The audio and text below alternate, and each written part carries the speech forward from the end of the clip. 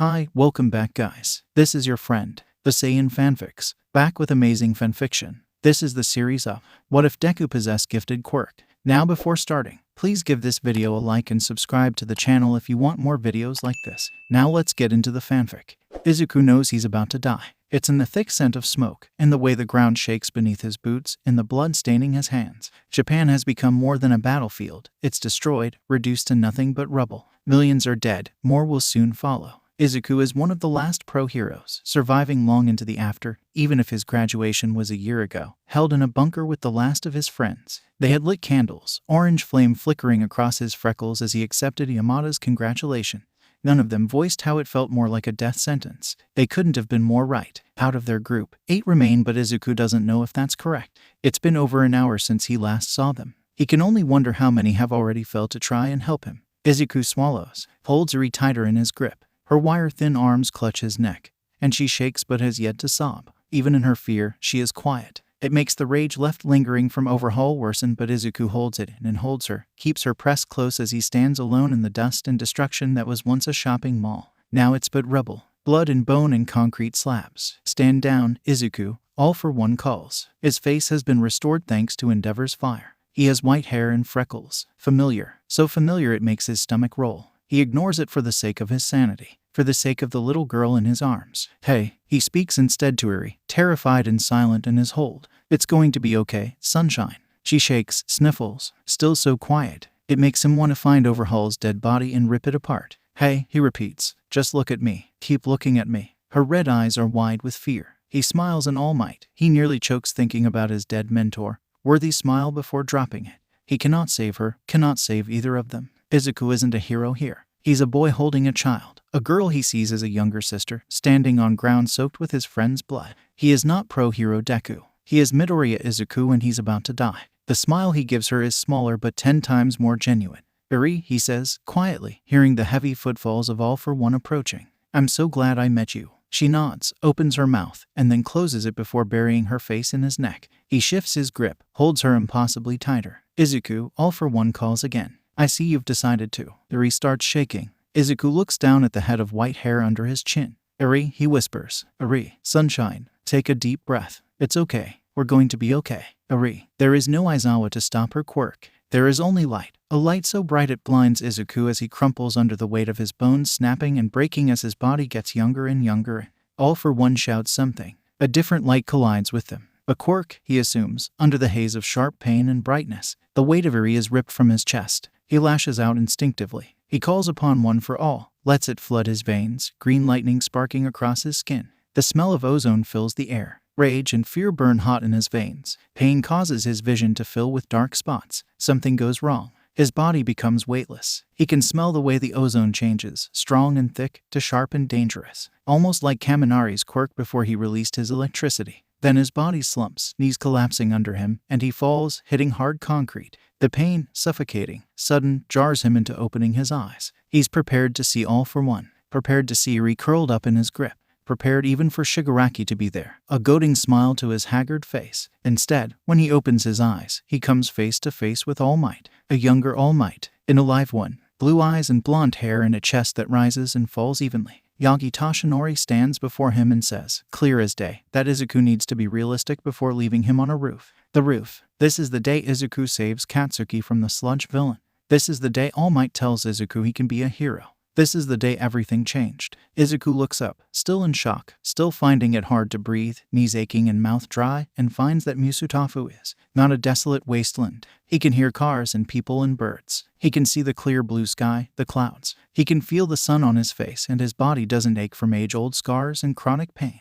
Izuku looks down at his shaky hands and finds they're free from being marred by One for All, because he doesn't have Yaga's quirk yet. He hasn't accepted being his student yet. Izuku is 14 again. He promptly tilts his body to the side and throws up. When he stops shaking, he wipes his mouth and winces. He stands on shaky legs. No chronic pain, no aches and pain and scars. Looks through his backpack and grabs his water bottle. He washes his mouth out, spitting out the leftover taste, and then turns away. Away from his past. Away from the roof. Away from what he could become. He's 14 again. Before One for All. Before Yuuei. Before Shigaraki Tamura. Before All for One. Before death and destruction and bloodshed. He can find the villains before they join the league. He can hunt down Overhaul before Yuuei is traumatized further. He can get Todoroki out of his household, make sure Mineta never gets into the hero course, find Shinsu and give him a good foster family. As he stumbles down the fire escape, he keeps his mind in this dissociative state. In the strange quiet of his mind, he ignores the loudness of everyday life, ignores the blue sky and his unharmed skin.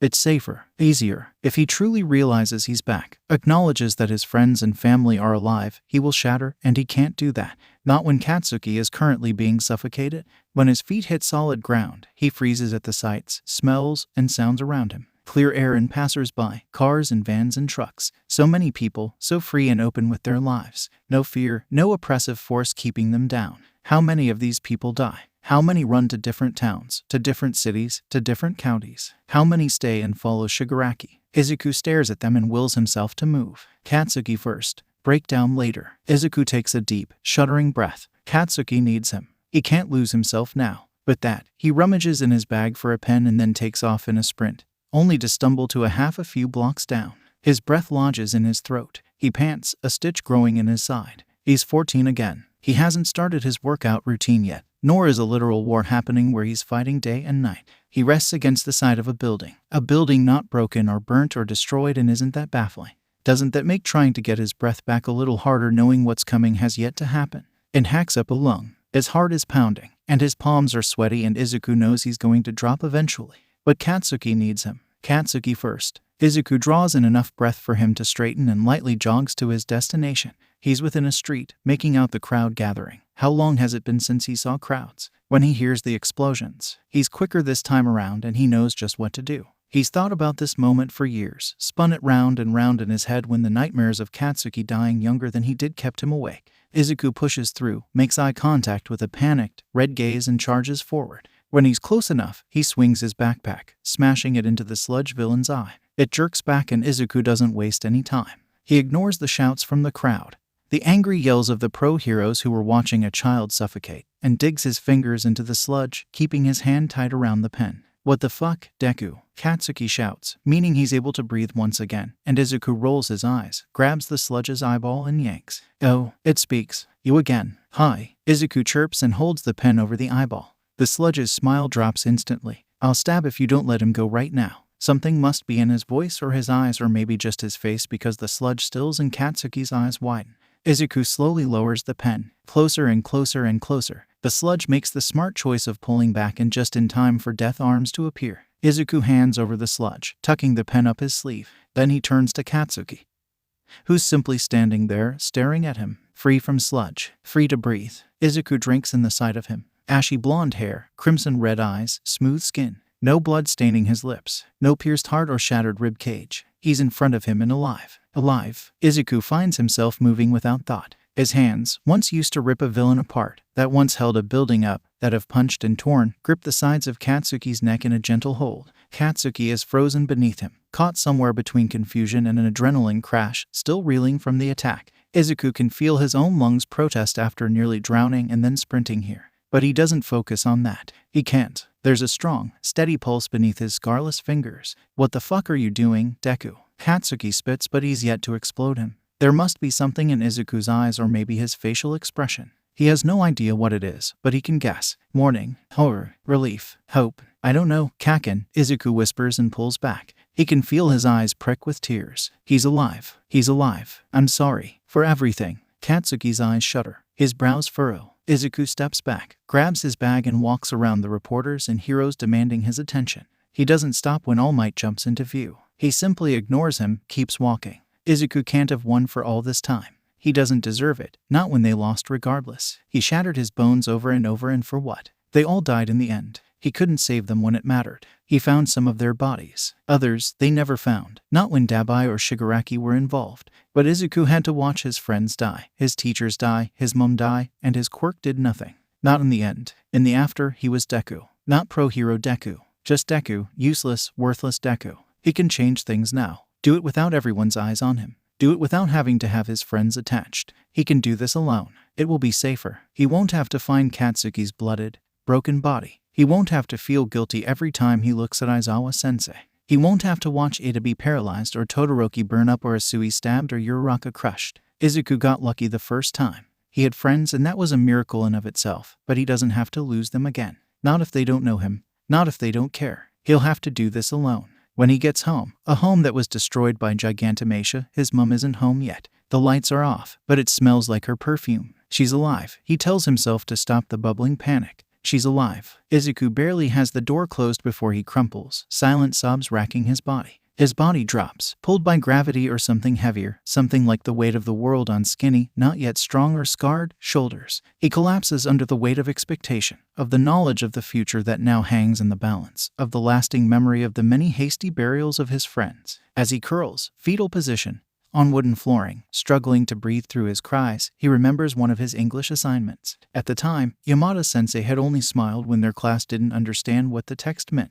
Even Izuku was having trouble reasoning it. Name one hero who was happy. All Might was mentioned. Midnight seemed happy. Hawks, Mirko, Endeavor was happy the minute he reached number 1. But now, Izuku can only sniffle pathetically at his past self, at his future one. There is no such thing as a happy hero. They strive to be as happy as they can, but, in the end, they're not. There is simply too much loss, too much pain and suffering they encounter. They all found that out quickly in the after. So curled up on his floor, he makes a deal with himself. He can't stop his friends being heroes. Some of them he could easily twist. Uraraka and her financial problems, Todoroki and hating his father, Ada's first response to pain being murder, but he won't. He wants them to have what he can't have. He wants them to be happy. He wants them to never know the horror and emptiness or war. He wants them to live. That means he needs to plan. He needs to find a way to fix the mistakes of the future and stop All for One from taking over. With him rejecting One for All, he assumes Sir Night-Eye will put Mirio's name forward. And if Izuku can stop Overhaul before he begins, then Mirio won't lose his quirk. So, Overhaul,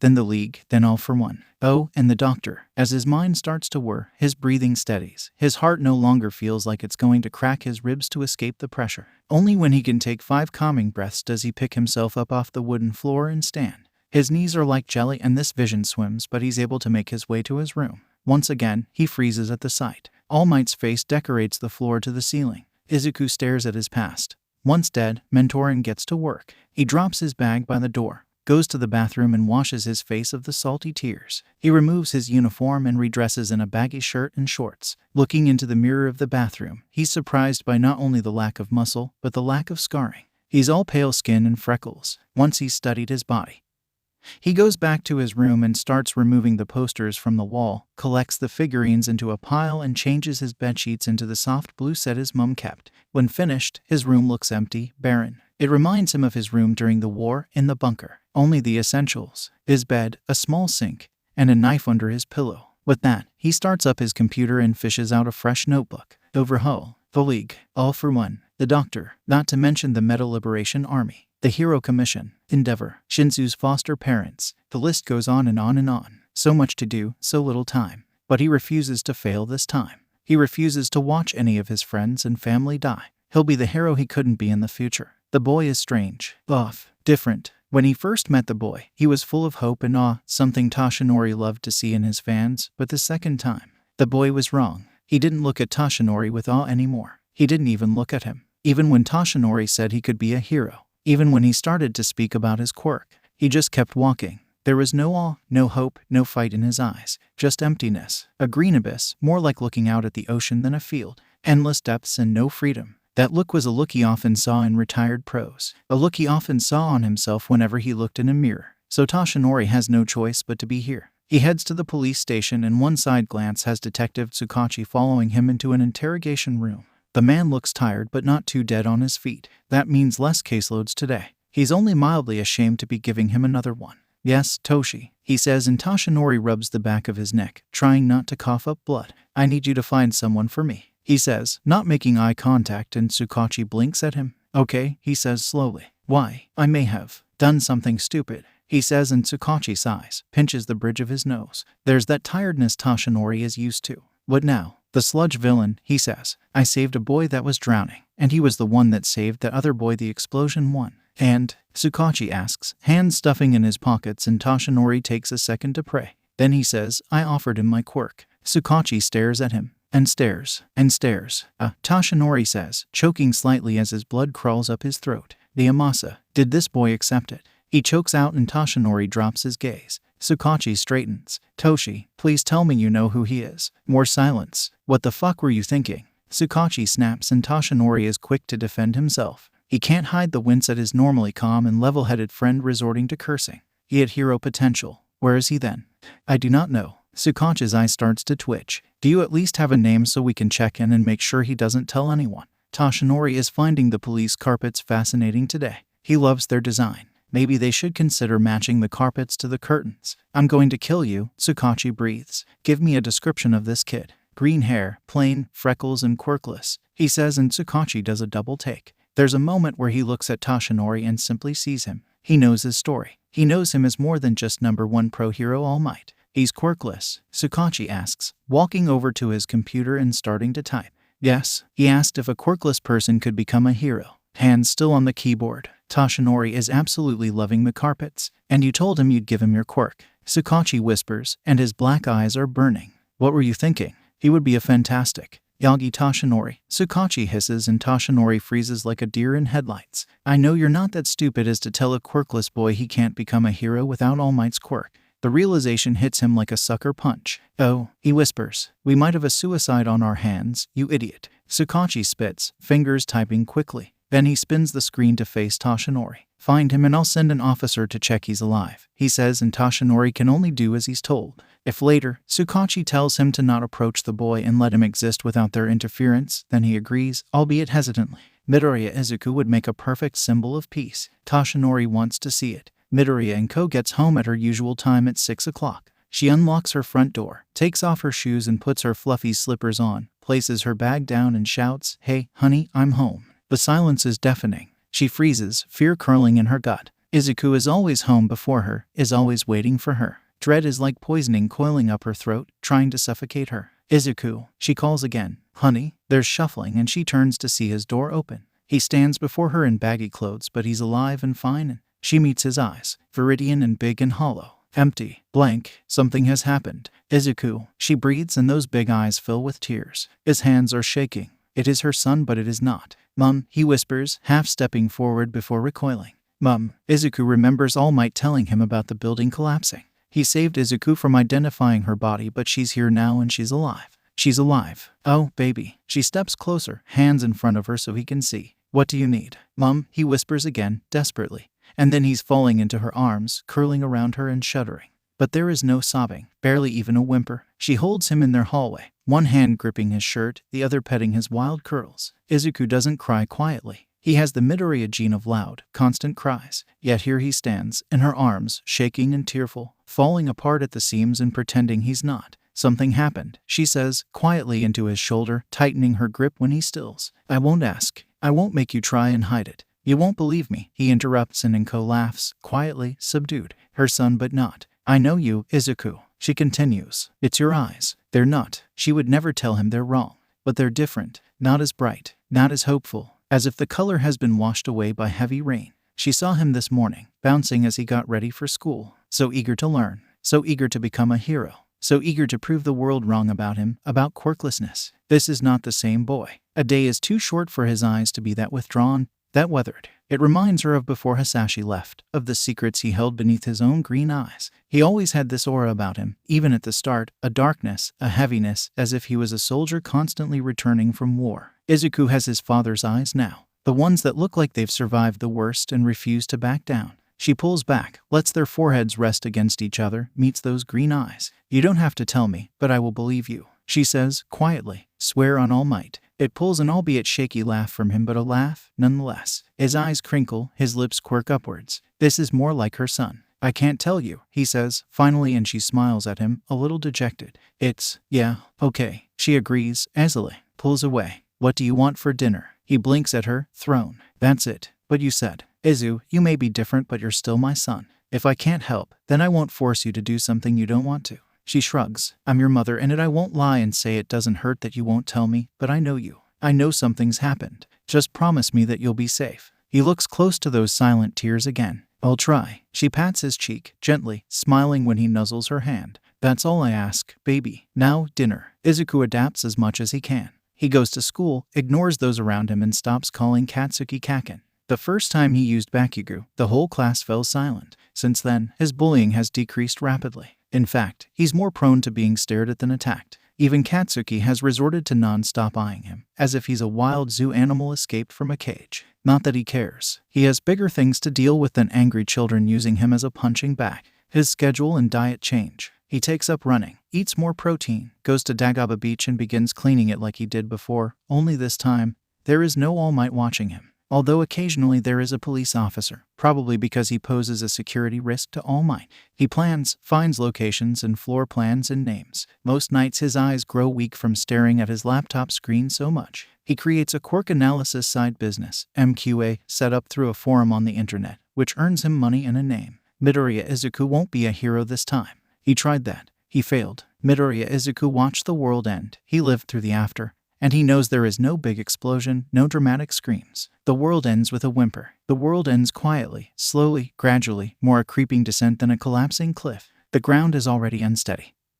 Has been since All for One first rose to power, but Izuku is digging his heels in. He has too much to lose and really not enough time to stop it all from happening. But Izuku isn't a quitter and he refuses to let his friends die. Not again. Not in the horrific ways he witnessed. He starts with gentle criminal in Librava, well, mostly Librava. Finding her is easy enough, what with the context clues from their fight. Online, she offers to teach people how to use a computer. Izuku smiles at the advertisement and immediately emails her, asking for help. It takes less than 2 hours for her to respond and offer to meet up. That's how he finds himself in the local library. "Hi," he greets, approaching the woman with the raspberry pink hair, tied up in 2 distinct pigtails. "I'm Midoriya Izuku. I'm here to be taught." She stands and holds out a hand. "Aba Minami, it's nice to meet you. What do you want to learn?" "The basics," he admits, sitting across from her and then shuffles in his seat, looks down at the table. It's less about being quirkless and more what Quirkless can do for him. In the right situations, of course. I'm quirkless." There's a pause. He holds his breath. Then,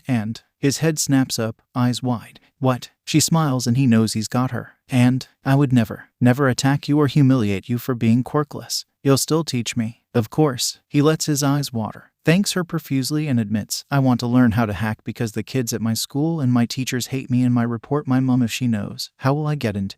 In the end it's easy. But then again, Izuku knows her. He's fought her before. Most of the so-called villains he fought were people down on their luck, or pushed out by society, or attacked for their quirk. He knows them and he knows that whilst some villains would probably still shun him, most know what being an outsider means. So, every Tuesday and Thursday, he meets with La Brava and learns how to hack. He pays her through his quirk analysis, which she helps him code to make it so that the security is top-notch and that he can keep his anonymity. The forum originally started small. A Twitter account turned forum when people realized he was legit and good at his job. Sometimes he asks for money. Other times, if a person's quirk is useful, he asks for favors. Within a month, he's known as Moros. He couldn't go by Deku. He isn't a hero anymore. But the personification of doom, of foretelling death, seems to fit too well. Once he's capable of what he needs to do, he continues his plan. Overhaul, the League, the Meta Liberation Army, and All for One are the main points. Finding Overhaul is easy. Izuku was on the raid. He knows who is involved, the quirks, his way around.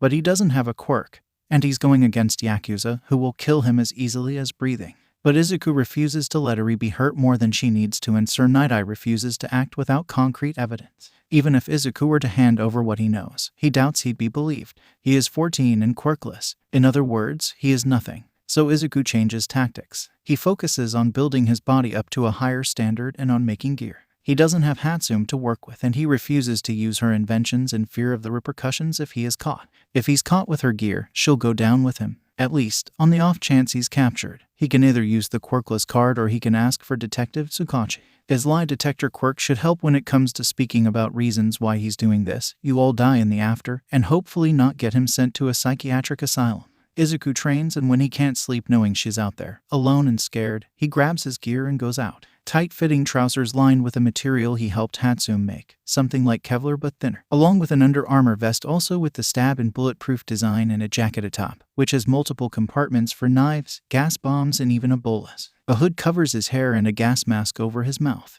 The goggles, reminiscent of Aizawa's, hide his eyes and have a built-in heat monitoring and night vision element.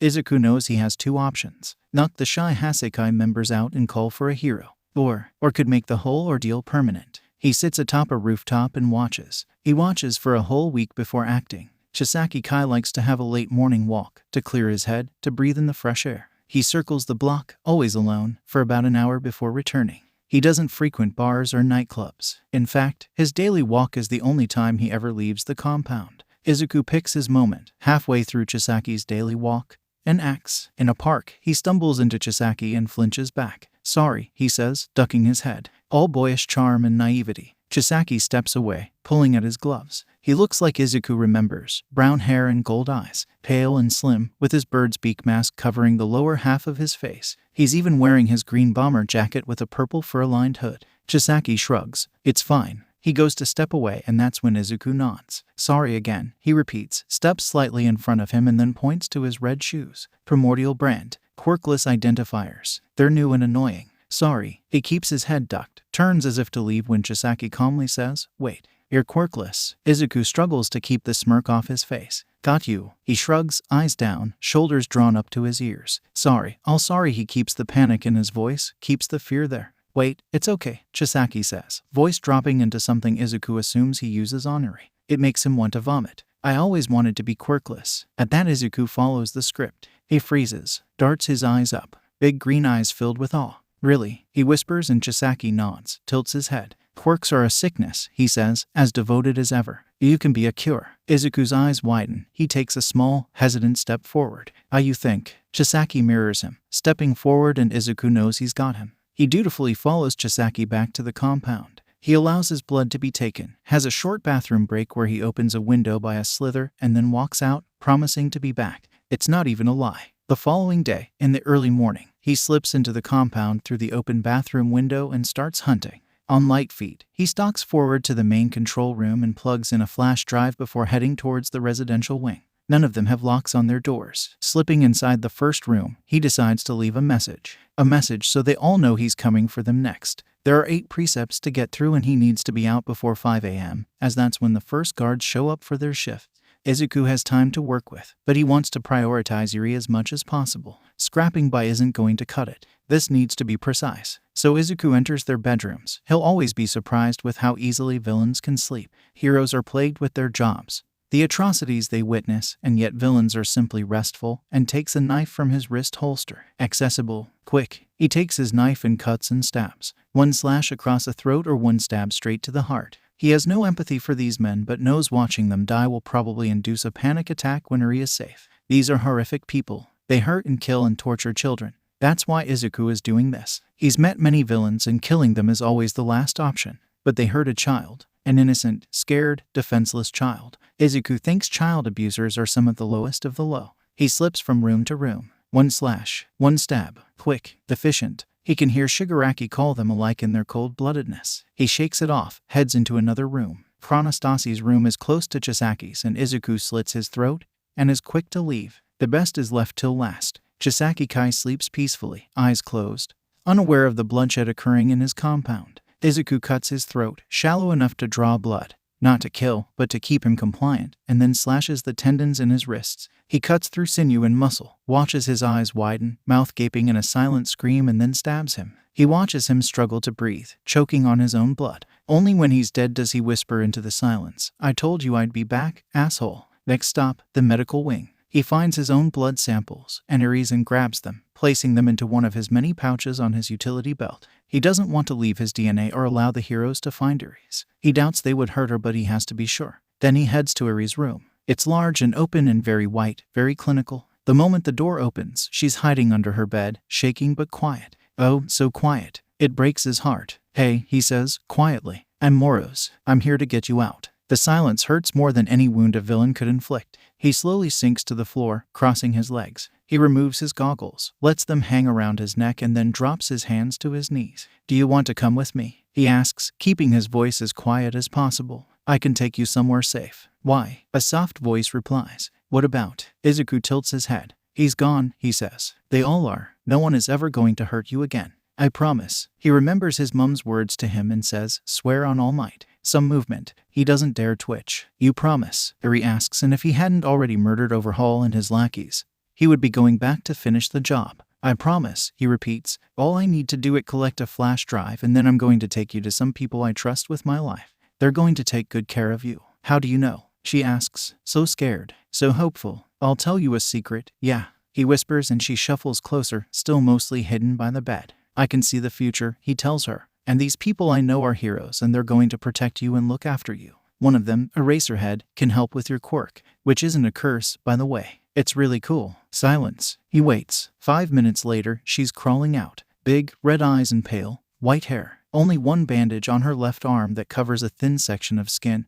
Nothing like the bandages he remembers. He smiles, even if she can't see it. Hi, he says. I'm Moros. I'm Marie, she says. Are you a hero? He shakes his head. I want to be, but I'm better working in the middle. It's a little too honest, maybe even confusing for her to understand, but she doesn't seem confused. She simply walks towards him and then pauses. Green meets red. Ready to go? He asks and she nods. Anything you want to take? She shakes her head. Can I pick you up? A nod. He gently lifts her into his arms and nearly cries when she clings to him. It reminds him of when he met her before, of doing everything he could to get back to her. With one hand, he secures the goggles back on his face, heads to grab his flash drive, and then gives the computers a virus before heading out. He walks 2 streets over and hides in the shadows so he can contact Hina from MQA with one hand on his burner. She has a very cool teleportation quirk and a sister that needed his help. Within seconds, she appears in a dark hoodie and sweatpants. She doesn't ask, but her black eyes soften when looking at Eri. She simply waits for him to rattle off the apartment block and then holds out an arm. He takes it and feels a strange pulling sensation in his gut. Between blinks, he's on the apartment block rooftop and not standing in an alley. That all? She asks and he nods. Favor complete. Thank you. She shoots him a flash of a smile and then is gone when he blinks again. As Izuku picks the lock on the roof entrance, he says, "These heroes are going to ask about me, okay? And you can tell them the truth. You can tell them I found you, and that my name is Moros. You can trust them, okay, Eri?" She nods against his neck. Okay, Moros. I'm proud of you, he says, into her hair. He holds her a moment longer. She won't know him as Deku, as the hero that saved her. They won't get to know each other in this timeline. And that's okay. She's only got a single bandage on her arm. She's yet to undergo the severity of Overhaul's fantastical ideas. She will be safer, happier like this. That's all he wants, even if that means she won't know him as a big brother. Even if that means she won't know him at all. Why? She asks, softly. I just am, he replies, and then starts heading towards Aizawa's apartment. Not that Aizawa ever told them where he lived. It was more of a necessity during the war, when he lost an eye and a leg. They all wanted a place away from Yuuei to check up on each other. That became Aizawa's flat. It's how they found out about him in Yamada. It's how Izuku become a few thousand yen richer. Standing before the hero's door, he places Eri down and says, "Goodbye, Eri. Remember to tell them the truth, okay? Wait for them to show up." She nods and he knocks on the door and then books it down the hallway. Through the window pane in the closed door, he watches as the door opens, as Eri starts speaking to someone. Izuku is on the roof, jumping to another and then down onto the ground before he can really think. He curls around a dumpster, ducks, waits, and when there's no familiar sight of a capture weapon, he goes back home and promptly has a panic attack. This isn't the first time he's killed. This isn't even the first time he hasn't killed in self-defense. But this is the first time he killed someone.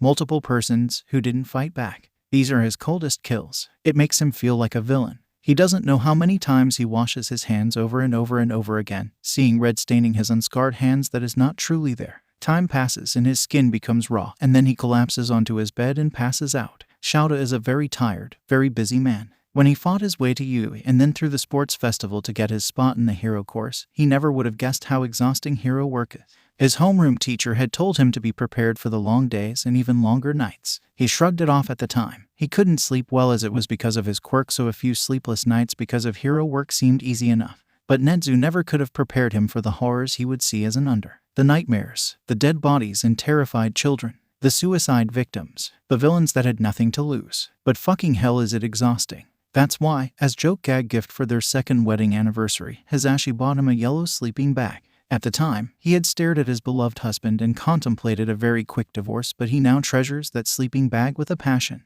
It's soft, secure, and his favorite color. The same color as his husband's beautiful hair. Shouta loves sleep. Sleep just doesn't love him, or like him very much. In fact, he's pretty sure sleep hates him. He knows it's partly his quirk. Mental quirks have been known to cause headaches, fatigue, and insomnia, and partly the nightmares, but Shouta cannot sleep a full 6 hours, let alone 10. He naps and then he works, and if he's had a particularly rough patrol, he'll curl around Hisashi and lay there in total darkness until he either passes out or the sun comes up, which is how he finds himself in bed, Laptop on his lap above the duvet, Hasashi sleeping peacefully next to him, conveniently snuggled under the duvet and 2 blankets. He's been investigating a recent informant/analyst in the underground.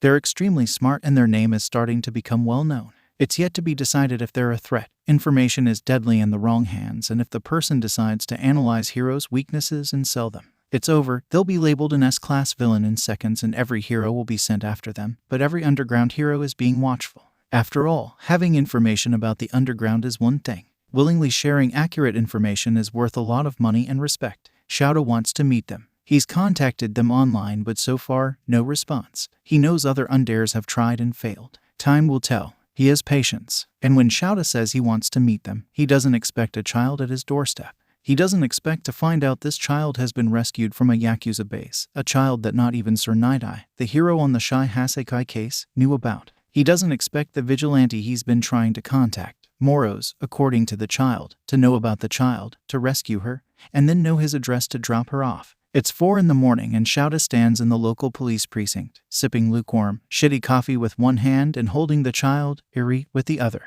Detective Tsukachi and Sir Night-Eye both decided, when seeing Shouta show up with Iri, to follow through and head over to the compound with a group of heroes while Shouta plays babysitter. He definitely doesn't expect them to return with wide eyes and pale faces. Tsukachi's hat is off, and his dark eyes are bleeding confusion, his dark hair wet with the rain. Sir Night-Eye, Sasaki Murai, doesn't look much better even if he's trying to hide it. His fingers fiddle with his glasses as he paces, then smooth down his green hair, then return to his glasses. What? He asks, gruffly, and Tsukachi looks to Iri, understanding immediately. Shouta passes her over to Hasashi and they step into the adjoining conference room. They're dead, Tsukachi says, quietly. All of them but one. A single slit throat, a stab wound to the heart. Only Chisaki Kai, known as Overhaul, had a different mo, which was a shallow cut to the throat, the tendons in his wrists brutally slashed, and then a stab wound to the chest area. Saki tells him, overkill. Compared to the others, which were quick and efficient, this was more sadistic, more personal. Who survived? He asks. Hirono Hari, also known as Chronostasis, is currently in critical care. His quirk was able to slow the bleeding enough for him to still be alive. Tsukachi says. Shouta runs a hand through his hair. This really is a shitshow. So, the vigilante. Villain, Sasaki interrupts. He's killed people. He's a villain now. Moros found out about Iri when even you two didn't know. Nearly kills all of the members of the Yakuza and then drops her off at my door. Shouta sums up, sipping his coffee. What the fuck? Do you know why he dropped her at your household specifically? Tsukachi asks, looking through the window pane to where Iri sits huddled in Hasashi's lap. Shouta sighs, then opens the door and heads over to Hasashi and Iri. He can hear the men follow him in. Red eyes track his movements fearfully. Dropping to a crouch in front of her, he asks, bluntly, can I tell them what you told me? Or do you want to tell them? About Moros, she asks, tiny hands gripping Hasashi's shirt as the other men hover. He nods, gives her a small smile, and is baffled when she doesn't flinch like his class does. About Moros, he confirms. He was nice, she says, quietly. He said he can see the future and that the heroes he was giving me to would look after me and protect me. He said Eraserhead can help with my quirk and that she sniffles. He said it wasn't a curse. No quirk is a curse, Iri, Hasashi says, gently, running his hand through her white hair. Shouta can admit, ignoring everything else going on, that his husband would be an amazing dad. What is your quirk, if you don't mind me asking? Tsukachi asks and Iri clutches Hasashi tighter. It's okay, Shouta tells her. No one here is going to hurt you. That's what he said, she whispers and then holds out her bandaged arm. That's what he did anyway. Are you talking about Chisaki Kai? Sasaki asks with the softness of 2 trucks colliding. She sniffles, ducks her head into Hasashi's chest and nods. Her shoulders are shaking and Shouta can only meet Hasashi's eyes, both of their hearts breaking. I promise that no one is going to hurt you, Iri, Shouta says, knowing to never promise anything unless he could follow through. Not for your quirk. They'll have to get through me. And me, little listener, Hasashi whispers into her hair. It's quiet for a long moment before she says, voice muffled by Hasashi's shirt, I made daddy disappear. Disappear, Sasaki repeats and she nods. I touched him and he. Hey, it's okay, Hasashi speaks over her tiny whimpers, holding her tighter. He begins to rock her back and forth, dropping his voice into a low hum that has even Shouta's eyes drooping. He rises from his crouch and approaches the men at his back. Sasaki is fiddling with his glasses once again while Tsukachi looks baffled. A teleportation quirk. He wonders aloud and Shouta shakes his head, downing the rest of the shitty coffee. If she transported him, he would have come back. And she said it was a curse, Sasaki adds. This case, the whole reason we were looking into the Shy Hasekai was because we heard rumors of a counter to the drug, trigger, in the form of bullets. It was supposed to act like your quirk, eraser, but more permanent. Something flashes across Tsukachi's face and he slowly approaches Hisashi, dropping into a crouch before Eri, much like Shouta did seconds earlier. "Hi," he says to her when she peeks away from Hisashi's chest, which is honestly the cutest thing Shouta has ever seen. "I'm Detective Tsukachi and I want to help you, Eri. You said your dad disappeared, right?" he asks and she nods. "Did he disappear straight away?" She pauses, shakes her head. "Did he get smaller and then disappear?" She nods. He smiles at her, says, "Thank you, Eri. That's very helpful." He stands up and meets their eyes. Shouta raises his eyebrows. "What?" Tsukachi starts ticking off his fingers. "Quirk canceling bullets. A child with a bandaged arm. Chisaki's quirk can disassemble and reassemble matter. Eri's quirk made her dad disappear." Shouta blinks and then it hits him at the same time. Hisashi's arms tighten around Eri and Sasaki freezes. She rewound him, Sasaki breathes. And Chisaki was using her DNA to create the bullets because she could rewind the quirks. They all look to Eri, who is looking back at them with obvious fear. And that's when another point hits Shouta. "Oh," he whispers and turns to Tsukachi. "That's why Moros did what he did. He knew they were hurting her." "Oh no," Sasaki groans. "A villain with a moral code." Izuku walks up for the school the next morning and rubs the sleep from his eyes. He feels raw, vulnerable. His chest hurts. Murdering people always leaves him shaky, even if he did kill bad people. As he steps out and grabs his bag, downing the coffee his mom has left for him, he sees her watching the news. He barely skims over it. Something about a new villain. Something about mass murder. He makes a mental note to be cautious when he checks on his group of informants later and maybe sends some links over on how to be safe on the streets. "Bye, Mom," he says, leaning over to kiss her cheek before running out of the door. In nightmares of flames and mirrors depicting a body that is not his, Dabai sometimes dreams of being Taoya. With red hair and Todoroki blue eyes, he stands in his old living room, holding a bundle of baby. Sometimes it's Natsuo, with chubby fingers and a boisterous laugh. Sometimes it's Shouto, with soft tufts of hair and big eyes. Sometimes it's Fayumi,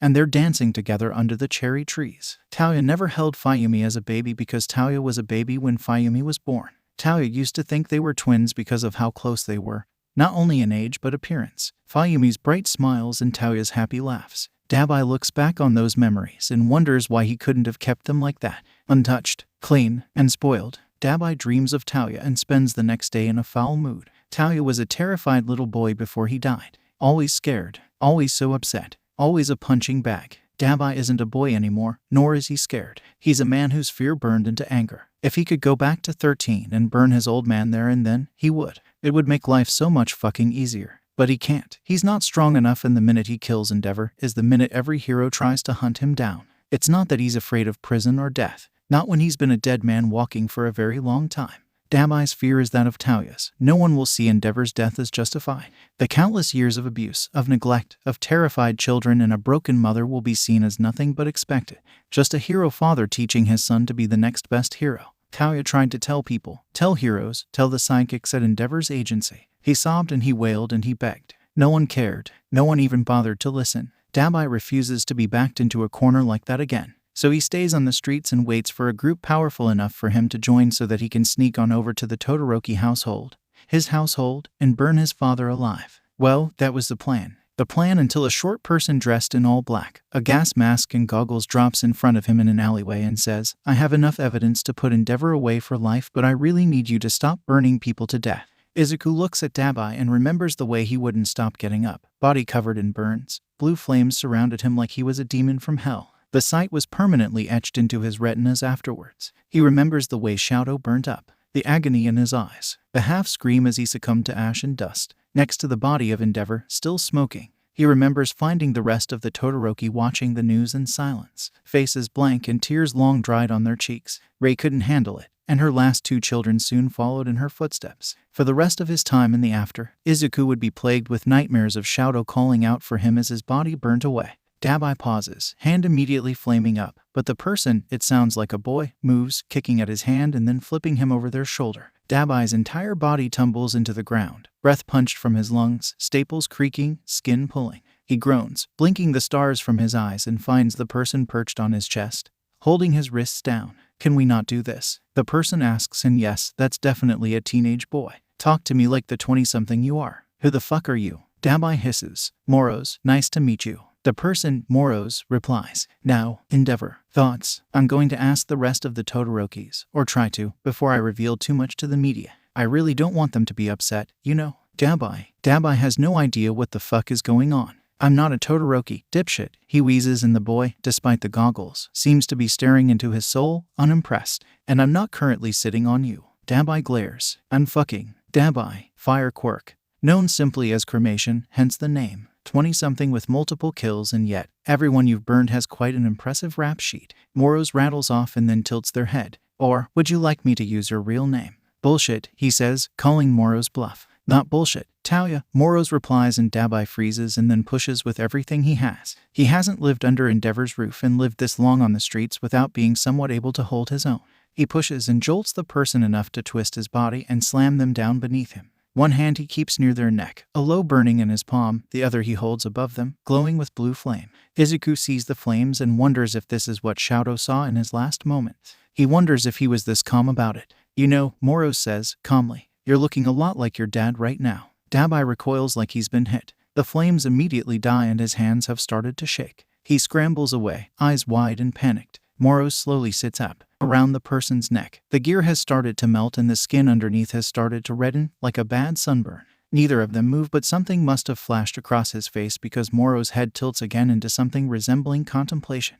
Dabai glares, but he can't summon the safety of his anger back. Not when he's been described as his father. I'm not him, he feels compelled to say. Moros just looks at him. Dabai doesn't abuse kids. And if he had a partner, he'd never raise a hand to them. Yet he's still willing to hunt down his brother. He's still willing to hurt him. His revenge for his lack of a childhood means he's willing to do whatever it takes to feel something again. He thinks of mother's tears, thinks of placing himself between Fayumi and father, thinks of holding Natsuo to stop him crying over a burn when his quirkless diagnosis arrived. He thinks of a little baby with big, mismatched eyes, holding his finger and babbling. Thinks of a toddler sobbing as he's dragged into the training room Taoya despised and feared in equal measures. I'm going to stop him, Moro says, quietly. I won't let him hurt any of you again if I can help it. I have enough to put him away, but like I said, I need you to know I'm doing it. Why? Dabai asks, feeling the urge to run. Why help you them? Moro shrugs, stands, dusts himself off. Because you deserve to be helped. I'm a murderer. Dabai points out. So am I, Moro's replies, so calm, so easy. It makes Dabai tense, the urge to flee rising. But your siblings aren't, and Rei-san has been due to be released for years. He fishes something out of his utility belt and holds it out to Dabai. With hesitant fingers, Dabai grabs the piece of card and finds a number sprawled on it in god-awful chicken scratch. I don't know when you meet Toga. Dabai tenses, remembering the girl with the blonde buns he met at the shelter. Or if you have already, but tell her to call me about her quirk. I can get her the blood she needs. Dabai stares and asks, will you tell them about me? Moro shakes his head. Not if you don't want me to. I'll just explain how suspicious your death is. Is that okay? Dabai nods. Moro's nods back. Why do all this? Dabai asks, desperately, and Moro shrugs. I want to help, he says, simply, and then climbs up the wall like a fucking spider and disappears from sight, leaving Dabai on the ground, holding his business card. Oh, he shouts down a second later. You need to redye your roots. Slowly, Dabai drags himself up, prodding at his staples and staring at the card before pocketing it. He'll see if Moro's is telling the truth before he involves Toga. Izuku sits outside the Todoroki household for a few days, watching, waiting. Finding Dabai was easier than breaking in here because, at the end of the day, Dabai could only kill Izuku, whereas Endeavor could kill him or arrest him for trespassing. That would really put a dampener on his plans. So, he waits, and he watches, and he checks in with his little network, all while ignoring the many requests from underground heroes and the startling amount of messages from Jurin. If he'd known the man would be this pushy, he would have handled him sooner. But with the many issues he's trying to fix, Shigaraki and All for One are some of the last ones simply because of how powerful they are. Jurin is low down on his shit list. Either way, he's annoying. Almost as annoying as the Undares. They've tried to hack him, but La Brava is more than just helpful. Before the rescue, knowing he was going to look over the information he would receive from the Shy Hasekai servers, she provided him with a secure laptop. He's pretty sure she knows he's not just changing the exam results he gets. But she hasn't asked, so he doesn't told her anything. The information from the rescue has been fruitful. Multiple crime organization links, names, locations, information about trade points. Izuku has started to leak some of it. First to Tsukachi, simply because he likes and respects the detective. He kept All Might's secret and is a detective who quirkless people can trust. Izuku makes sure to keep up to date with that side of things. Quirkless discrimination is rampant, and Izuku is in a forum dedicated to quirkless protection. It keeps everyone informed of heroes they can't trust, which is a surprising amount, MSD due to unconscious bias that the Quirkless are less than human, but some due to thinking Quirkless are weak, little babies that should stay at home to avoid getting hurt altogether, and organizations that want nothing more than to experiment, enslave or murder Quirkless individuals. Once again, that figure is a surprisingly high amount. The whole reason Izuku knew Aizawa before being in his class was because undares are normally trusted by the Quirkless. They, unlike the flamboyant and media-catching presence of the Daylighters, don't need to pretend for a camera or worry about their reputation. Undares are there to help. And they do. The Racerhead is well known by the Quirkless community because of an incident he was in where he saved 14 Quirkless people from a trafficking ring. When the Daylighters turned away the minute they heard the Quirkless term, Eraserhead didn't falter. Izuku knows he can trust Tsukachi because he never let him down in the future in the short time he survived the after. Then, 4 days later, he hands over that same information to the media. It's been 3 weeks since Uri's rescue and the police have learned to take his information seriously. They've stopped a drug cartel and a human trafficking ring. Not to mention a serial killer because of Izuku's help. He wonders, as he watches the early morning sun come up and Todoroki Fayumi leave the household for her job, if telling them about Stain would help catch him quicker. He thinks they might listen, but he doesn't want to tell the media about Stain. If he can get to him quickly, quietly, fewer people will follow in his ideals. Not that he's wrong. Midoriya Izuku loved heroes, All Might especially. They offered him hope, a reason to fight the oppressive society stacked against him for simply being quirkless. Pro-hero Deku fought side by side with heroes, fighting a war as a child soldier with his favorite hero's Quirk in his veins. Moros has learnt that not all heroes are good and not all villains are bad. There are two sides to every coin, and he much prefers to work in the gray. In the after, seeing his friends die in horrific ways, seeing what was left after All Might retired, seeing how society treated quirkless people, villainous quirk people, the poor and the sick and the desperate, Izuku lost his respect for the government, for the Hero Commission. Millions died, millions were injured and millions turned to Shigaraki as their savior. In the after, there was only survival. Izuku refuses to let that happen a second time. Endeavor storms from his house, slamming the door behind him before lighting up in flames and flying off. Izuku watches and checks Todoroki Natsuo's social media account, finding a tweet from his dormitory at medical school, jumping lightly across the rooftops.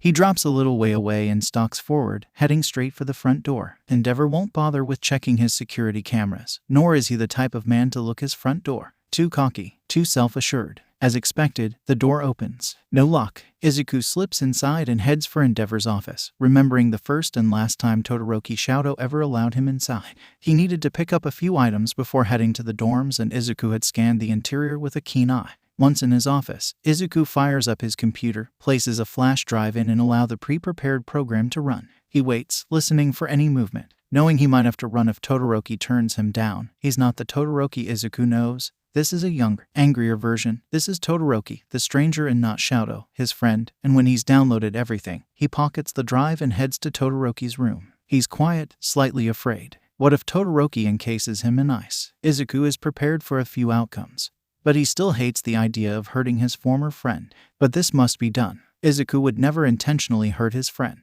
He can't, knowingly, release information if Todoroki doesn't want him to. Dabai is apathetic, distrustful. He has learned to survive by himself, and he did so in the future, only using the League for his own goals. Izuku won't mention him being Todoroki Tauya because Dabai doesn't want him to, because he wants Dabai to trust him. If he does, he'll hopefully listen when Izuku tells him to go back home. He'll give Todoroki Shoto the same courtesy if need be. Pausing outside of Todoroki's door, Izuku steels himself. He knocks, waits. "What, old man?" Todoroki questions, and Izuku nearly collapses at the sound of his voice. Todoroki Shoto at the sports festival, filled with rage at his father. Todoroki dropping everything to help Izuku when he pinged his location during the Stain fight. Todoroki-kun helping him save Katsuki. Shoto fighting side by side with him, screaming as Dabai burns him to death. The door swings open. Izuku has taken too long. Red and white hair, a blue and a gray eye. Sharp features but soft, like the ice he wields. Heat pouring from him that's reminiscent of the nights they huddled together when hiding from Shigaraki and his troops. Todoroki Shoto stands in front of him. Alive. He's alive. Before you sound the alarm, Izuku whispers, breath lodged in his throat.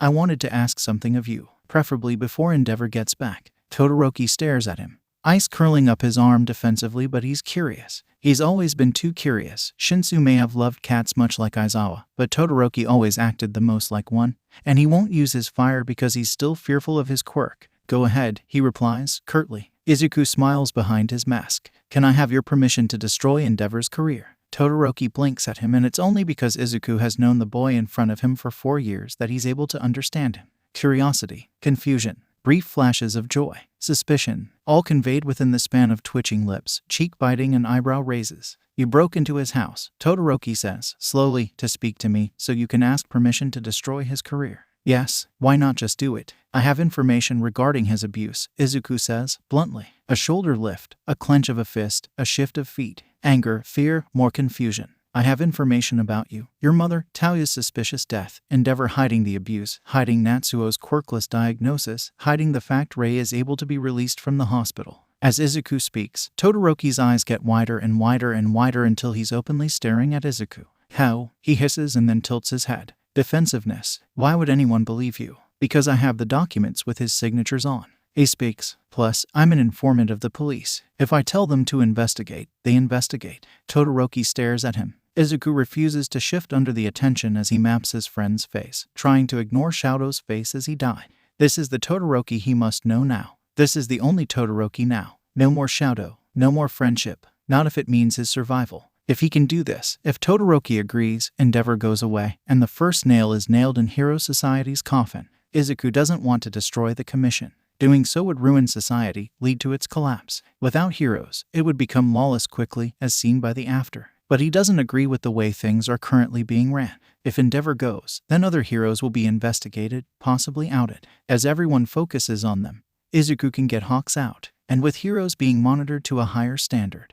When All Might retires, there will be less destruction because the younger heroes would be actual heroes instead of glorified celebrities. Don't mention Natsuo's quirklessness, Todoroki says finally, and Izuku must twitch or pause because Todoroki's eyes narrow. I'm not ashamed of my brother, but I know he'd be swarmed. Not a Quirkus like your father, Izuku mumbles, and Todoroki actually rolls his eyes. Tell the police first. I'd rather it not be leaked, but if that doesn't stop him. He has 4 days, as per my usual cases. Izuku says, anything else? Todoroki pauses and then quietly asks, my mother can be released. Izuku nods, softening. Yes, she has been due to be released for a while. Todoroki nods and Izuku steps back, half bows at him. He rifles through his gear and grabs a business card he made. He gives it over to Todoroki. If you need anything, he says. He'll hand over his information to Tsukachi and then wait. If Endeavor hasn't been arrested by the 4th day, the information will be leaked to the media. Todoroki watches as he walks down the hallway, preparing to leave, but he can't help but stop.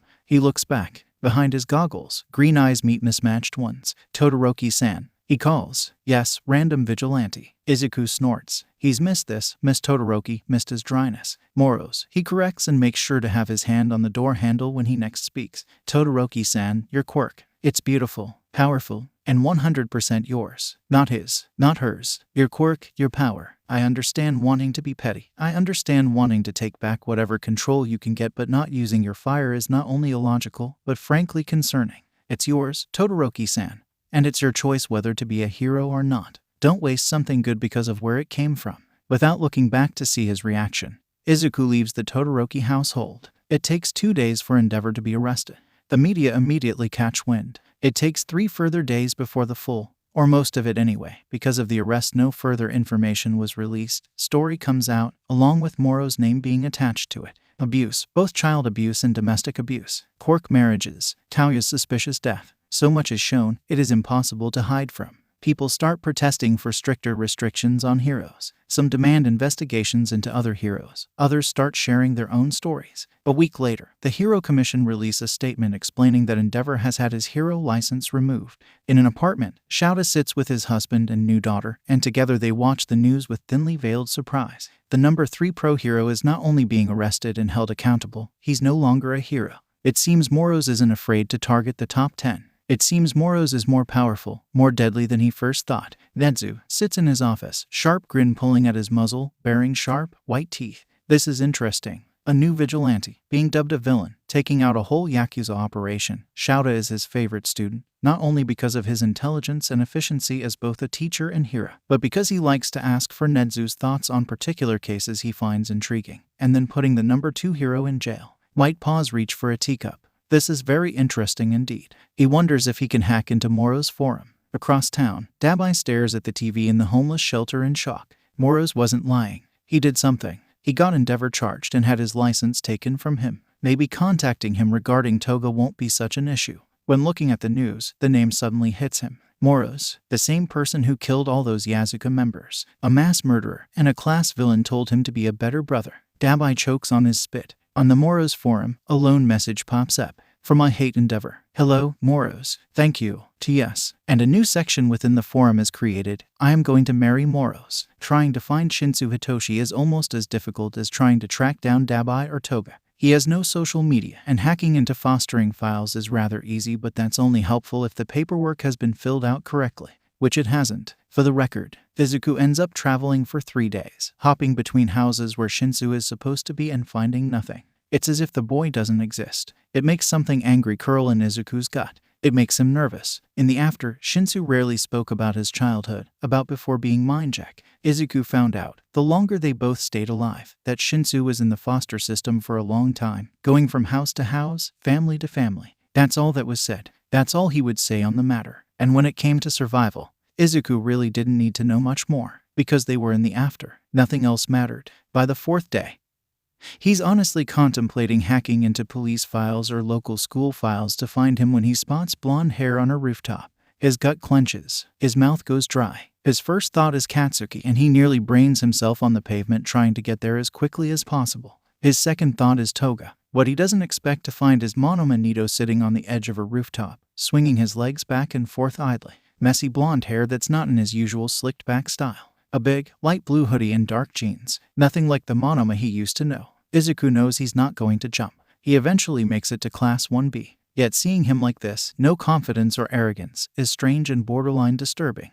Hey, Izuku calls as he makes it to the rooftop, holding up his hands in a surrender when Silver Eye snapped to him, away from the horizon. Is everything okay? Monoma sniffs at him, looking him over. I don't recognize you. Izuku smiles behind the mask. I'm not a hero, he says, slowly edging closing. Monoma watches but doesn't tell him to leave, so Izuku keeps going until he can sit beside him. I don't know what I count as really. He remembers the lessons in mental health crises. He knows that he needs to approach this cautiously, calmly. Try to not push Monoma into any unnecessary corners and let him come to Izuku.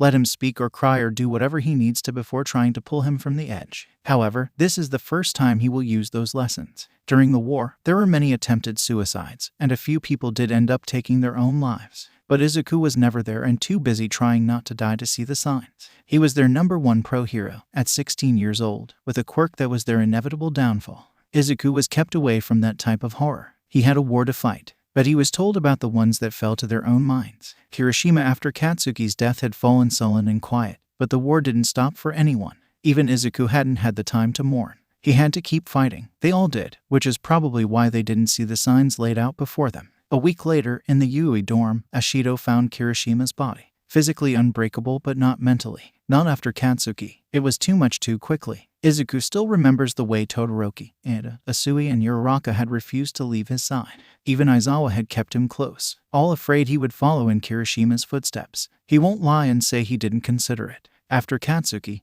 everything felt empty. It felt as if they had already lost. There was no victory anymore, no color to the world. His constant since birth was taken from him, and he soon became the eldest when Izuku's birthday came and went and Katsuki's didn't. But his friends needed him. Hori needed him. All for one, and Shigaraki weren't going to stop because Izuku felt like he couldn't get out of bed. So, he refused to think about it. He kept pushing, kept fighting, kept losing people. Ida, then his mom, then All Might, then Todoroki, then Aizawa, then Asui and Uraraka, one after the other, until it was just him, standing on a battlefield of destruction, holding Eri in his grip, knowing they were both about to die. If you're not a hero, Monoma interrupts his thoughts. Why do you care? Because you're important. Izuku says, honestly. Maybe you don't feel like you are, but someone out there is going to miss you if you do this, even if it's just a potted plant. Monoma snorts, looks back to the horizon. Sure, just like how they cared about my cousin disappearing. Izuku perks up at that. He was never really close to Monoma, so a missing family member is certainly as intriguing. Like Shinsu, they both kept their private lives private. If I have a name, I could see if I could find them for you. Izuku offers. Monoma shrugs. Toga Himiko, he says, and Izuku's heart drops to his stomach. My auntie and uncle hated her because of her villainous quirk. Quirks aren't even villainous. Izuku interrupts. They're just tools. It's not the gun's fault for shooting someone. Monoma turns to face him. Exactly. he shouts. Izuku smiles. This is getting closer to the Monoma he remembers. Everyone is so obsessed with quirks that they refuse to see the person underneath. Is that why you're up here? Izuku hazards a guess and Monoma tenses. I'm going to be honest and tell you that people like that are assholes. Whatever your quirk is, you can be whatever you want with it. A doctor, teacher, hero, villain, vigilante, Monoma comments, eyeing Izuku's gear, and he laughs. Yeah, he agrees. If you want to be. Monoma scoffs. I'm a legacy kid. I have to be a hero and I'm already failing at that. I'm always failing. If Izuku didn't know any better, he'd assume he was speaking to an opposite version of Katsuki. Both of these blondes have superiority and inferiority complexes. Both are dramatic as fuck. That's a lie, Izuku states confidently. Monoma rolls his eyes. You don't know me. I know you have potential. When Monoma looks at him, Izuku flails his arms about. What? I do. A wise man once told me, life sucks and then you die, so you might as well live to the best of your ability despite it. I think that's beautiful and fitting. Aizawa truly is a wise man. A good one, too. Those are always harder to find. Monoma looks close to arguing, but there must be something in Izuku's tone for him to pause, to think it over. Izuku lets the moment sit for a second before saying, if it's any consolation, I don't know you, but if you were to jump, I'd be sad. Don't make me sad. That's mean. Monoma stares at him incredulously and then starts to laugh. Not his usual, head thrown back cackle, but a more genuine one. You're a strange person, Monoma says and swings his legs over to the safe side of the roof. Thank you, Izuku says, following him and grabbing another of his business cards, holding it out. I'll try and find your cousin. If you need anything. Monoma takes the card with an eyebrow raised. Izuku waits atop the building to make sure he's safely on the ground before turning and jumping to the next roof. He has an insomniac to find. On the forum, a new person joins and immediately heads to the I am going to marry Moro's section. From Copycat. Same. When All For One heard about the Shy Hasekai being slaughtered, he had to admit he was a little interested. In fact, he was a little more than interested. It wasn't every day someone took down a big Yakuza crime ring and left without a trace. But All For One is a busy man. A busy man who is trying to raise his pseudo-son to be the next symbol of evil. He doesn't have time to look into every new villain. And he sure doesn't care what they get up to. As long as his business keeps running, he couldn't care less about what the rest of the world is doing. So, he goes back to focusing on his own organization and the Doctor's creations. Nomas need his help when it comes to stockpiling their quirks, and he's more than happy to sit and discuss quirk theory with the Doctor, both of them planning how to make the Nomas stronger, faster, more efficient. They're truly fascinating creatures, and he couldn't wait to use them to their fullest capabilities. With them, he could have an army. He can see it now. Blood and screams and utter destruction. Buildings crumbling to dust. Mountains of corpses of the pro-heroes he despises, and All Might's head on a stick in the center, proving how he's nothing. He can almost feel his brother's quirk rushing through his veins, can almost feel his brother's spirit watching over him, never leaving him. But less than a month later, Endeavor is being arrested for abuse. This catches All For One's attention, especially when a similar name was mentioned. Moros, personification of doom but also involved with destiny. Ancient Greek in nature. Not quite a god but not quite a civilian either. When he finds out the Vigilantes Forum is named Elysium, the fields of the underworld for gods and those who are blessed by them, All For One's curiosity is piqued. He's always liked mythology. He remembers reading his son bedtime stories about the heroes and monsters. His son was fond of Theseus the most.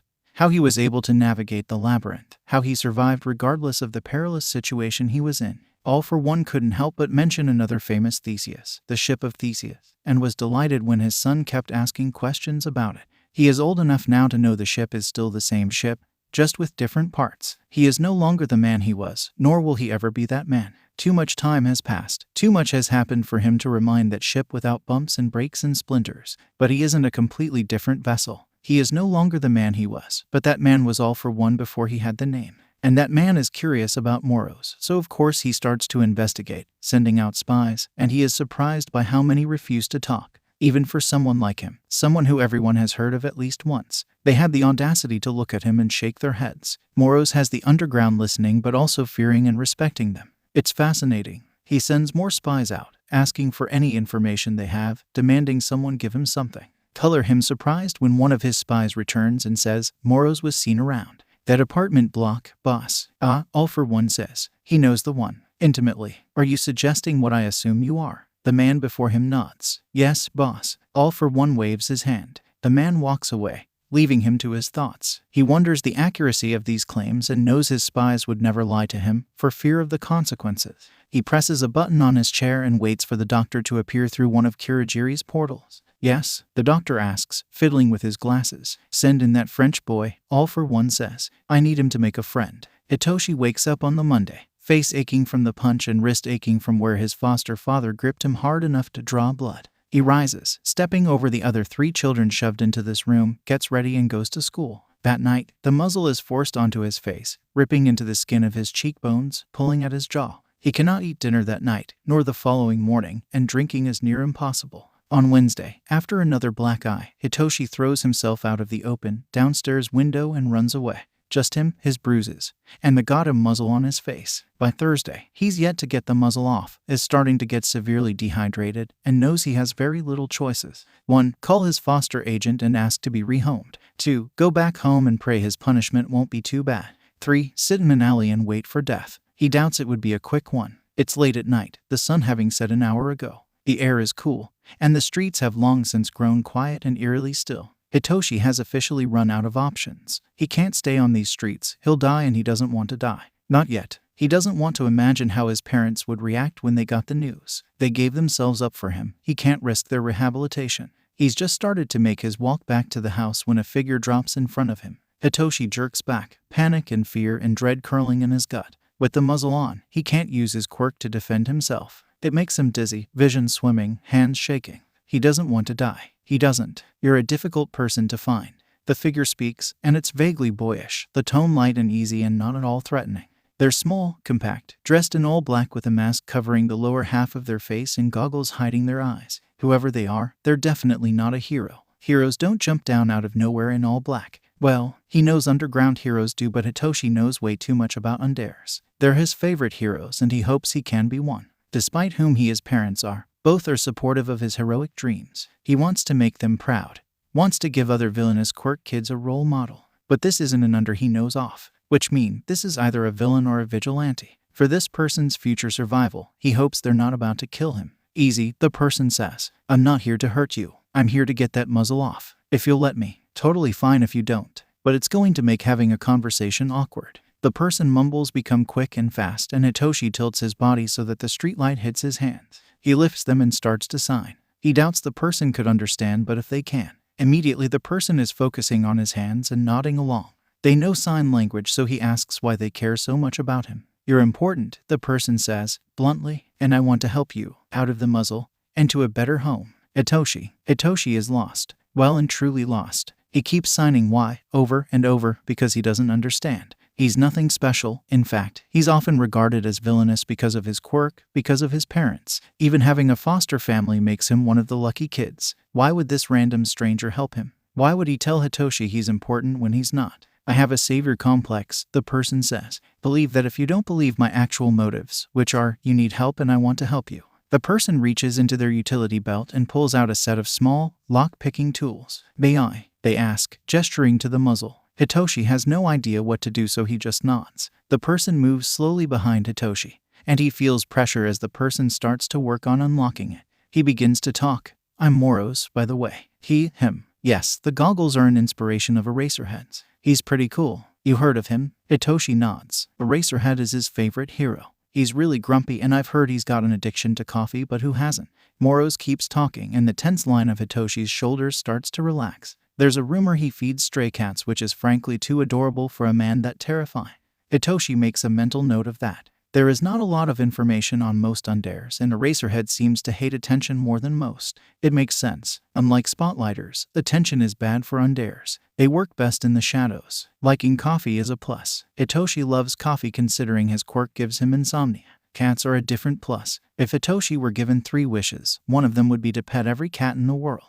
He could die happy then. One of the good houses, no severe punishments, foster parents that took an interest in his schooling, his own room, had a cat, a big Maine Coon called Fish, who would curl on Hitoshi's chest when he tried to sleep. But his foster mother fell pregnant, and they only had one room. Not that he hates them for that. They were the kindest to him. They deserve to be happy. With a click, he feels the muzzle pull from his skin. He catches it as it tumbles from his face, leaving his cheeks bloody from where it dug in. Thank you, he croaks, and Moros bounces back in front of him. I don't have any water on me, sorry, but if you're happy with me handing you over to a good family, we can do that. Or I can walk you to a police station. Why not home? Hitoshi asks, and then winces. Moro's doesn't know about his quirk, but he hasn't asked. You're being abused, Moro says, lightly. I don't feel comfortable handing you back to people who hurt you. The police won't help, he breathes, looking anywhere other than those goggles. Then let's go to a hero who will help, Moro says, confidently. Promise. Hitoshi stares at Moro's. Moro stares back. Well, it can't be worse than the muzzle. If I don't like it, I'll run, he says, and Moro's nods. Starts to bounce on his heels. That's fair. He pulls out a phone, types something in, and then turns his head. Beside him, in the puddle, the water rises until it becomes an outline of a person. Water lifts and shimmers, like a river running vertically. The second the form has stilled, the water splashes back down to the puddle, leaving a man with bright orange hair and snake-like eyes. Ready? He asks, voice low, like waves crashing against rock, and Moro's nods. Thanks again for this. I know it's on such short notice. The man's eyes soften. Thank the rain more than me. He holds out a hand, and Moro's is happy to take it before they both turn to Hitoshi. It feels weird the first time, but Tanaka-san's quirk is so cool, Moro says, voice elated, and the man, Tanaka, rolls his eyes, but despite his terrifying exterior, he seems to like Moro's. Hitoshi, with nothing to lose, grabs Tanaka's other hand. Moro's is right. It does feel weird as the air is stolen from his lungs and his body becomes weightless. Then there's a rush, almost as if he's being pushed upside down and then being held up once again. When he opens his eyes, water splashes away and they end up on a roof. Strangely enough, his clothes and hair are dry, not a hint of water on him. They've installed cameras, Moro's murmurs, looking at the roof entrance where a camera points at the door. Then he looks to Tanaka. Thank you. Anytime, boss, Tanaka says and disappears back into the water. Moro's looks back to Hitoshi and gestures to the door. They probably have alarms since I was here last. So I'll give you the information you need before I'm chased. Hitoshi blinks. Chased? Moro's waves his question off. You're about to meet Aizawa and Yamada. They're both heroes. They're really nice and have a new foster daughter called Eri, who is the absolute sweetest. You're going to love her. Then Moro's waves and says, tell them about this. Bye. He throws Hitoshi the muzzle and then jumps off the roof. Hitoshi gasps, eyes wide as he stumbles to the edge to see Moro's running across an adjacent roof before dropping away into the darkness. Numbly, Hitoshi stares off and only startles when a minute later, the roof access door slams open and two men appear. Hitoshi faces them and then freezes. One is tall and blonde, with glasses over his nose and a mustache. He's wearing a leather jacket and pajama sweatpants. He looks like he just woke up, eyes unfocused and hands clenched into fists. Next to him is a lankier man, all lean muscle, with dark hair rising from his shoulders and blood-red eyes glaring at Hitoshi. He's dressed in a dark shirt and dark jeans, but there's a white scarf curled around his head. Hitoshi can't feel the ache in his throat, the ache he's had since he was 4 years old, the ache he shares with his mom, which means his quirk is gone, or at least has been stopped. This is Eraserhead, and if the rumors are correct online in some underforums, that's Present Mike beside him. Hi, he croaks, holding up the muzzle. Moro said you could help. Shouta sits in the police station and stares at the bin, overflowing with his 5 empty cups of shitty coffee, and wonders what he's done to deserve this. By his feet, Eri is coloring in a book Nimari gave her, asking Shinsu Hitoshi what color pencils she should use. Dutifully, the purple-haired boy answers, and she nods as if this is an extremely important decision and starts to color. Hazashi is at the front desk, signing their names for the emergency foster license to take effect, while Shouta sits here and watches Tsukachi's face grow angrier and angrier as he scans over Shinsu's file. Shouta wants to look, but he doesn't trust himself to. He knows if it can make a man as calm as Tsukachi look like that, it would make him murderous. He can't be murderous. He has Eri to think about.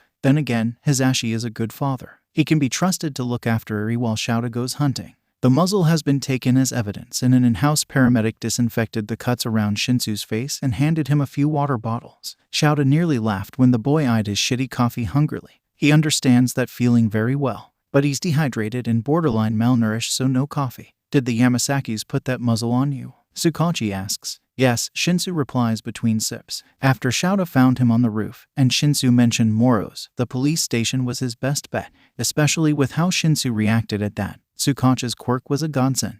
So initial introductions and explanations aside, Shinsu Hitoshi. I'm 14. My quirk is, it's brainwashing. Yes, my foster parents aren't good. Yes, my real parents are villains. Yes, Moro's found me. I don't know why, but he said these heroes would help me. Can I have some coffee? Shouta knows he's not letting this kid go. He's his now. Eri was a brief concern. She was fresh in their house, young and dealing with trauma. But she took one look at Shinsu, at the open wounds on his cheeks, and simply asked, did Moro's help you? Shinsu had nodded and Eri had smiled, offered her name, and then asked which plushie he preferred. Shinsu had said the unicorn one Hazashi bought her. The unicorn plushie is now sitting beside her. Right, Tsukachi says and then sighs. He looks up and Shadow winces at the bruises under his eyes. They're almost big enough to rival his own. Moro's is really making them all work overtime. Shinsu, are you happy to live with Aizawa and Yamada? And me, he chirps. Shinsu's face drops from panic to soft in milliseconds. Yeah, he says. I am. Tsukachi nods. That's good.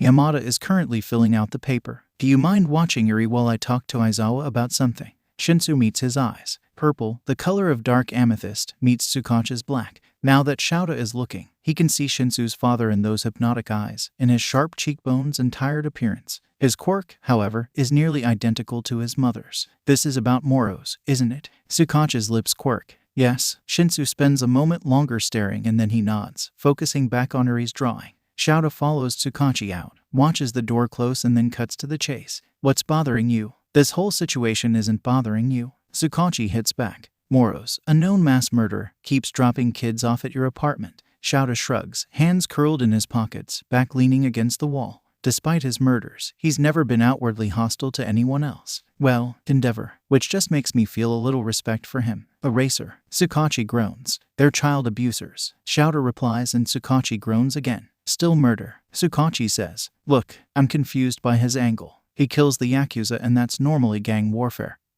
But then he saves Yuri, so I assume she was the target the whole time, even though no one else knew she even existed. He takes on Endeavor because he knew about the abuse and gets him jailed. And then he, randomly finds an abused kid, one with villains as parents, and drops him off at your doorstep. It doesn't make sense. None of it fits. Maybe he goes by his own code, Shouta says. We've both seen those before. His code is don't be a child abuser. Tsukachi comments and then runs a hand across his face. I suppose it could be worse. I still don't like it though. As Ashi approaches, smile in place as he saunters over, hands gripping the paperwork. Everything okay? He asks and Shouta turns his gaze onto Tsukachi. Yeah, he says, waving them off. Go and get some sleep. I'll call you if I have something. I'll call if he drops another kid off. Tsukachi rolls his eyes and leaves. A new person joins Elysium. On the I am going to marry Moro's section, the person adds their own message. From Sleep-a-Cat. Nope, I am. He's mine now. Mum, Izuku says, quietly, silently appearing behind her as she cooks dinner. She nearly jumps but has grown so used to his silent footfalls, she barely even twitches. Yes, Izu, am I a bad person? He asks, voice barely audible. That makes her pause. She dials the heat down, turns so she can face him. His head is ducked, eyes averted, hands wringing together before him so tightly, the skin on his knuckles is white. Why are you asking? She questions, lightly. He shrugs, still won't meet her eyes. I've done bad things. I don't want to be a bad person, but I think I might be. His voice hitches and he sniffles and Inko wants to rush over and hug him but this isn't her Izuku. He wouldn't relax into her hold, trusting her to put his broken pieces back together. This Izuku will collapse inwards, use his shattered parts as weapons. She knows because he's becoming more like his father each day. Asashi used to get angry, never at her, but on the phone, to people she would occasionally catch glimpses of. Always in the corner of her eye, always in the distance. His anger never scared her but she knew he could be scary, knew he could hurt people if he wanted. Izuku has his eyes, his newfound confidence, and even his build as he picks up more and more muscle. All he's lacking is his height, his white hair, and morals. Do you enjoy it? She asks, in the growing silence. What you do that makes you think you're a bad person, do you enjoy doing that? She won't ask. She knows better than to do that. Asashi is a businessman. Izuku is her quirkless, 14-year-old son. Nothing more, nothing less. Midoriyas are known for their crying gene. Very few people realize how good they are at being ignorant for the sake of ignorance. Izuku shakes his head, green curls bobbing. No, I don't. Then you're not a bad person. Inko tells her son and accepts the shuddering sobs as he falls into her arms. Izuku has Asashi's eyes, his build, his confidence, but he still doesn't have his height, his hair, his morals. Inko is more than relieved. It's okay, baby. She breathes into his hair. It's okay. You can let it out. I've got you. You could never be a bad person, Izu. There's not a bad bone in your body. Izuku chokes on a sob. Even he sniffles. Even my extra toe joint. Inko laughs into her son's hair. They'll be all right. She swears it. Yeah, baby. Even your extra toe joint. Endeavor gets arrested on live TV just as he's starting his patrol days after Shadow meets Moro's. The news is rife with discussions about why and Natsuo is able to hide from most of it considering he's in his on-campus dorm. But Shadow and Fayumi are housebound as reporters swarm their home like angry wasps. The blinds are closed, and the door is bolted shut. 2 days after Endeavor is arrested, the police make a statement discussing Moro's involvement in bringing to light some allegations. They explain pending child abuse charges, along with possibly charging him for Tauya's death. Halfway through the description of that night, of ash and bone and flame, Fayumi turns the TV off and disappears into her room, tears pouring from her eyes. Shadow doesn't quite know what to make of it, any of it. Mora's followed through. Father has been arrested and he's going to stay there. And then, by the end of the week, the Hero Commission announced he's losing his license. No more number 2 ranking. No more being Endeavor. Shadow stares and stares and stares. Natsuo calls to say he's coming home. Fayumi is dealing with the paperwork regarding Mother. Shadow contemplates his future at Tauya's shrine, wondering what to do. Does he want to be a hero? He does, he realizes. When they stand outside of the hospital, his mother is released and Natsuo is home and Fayumi is crying as she holds the white-haired woman. He wants to be a hero so that he can someday help someone the way Moro's helped him. He wants to be a better hero than Endeavor. "Hello, Mother," he greets when she turns to him, unsure where they stand. "Oh, Shadow," she whispers, and then her hands are fluttering and Shadow steps into her embrace. She's freezing cold, and yet it's the most comforting hug he's ever received. She's free. She can finally come home. When they return to their house, she looks uncomfortable, but there's a smile to her lips. She fusses around, and that night, she makes their dinner. She even remembers that Shadow likes his soba cold. Fayumi is still crying, and Natsuo is talking too much, and Shadow feels complete. He aches for the space left for Tauya, but they're as complete as they can be with a dead brother and an imprisoned father. That night, Shadow spends his time on Moro's forum, Elysium. He sees people asking for help. He sees others offering it. There are Quirk talks and hero discussions. There are links to other websites that offer assistance. Moro's has changed his life for the better. Shadow will do whatever it takes to help him too. Izuku has a list. He needs to fix his classmates but also the villains. Shinsu is with a good home. Monoma has his number if he needs help. And Endeavor can't hurt his family anymore. Dabai has his number, so hopefully soon he'll meet Toga, and he's trying to pinpoint where Stain. He's found Magni and Spinner. Spinner is currently staying in a homeless shelter for mutant types, while Magni is the bouncer at an underground club. It's taken him the last few months to find Compress, who is conveniently tied to a bunch of art robberies. Well, not him, just a quirk like his. Muscular is a problem. So is Moonfish. Izuku has no idea where they could be. Lady Nagant is still residing inside Tartarus. Mustard is like Shinsu, difficult to find, but worse because Izuku doesn't even know the boy's name. He can't get to All for One, or the Doctor, or Shigaraki and Kirigiri. The latter, he would like to help as much as he can. The former, less so. He is surprised when Aoyama Yuga appears in his classroom. Izuku is still ignoring Katsuki and the rest of his class, and while everyone else has decided he's a lost cause, especially with school ending soon, Katsuki has changed. He's watching Izuku now, almost like a hawk. He keeps trying to corner him, but Izuku is faster. Unlike Katsuki, he doesn't want to talk. He can't. Not when all he sees is his bloody face in the grass, heart punctured and eyes vacant. Best Jean is trying desperately to stitch him up while Aizawa screams at losing his first student.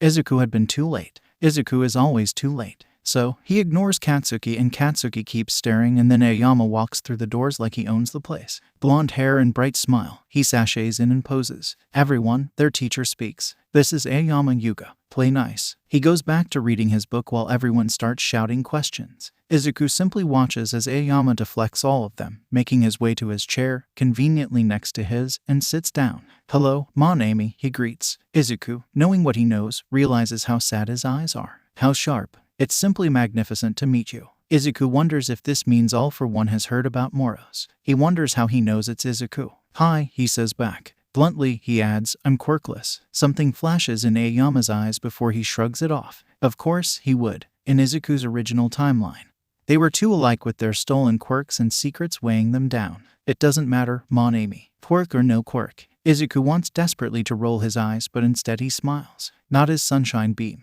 Just Izuku. Midoriya Izuku. He offers and holds out his hand. Aoyama takes it. That day, he speaks to Aoyama and finds that most of what he talks about is the truth. His love of cheese. The fact he's homesick. Speaking in French insults to see Katsuki twitch because he understands. But at the end of the day, Izuku can't have him following him. If All for One knows who he is, hiding this life won't stop anything, but, in all honesty, he hated how things turned out with Aoyama. The arrest, his usually flamboyant outfit swapped out for prison scrubs. He wants to help this boy out, not place him in a cell. He's quick to leave that day and quick to hunt down more information on Mustard. He's waiting on Dabai to message him about Toga because he doesn't want to push. They have to come to him to build trust. So, he searches for Stain, for Muscular and Moonfish, while doing his daily patrol. Most of the time it's people in Elysium asking for help. Izuku likes these nights. He likes feeling important, needed, seen. These are people he never knew before. People that needed help but were never able to get it before because Moros doesn't ask questions.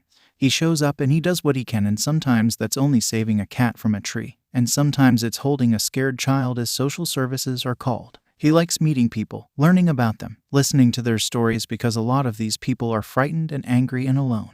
They have mutation quirks and villainous quirks, and Moros doesn't care. He stays and he helps, and he doesn't ask for anything in return. He's only out for an hour or two at most, and then he heads back. Yusutafu will not fall if he is not there. But some nights feel longer. Some nights, he sits atop tall buildings and thinks about whether his mom would hate him if she knew he had killed people. Some nights, he wakes from memories of his friends dying. Always dying, bleeding, screaming, and lays across a roof in the rain just to feel alive, just to hear the noise of cars and see a sky not filled with ash but with stars. Some nights, Izuku feels the knowledge he has weigh on his shoulders, pushing at his chest until he can barely breathe without feeling his bones creak and his lungs protest. It's one of those nights as he scopes out areas, mostly because of Aoyama, a traitor who did what he had to. A traitor that led to the training camp, that led to Katsuki being kidnapped, to All Might using up the remains of One for All. A traitor that was not a traitor, but a friend. Izuku doesn't hate him, nor is he feeling particularly vindictive. Izuku sees himself in Aoyama. That constant fear, the lying, the stolen quirk, wanting to be powerful, knowing the world will only see them as quirkless people. Weak, worthless, useless, pathetic. He understands the boy, knows why he's doing this and who is making him do it. But Izuku remembers the agony of his bones shattering when fighting Muscular to save Kota. He remembers the fear and the anger of the villains trying to take Katsuki. He remembers losing him, the horror and abject acceptance in those red eyes as Kurogiri's portal of black closed around him. Izuku knows what could happen. He knows Dabai could turn and go and burn the Todoroki household with his siblings inside just to get his revenge. He knows Compress will escalate to bank robberies. Knows Magni kills someone in self-defense and is cast aside. Knows Twice is out there, breaking himself apart. Knows Spinner and Toga have been pushed away from society. He wants to help them. He wants to offer them a chance at redemption. But seeing them physically pains him, in the same way seeing Katsuki does, in the same way meeting Todoroki did.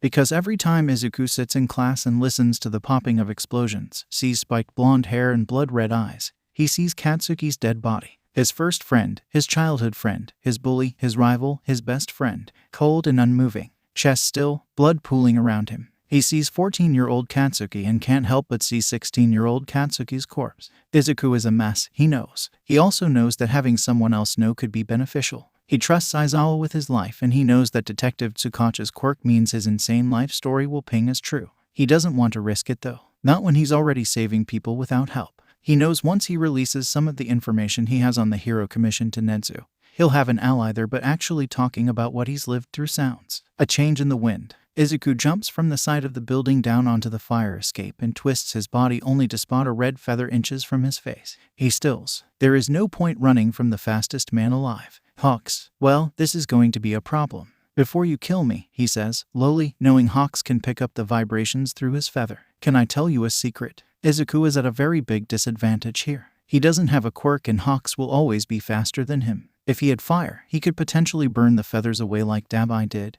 But he doesn't.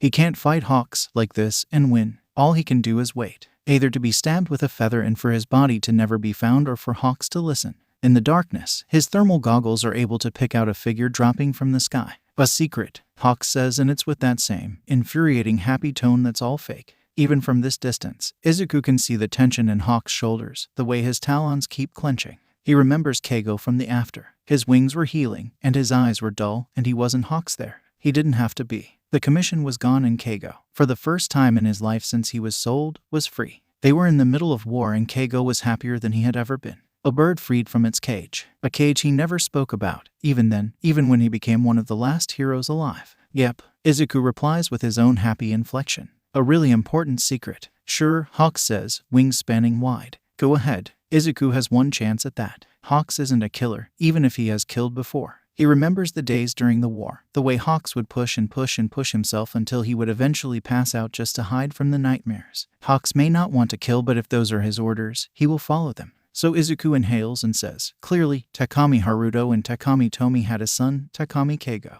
Hawks freezes, feathers stilling in place. Izuku continues. After years of abuse, Haruto was arrested by Endeavor and Tomi took her son and ran, only for her son to save a group of people in a car accident.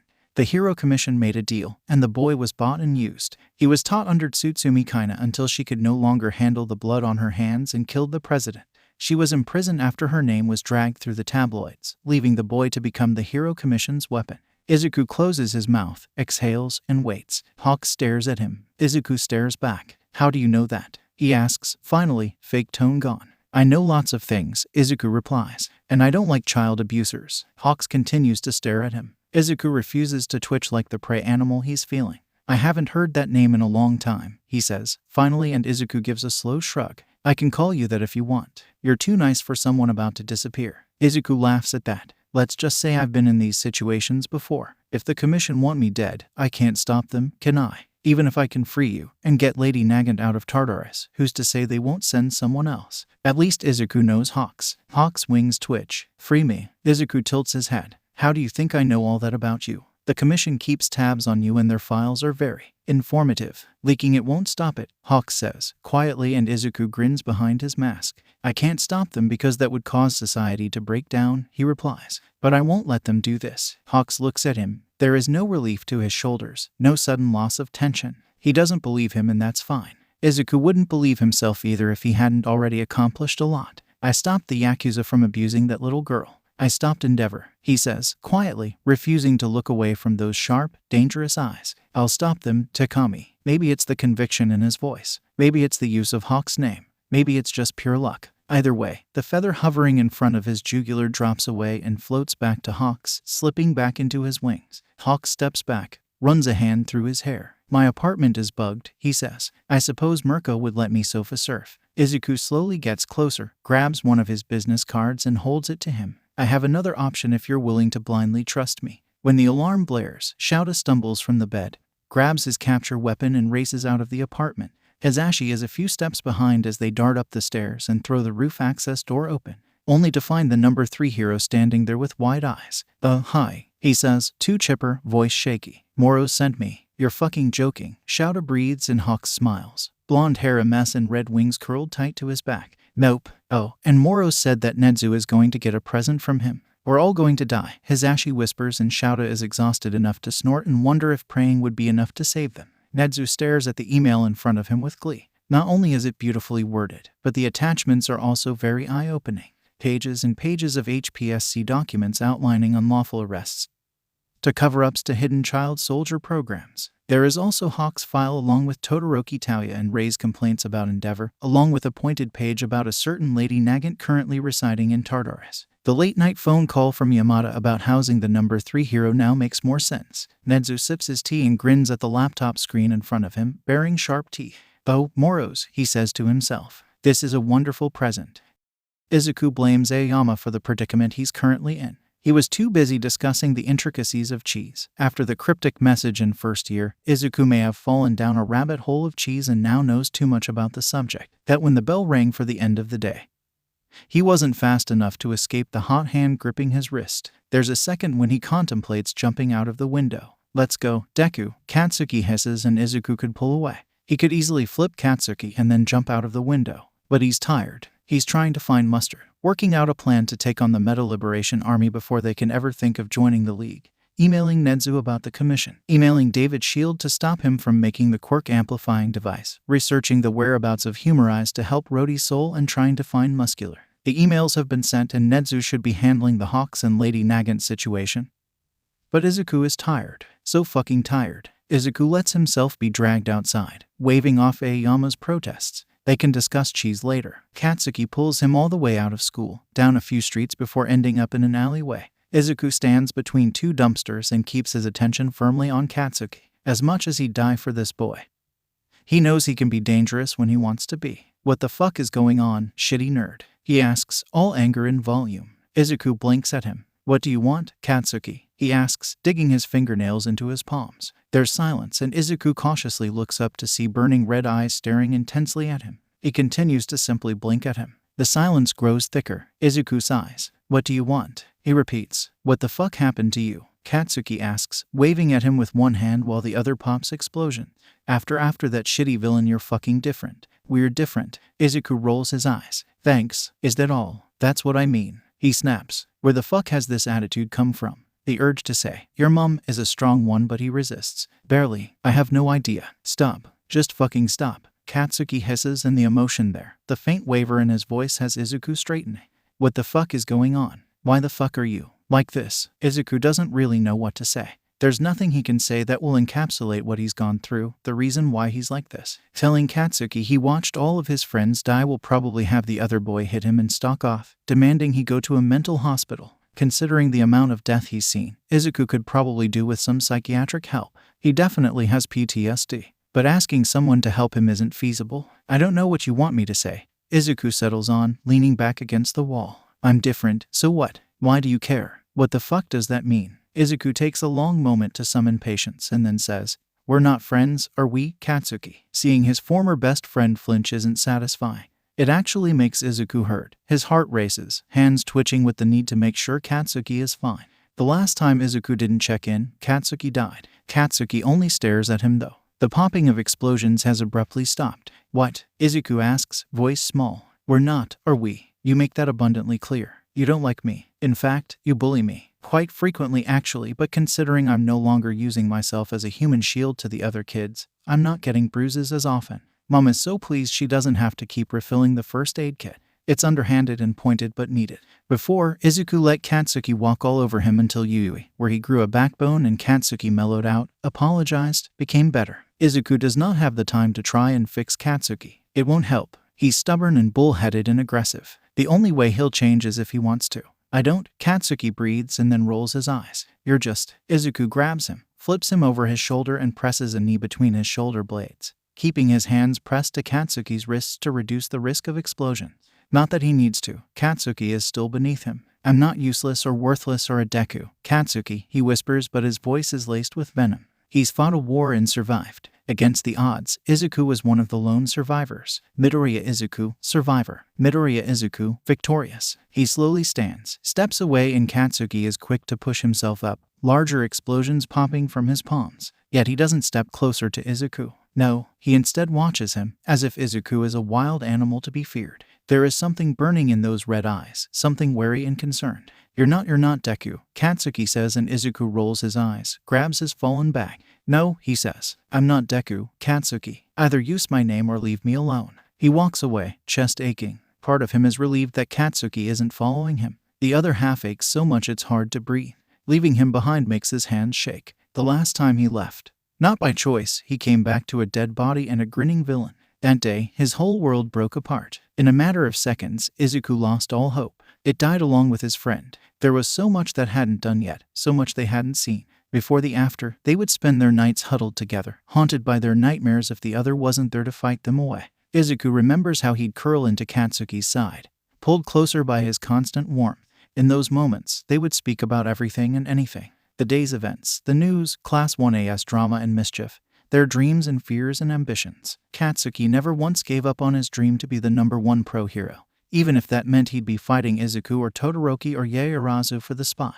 In those moments, Izuku had never felt closer to a person. Katsuki's heart beneath his ear, his arm wrapped around his back, his fingers playing with Izuku's crooked ones. In those moments, the future seemed infinite. They would survive the war and they would return to Yuuei and they'd become pro-heroes. Maybe they would drift closer. Maybe it wouldn't be these brief moments shared behind closed doors and instead be something brighter, louder. Maybe Izuku would never have to sleep alone again. Maybe he'd spend every morning waking to Katsuki's snores. If Katsuki hadn't died, if the after never happened, well, Izuku doesn't like to think about what could have been. Katsuki is still alive, but the longer Shigaraki and All for One are out there, the bigger the chance Katsuki will yet again end up dead. Izuku doesn't think he could handle his death twice. His oldest friend, his best friend, reduced to bone and blood, frozen in time, never to take another breath. Izuku thinks if he has to find Katsuki's dead body again, he would not be strong enough to keep fighting. Izuku goes home and puts off his nightly patrol. His hands are shaking too much, his chest too tight. He passes out with the image of Katsuki's dead body burned into his retina. David Shield stares at his inbox and raises his eyebrows. There are instructions at the end of the email. And as suspicious as it all is, David follows them. After getting a secure line, the phone connects and the person on the other end of the line says in Japanese, "Hello, Principal Nedzu speaking. David is more than a little confused. Hello, I'm David Shield. He starts to respond in English, but he's interrupted by Nedzu, as in, Principal of Yuuei Nedzu, replying in English. All Might's partner, yes, I've heard of you. I have received an email informing me that I shouldn't build one of my inventions. It was signed by a Moros and said to call you if I had queries. Ah, Nedzu says. If Moros tells you not to, I suggest following his instructions. Why? How could he even know? I have no idea, Nedzu says, sounding delighted. But he has been more than helpful and always knows when and where his assistance is required. Do not build your invention, Mr. Shield. David has questions but has no idea how to ask. So, he instead says, I heard Toshinori will soon be working for you. Ah, yes, a new addition to my staff. Not my first choice, I will admit, but the commission wants him to find a protege. The invention was to ease his worry over that, David explains, quietly.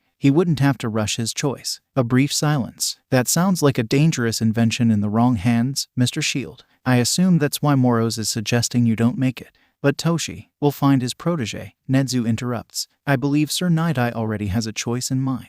One I approve of. Years of research down the drain because of one simple person. Yet David feels compelled to listen. Maybe it's because this person has Nedzu vouching for him. Maybe it's because only David knew about his invention and yet Moros now knows. Somehow. Thank you, Nedzu, David says. Thank you for calling, Mr. Shield. David puts the phone down. He stares at his designs and archives them. He'll bring them up to Toshinori, but before that, he'll heed the warning. Melissa. He calls into the adjoining labs. We're going out. Dinner's on me. Multiple hero agencies in Europe receive the same information about the humorized cult and op.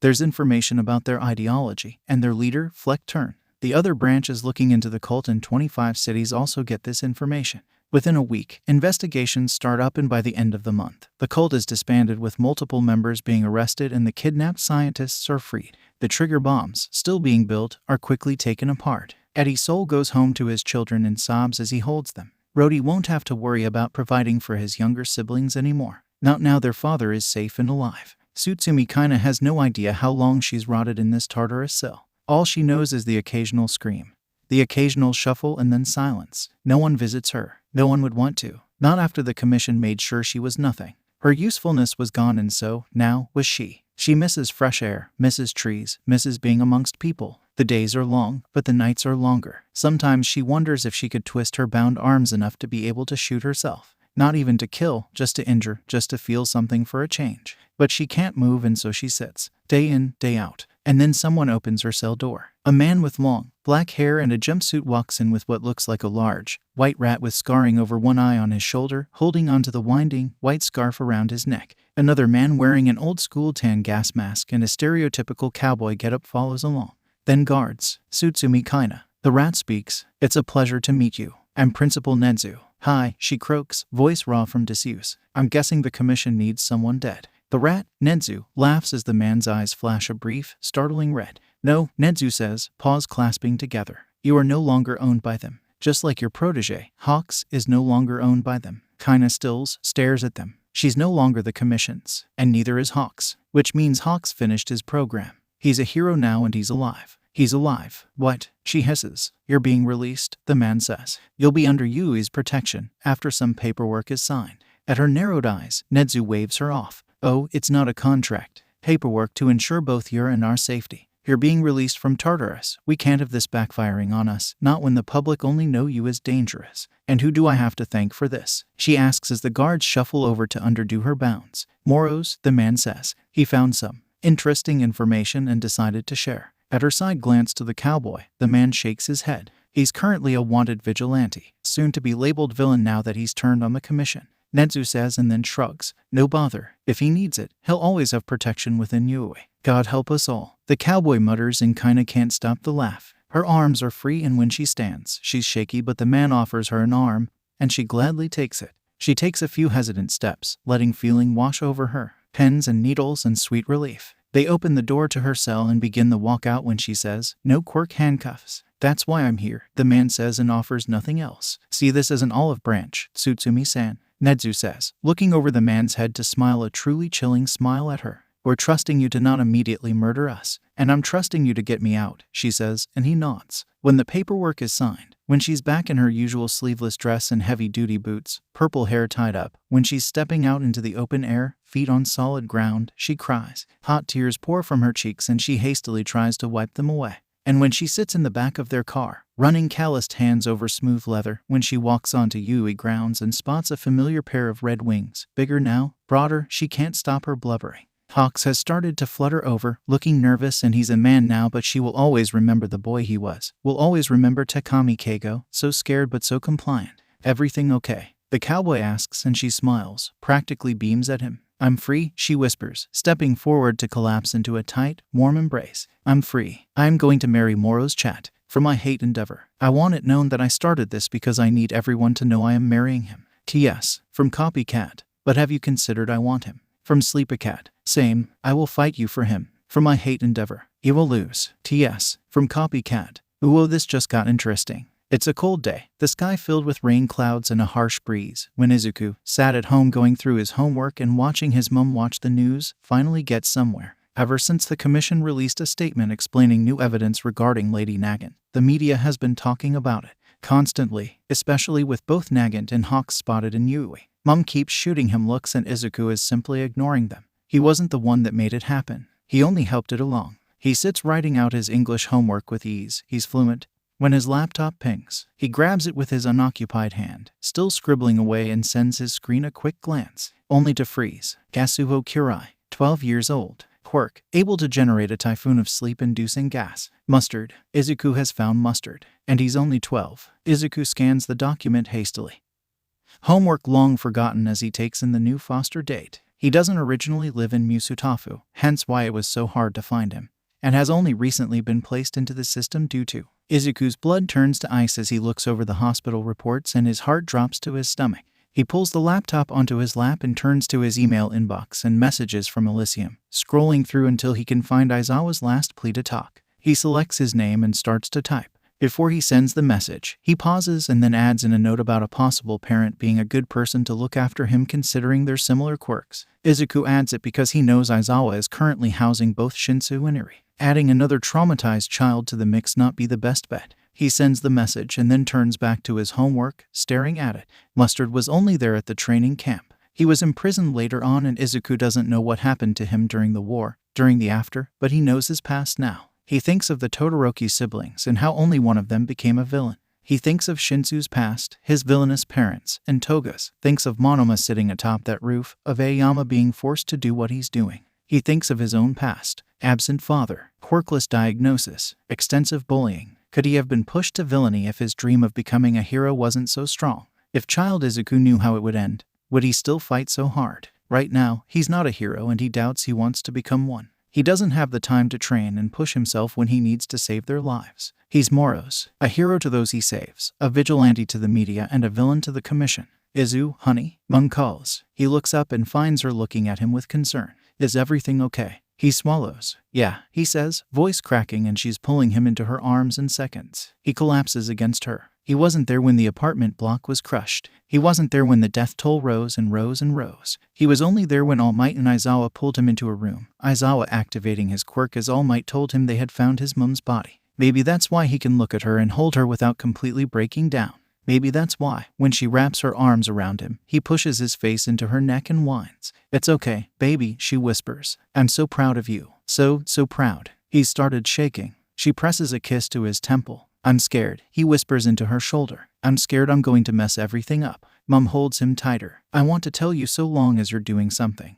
That's all that matters, she tells him. I want to tell you to stop worrying. I want to tell you everything is going to be okay. But I think you'd prefer Hisashi's advice. Which is? He asks, sniffling. Fear will only limit your potential. Do not let your own ambition stop you. She pulls back and Izuku meets her own watery, green eyes. You have your father's brains and my heart. Izuku, you are the best parts of the both of us. Izuku wipes his eyes, says, I don't know if I want to be a hero. Her eyes flash with surprise but she smiles all the same. Okay, baby, what do you want to do? I still want to go to Yuuei but... Jined, he speaks. If I do want to be a hero I can try at the sports festival. Are the general education admissions the same as the hero course? He shakes his head. No physical exam. Okay then, she says, agreeably. Whatever you want to do, I'll support you. I love you. I love you too, he says and releases the grip he has on her. They both step back and she goes back to the kitchen. Izuku sits down, stares at his laptop and then at his homework. He focuses on the paragraph he was writing.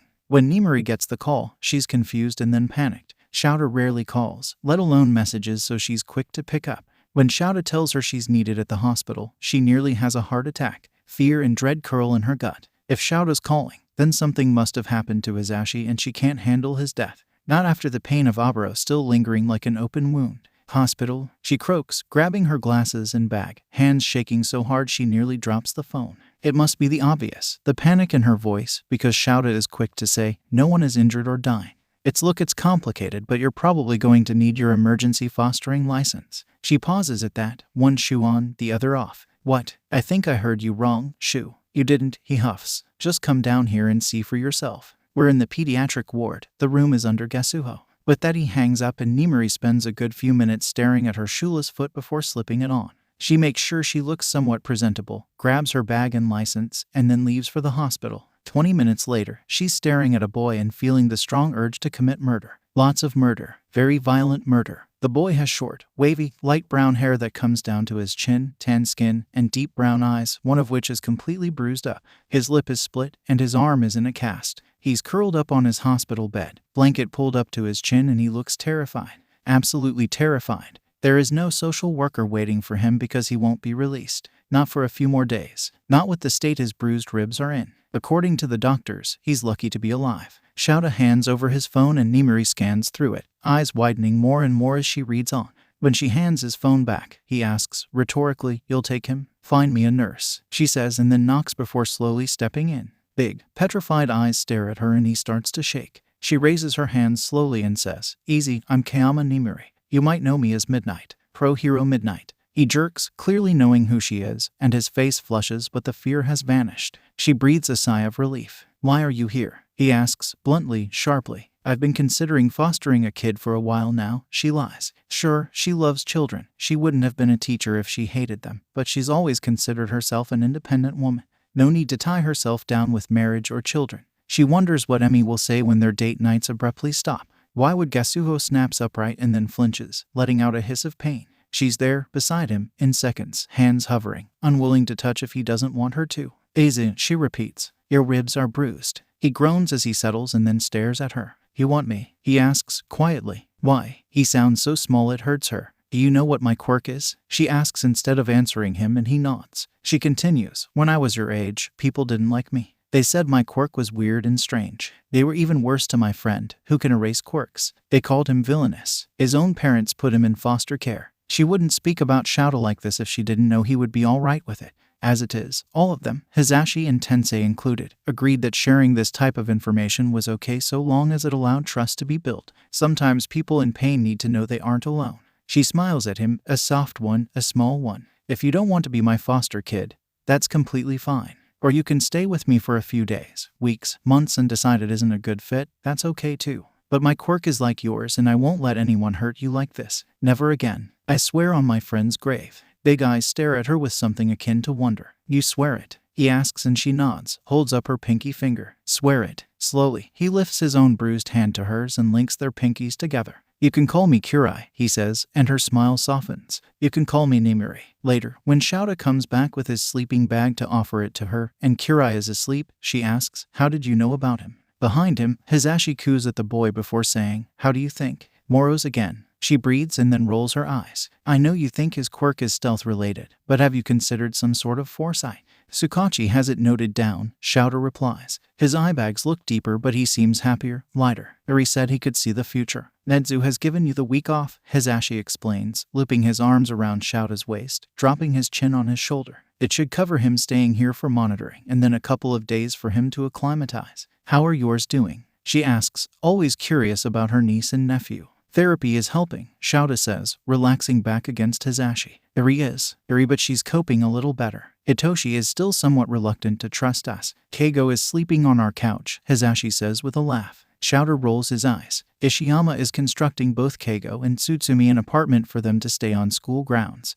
But he likes our couch. He's practically nesting. Nimuri smiles. It's been chaotic these last few months with Moro's dropping onto the scene and promptly changing everything. But as she looks at her new son's face, she wouldn't try to stop it from happening. We're going to look after him, Shouta says, seeing her look. Ever since Oboro, their bond has grown stronger, past the point of simple protectiveness. They can't lose anyone else. We're going to look after all of them, Hizashi echoes and Nimuri nods. She has a son now and she's willing to fight for him. The day after Izuku sends that message about Mustard, he receives his own about Toga. Dabai wants to meet and assures he'll bring Toga with him. After school, ignoring the kicked puppy looks Katsuki once again sends him. Izuku heads home, puts his gear on and then heads out to the beach. Once he gets there, he sees Dabai hiding behind a sand dune, staring at the sand with visible disdain.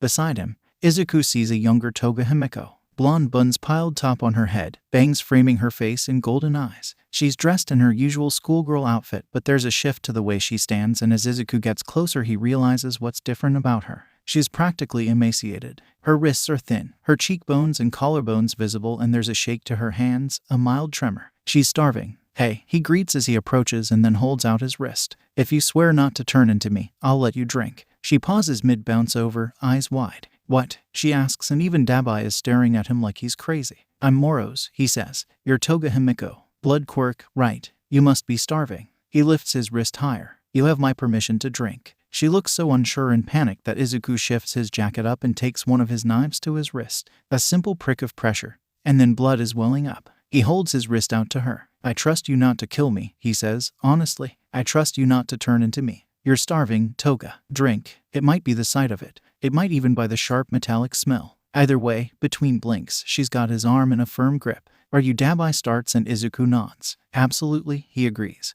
And then sharp fangs are cutting through his skin into the meat of his wrist. It's a quick burst of pain, a low ache as he slowly sits in the sand, Toga quick to follow, drinking greedily. This wasn't the plan. He only wanted to meet her, but he can't let her starve. Even when knowing what she's capable of, he remembers the day Yuuei and Uraraka died. It's a vivid memory, one that left Izuku reeling as his green lightning flickered across his body. Uraraka was holding up a building as other heroes got the civilians out into safety. Yuuei was acting as her guard. Izuku doesn't know what disguise Toga was wearing, but it must have been one of their friends to get so close. All he remembers is the guttural scream as Yuuei had her throat slit, choking on her blood. He had turned, fear freezing his veins only to find a bloody, grinning Toga as she licked Yuuei's blood from her fingers. Uraraka had stared, too shocked to notice the knife leaving Toga's hand and slipping between ribs. The building had fell. Izuku remembers Yamada hovering as the dust cleared and their bodies were found. He was once again placed on suicide watch. By then, there was a very small group of them left. Takoyami, Shinsu, Monoma, Yaoru's, Hawks, Yamada, Iri and himself. Some were lost to dust. Others burnt. Izuku doesn't think he'll ever get Yuuei's scream. The look on Uraraka's face, out of his mind. Hey, someone clicks their fingers in front of his face and he jerks back. Turquoise eyes and dead skin stapled to healthy fill his vision. Dabai, you good? Yeah, he says and blinks at where Toga is standing a few meters away, wringing her hands. What happened? I'm sorry, she shouts. I didn't mean to take too much. I'm really sorry. I was just really hungry. He groans as he stands, finding his muscles aching. Definitely pushing it on the blood loss as his vision swims, but he's steady on his feet. Patrolling is out of the question though. He can already tell he's going to sleep like a baby when he gets back. It's fine, he assures Toga. I don't want you to starve or feel bad about your quirk. He points at her. It's not villainous. There's no such thing as a villainous quirk. She blinks at him and then runs forward to throw her arms around his shoulders. He staggers back. Okay, so maybe the blood loss might be worse than he thought. And finds warm hands gripping his shoulders to stop him from falling on his ass. You don't think I'm a villain? She asks, golden eyes flooded with tears. No, he says, honestly, because she's not the Toga he knows. This Toga is somewhere between civilian and villain.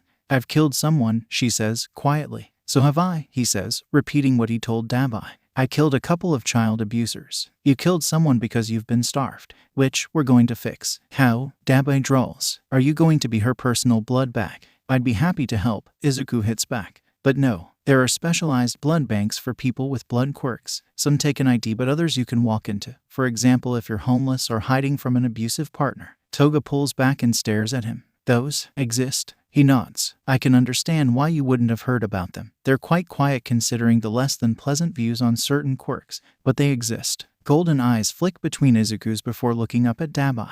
Izuku can feel the older man sigh. Where are they? He asks and Izuku smiles. He pushes Toga away so that he can rifle through his pockets. He grabs a piece of paper he wrote the locations on last night and hands it over to her. Some of the locations have named specific people. Whether money is needed or an ID, even times to go best to avoid detection. Toga looks to the piece of paper with his chicken scratch and starts crying. Oh, Izuku's hands flail, but before he can panic, she's once again in his arms. Thank you, she whispers, and there's no mania in her voice, no forced cheeriness, just plain relief and gratitude. Of course, he says, slowly hugging her back. He thinks he'll always see her killing his friends with that wide, shark's grin. But this isn't that version of Toga Himiko. Not yet, at least. This is a traumatized teenager who has only ever been shunned. Izuku knows what that feels like. I have other good news, he tells her gently. She hums, refusing to let go. Your cousin, Monoma, is looking for you. He's really worried. Toga pulls back, eyes wide. What? Nia's worried. I found him on a rooftop, Izuku says, and then reaches for her when it looks like she's going to bolt. Dabai is there a second later, pale hand dropping to her head. He's fine. He's okay. He's just worried about you. I'm not expecting you to do anything about it, but you should. More hugs. If someone told Izuku in the after that he'd be hugging known serial killer Toga, he would have laughed in their face and worried that they were losing their mind. Yet here he is, hugging her. Willingly. Izuku lifts his head to find Dabai smirking at him. I see you've made a friend, he says, lowly, and Izuku curls up his fingers where his hand is wrapped around Toga to flip him off. How's the family? He asks, and Dabai rolls his eyes, but there is no tensing. No sudden anger, no spark of blue flame. I don't think they'd. The sky is purple and I'm an idiot. Izuku interrupts. When Toga shifts to look at him, along with Dabai's head tilt, Izuku shrugs. What? I thought we were bullshitting each other. Toga breaks off into a cackle while Dabai glares at him. Still no blue flame, no quick temper. It seems with endeavor put away, Dabai's somewhat mellowed. Not that Izuku isn't still wary of these people. He knows what they can become.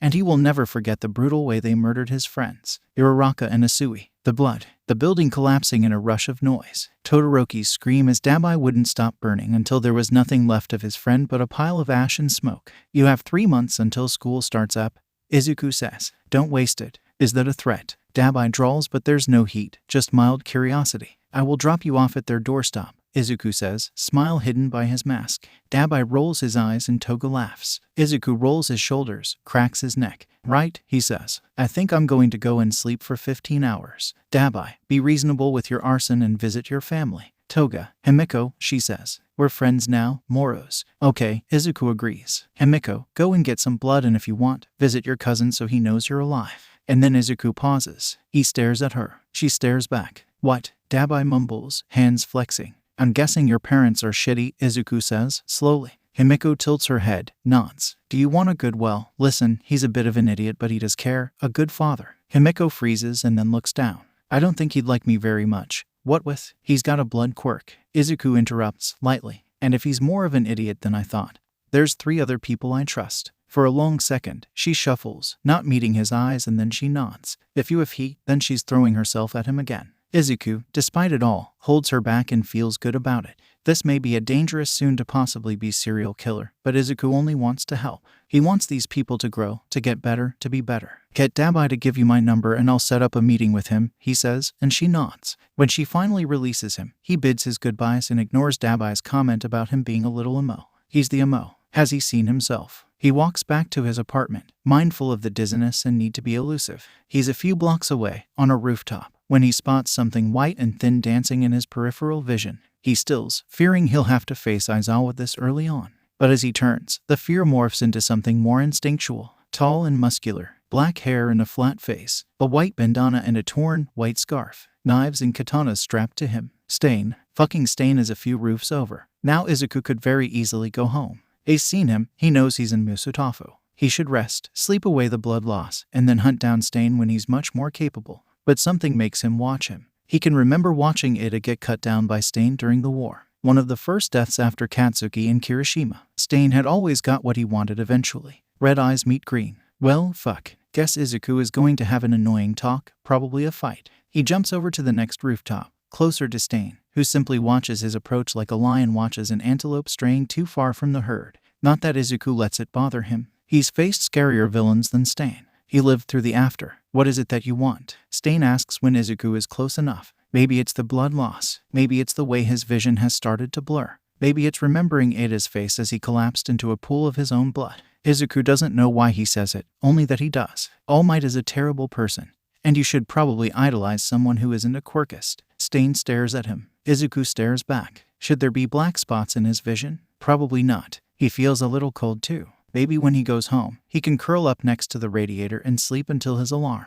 All Might is a true hero. He leaves kids on rooftops. Izuku interrupts. Is Stain moving slightly or is Izuku swaying? Actually, what are your thoughts on quirks? Do you think the quirkless are useless? Do you believe there are villainous quirks? Red eyes don't look away. Quirks are quirks. They are tools we can utilize or ignore. A quirkless person is like anyone else. Izuku smiles, perking up. Oh cool, you're not an asshole. That's rare these days, you know. All Might is quirkist, though, so maybe pick someone better. All Might is a good hero, Izuku agrees, as the world around him darkens slightly. Don't get me wrong, he's good at saving people with a smile. But he's completely ruined hero society by giving the public hope and relying on just one hero. That's impossible and counterproductive. It tells heroes they can do things alone, which isn't true. I mean, that's how you're able to pick off most of them, right? Izuku pauses and then points. He thinks he's pointing at his shoulder more than him, but it doesn't matter. Not cool, by the way. You don't like the idea of cleansing society to make it better? Stain asks and he seems oddly attentive. Izuku shakes his head. The world starts spinning. Sounds a bit too close to genocide, which isn't good at all. We need heroes working together and striving to be better. That is why training children to fight wars isn't right. They're kids, you know. Everyone wants to be a hero because of the propaganda, but then it's all bloodshed and dead people and fighting assholes who aren't actually assholes. Most of them are just desperate. What is your plan then, little hero? Not a hero. Moro's, Izuku idly corrects. My plan is making sure heroes know they need to work together. Sort out the problem from within. All Might will retire soon and thank fuck Endeavor can't get the #1 title, but we need unity, not destruction. Sometimes violence is necessary, but completely destroying something is redundant. Stain looks at him. You are not like the other non-believers, he says. You have ambition. Do you still like All Might? Izuku asks as the world keeps darkening. Are his words slurring? He doesn't know. I will need to do my own research into the matter, Stain says, and Izuku shrugs. Better than nothing. You know who I hate. Child killers and abusers. Fuck Overhaul. Fuck Endeavor. Fuck Muscular. And the doctor. Who are you? Izuku feels the world rush towards him, and he jerks away only to end up teetering on the edge of the roof. There's a brief moment of panic and a rush of calm. Izuku closes his eyes as he begins to fall, accepting his soon-to-be quick death as he blacks out. Shizome could let the random person fall. When he assumes it's a boy what with the height and build, first approached bad-mouthing All Might, he considered a quick slice of his sword to end the conversation there. One cut to his jugular and Moro's would be no more. But there is something about this vigilante. The way he talks with such conviction. The way he approached him with ease, no fear surrounding him. The way he agrees with his views, if altering a few of the extreme ones, even proposing new ones. It makes Shizome want to have a full discussion with him, to pick his brain. That's why he darts over and grabs the vigilante by the collar of his jacket before he can plummet to his death. He pulls the person away from the edge, lays him gently on the rooftop and debates leaving. His pulse is steady even if there is a sluggishly bleeding bite mark on his wrist. A blood quirk feeding then, but no signs of a struggle. A lone vigilante offering his blood and then approaching a known serial killer. It makes Shizome wonder if he's simply reckless. The youth can be so strong-willed at times, so unaware of how easily death can grab them, or maybe just suicidal. It wouldn't be the first suicidal person he's met. He doubts it'll be his last. But the person feels too determined. If he is suicidal, he has a plan he must follow beforehand. It's what has Shizome perching on the edge of the roof, surveying the world beneath him, with half of his attention focused on the vigilante laying behind him. Small but well-built, professionally designed gear but no labeling. Self-made then. Shizome doesn't know how long he sits there, only that the sun starts to dip, and he grows concerned about potential heroes finding his location.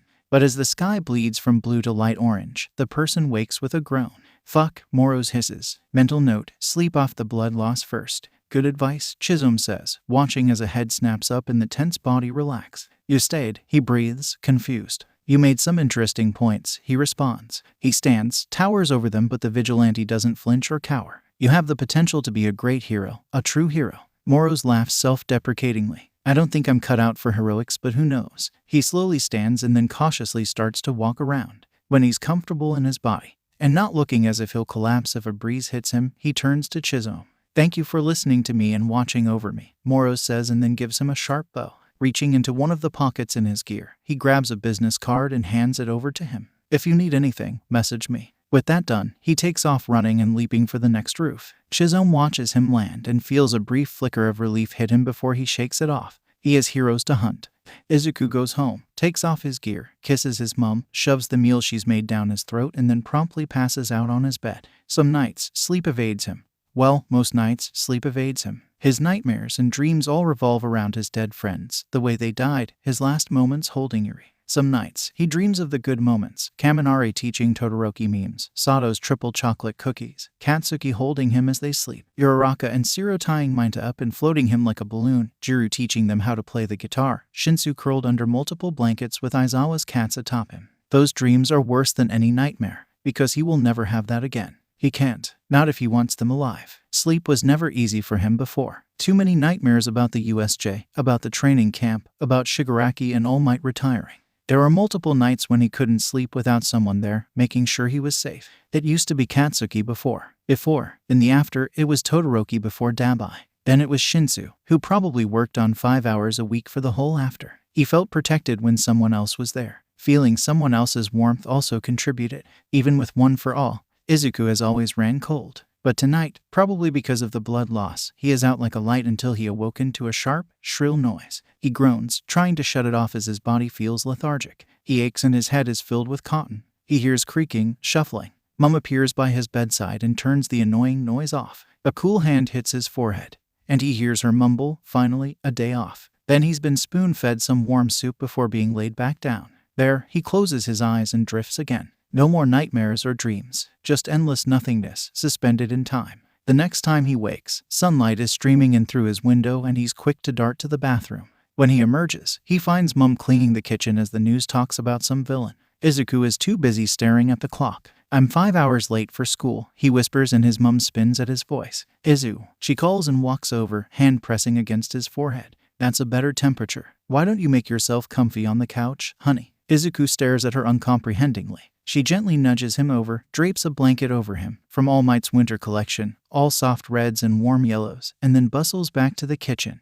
For the first time since before the war, before the after, his mind is quiet. He sits there, barely taking in the news as he slowly drifts in and out of consciousness. Mum makes sure he's having lots of fluids and he's feeling better than when he first collapsed. Just thinking of falling from a roof has his stomach swimming. He never wants to be that reckless again. He nearly lost everything because of it. And as if summoned by the thought of Izuku and rooftops and falling off them, a loud banging sounds at their door, Katsuki's voice screeching through, "Deku, open the fucking door." Izuku makes eye contact with his mum. Sighs, "I'll get it before he breaks our door down." He ambles over, blanket hugged tight around his shoulders. Opening the door, he's faced with Katsuki still in his school uniform and a borderline feral look on his face, all scowling and teeth. "Hi," Izuku greets, leaning against the door frame as Katsuki scans him from head to toe. "What's up?" A hand darts forward, and it's years of knowing Katsuki when he's angry and when he's not that as Izuku not flinching. A warm hand hits his forehead, and he frowns at Izuku. "Are you sick?" he asks, removing his hand. Izuku nods. "Not enough fluids and staying up too late," he lies. Red eyes narrow. "Dumbass," Katsuki hisses between his teeth. "Take better care of yourself." "I'm trying," Izuku says, pulling the blanket tighter. "Why are you here?" "You weren't at school," Katsuki says, not meeting his eyes. Izuku blinks at him confused. "And?" he speaks. He doesn't think Katsuki has ever tried to check up on him before. It's disorientating. It makes his heart hurt. "Nothing," Katsuki mutters. "Fucking whatever." He goes to step away and Izuku can't let it happen. He has the sudden need to understand what has led to Katsuki racing to his apartment the minute school is out. Izuku steps forward, shuts the door behind him and reaches out. A gentle, unscarred hand on a warm wrist. Katsuki freezes. His entire body is tense. "Why are you here?" Izuku asks as gently as he can. "It doesn't fucking matter." "It does," Izuku corrects. "What do you want from me, Katsuki?" "I thought you didn't want me to chase you, but now you're..." "If you say I'm acting fucking different, you need to look in a mirror." He interrupts, harshly, but there's no explosion to follow, no anger. He seems as tired as Izuku. "And I don't want you chasing after me like some shitty stalker." Izuku removes his hand. "Okay," he agrees. "I can do that." "No." Katsuki spins around, red eyes burning, tiny explosions popping from his hands. "What the fuck is this? Since when did you roll over this easily?" "Katsuki, stop calling me that." Katsuki snaps and there's still no anger. Not really. His face is contorted into a grimace more than a scowl. Izuku blinks at him. You don't want me to call you by your name." "I just felt like Bakugo." Not that." Katsuki hisses and the tips of his ears are becoming glaringly red. Almost as red as his eyes. "That dumb fucking nickname." Izuku thinks maybe the blood loss is worse than expected. "You hate that name," he counters, slowly. "No, I don't." Katsuki mutters under his breath, refusing to meet his eyes. Not when it's you." Izuku is thrown back to their fight with 9. when he told Katsuki giving him one for all was okay because it was him. No one else. Just him. Just them together. Okay, Kaken. Izuku whispers and blinks at the sight of red flooding Katsuki's cheek. It still doesn't explain why. I thought you'd done something reckless and stupid, Katsuki says. You're good at making those shit decisions. Can't take you fucking anywhere. For a second, Izuku is still confused. And then it hits him. Before the sludge villain, Katsuki told him to take a swan dive off the roof. After that, Izuku pulled away. He became withdrawn and sullen, refusing to call Katsuki by the nickname he gave him and stopping all interaction. And then a week after their fight, Izuku doesn't come into school. Izuku looks at Katsuki with wide eyes, taking in his messy blonde hair, the panicked edge to his features, the way his explosions are disorganized as if he's having trouble controlling them. Izuku looks at Katsuki and realizes he's misjudged. Oh, he whispers and then slowly reaches for his wrist. A gentle squeeze and then he pulls at his hand until Katsuki's fingers compress against Izuku's steady, even pulse. He used to do this a lot at night, when Katsuki's own nightmares refused to let him sleep. Like then, it works like a charm. With the feeling of him alive beneath his fingers, Katsuki relaxes as if the weight of the world has been lifted from his shoulders. He doesn't apologize. It's not his fault he panicked Katsuki. But his heart hurts. He gently pulls his hand away. Wait here, Izuku says and opens the door to his apartment. He passes his mom, watching him curiously, and grabs one of his notebook, scrawls down his number and then rips the page out. When he opens the door again, Katsuki is still waiting. Izuku holds out the piece of paper. Katsuki takes it, scans it, and raises his eyebrows. I'm fine, he says, but if you need to check in.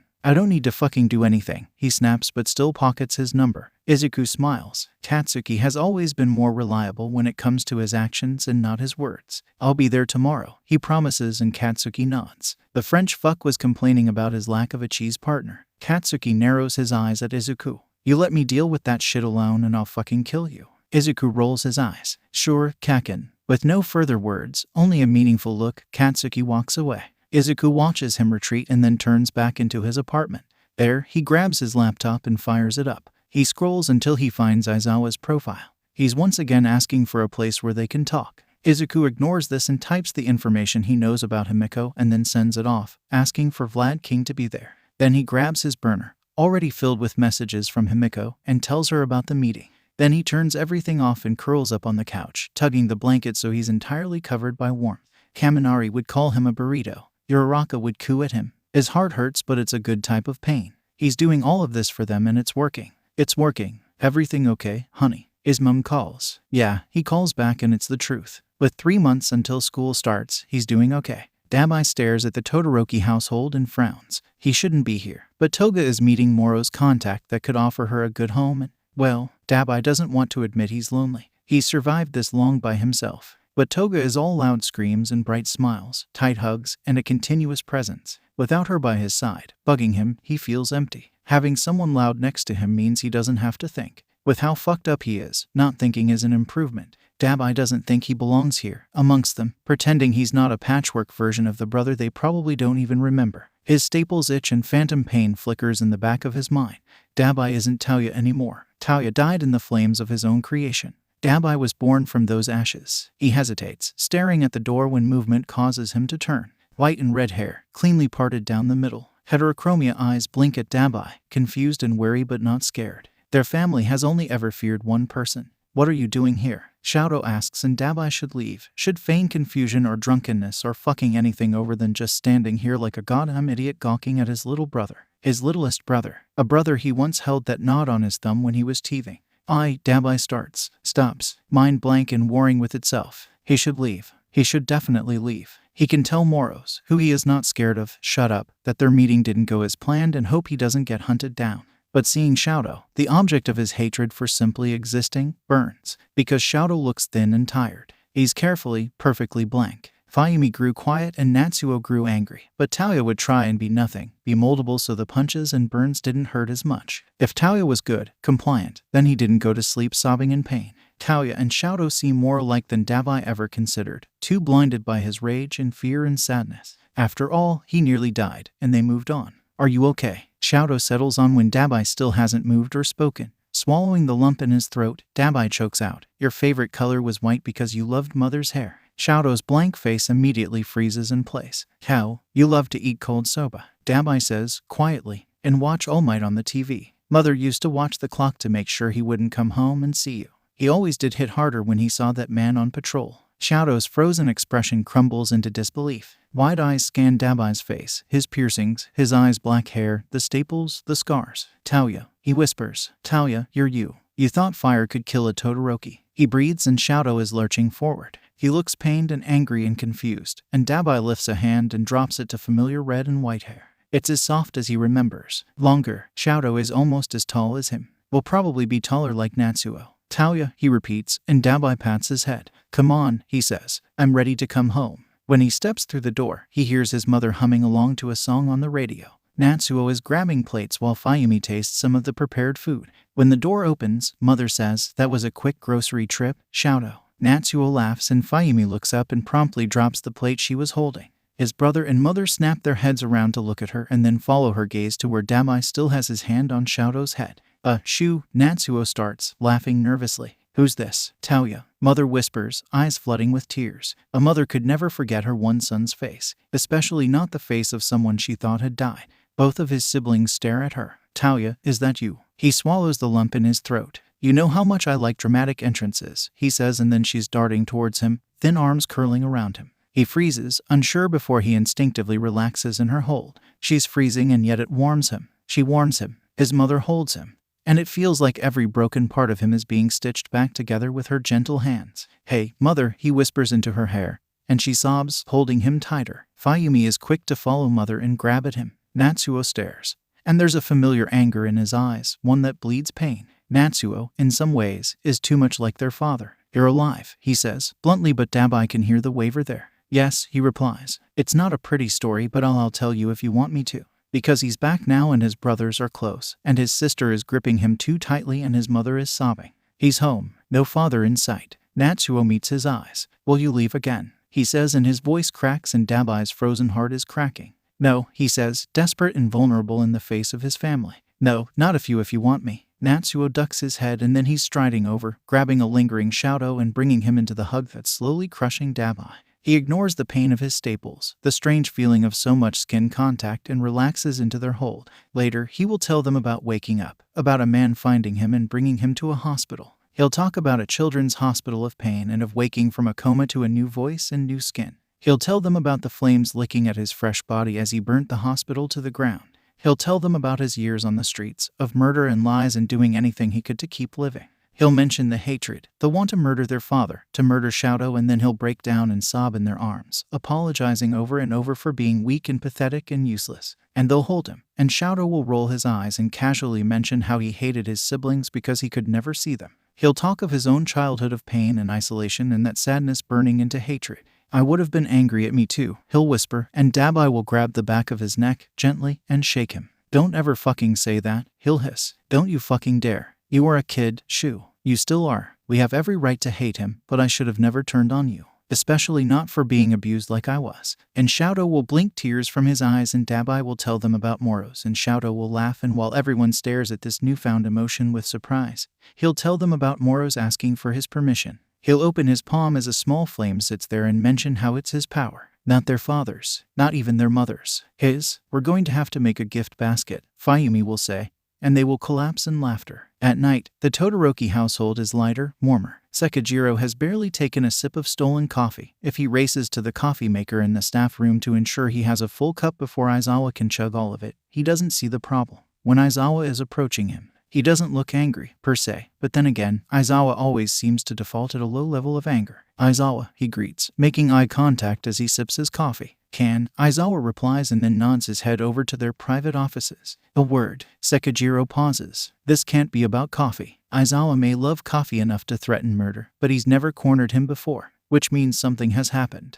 The worst possible thoughts race through his head. One of the students has been hurt. Something happened to Yamada. Maybe one of their new kids is hurt. He's so worried that he follows without hesitation. Aizawa leads him to his office, and when the door closes behind Sekijiro, he blurts out, "What's happening?" Aizawa leans back against his desk, facing him. You know Moros? He asks, and Sekijiro can feel some of his panic ease at the random question.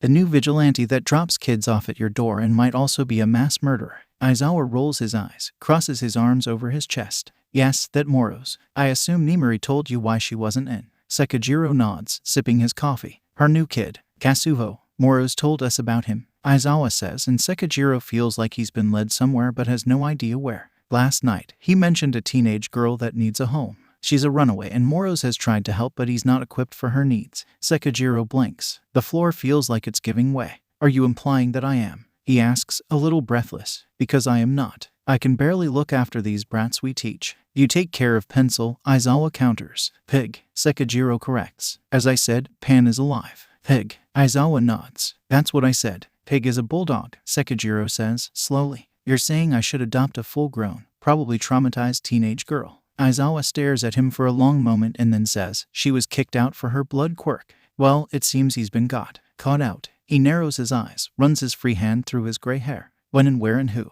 Aizawa smiles a slow and frankly terrifying grin. Later this evening, outside of a homeless shelter. Her name is Toga Himiko. And so, 4 hours later, Sekijiro stands with Aizawa outside of a homeless shelter. It's light out and a few people are milling about, but the air is quiet, sullen. These are the people with nowhere else to go. Aizawa is quiet too, sharp eyes scanning their surroundings, chin dropped down into his capture weapon. Sekiryo has swapped out his hero uniform for some jeans and a long-sleeved shirt while Aizawa still remains in his jumpsuit. Maybe practically it's smart, but Sekijiro hates it and doesn't have any problem telling him that.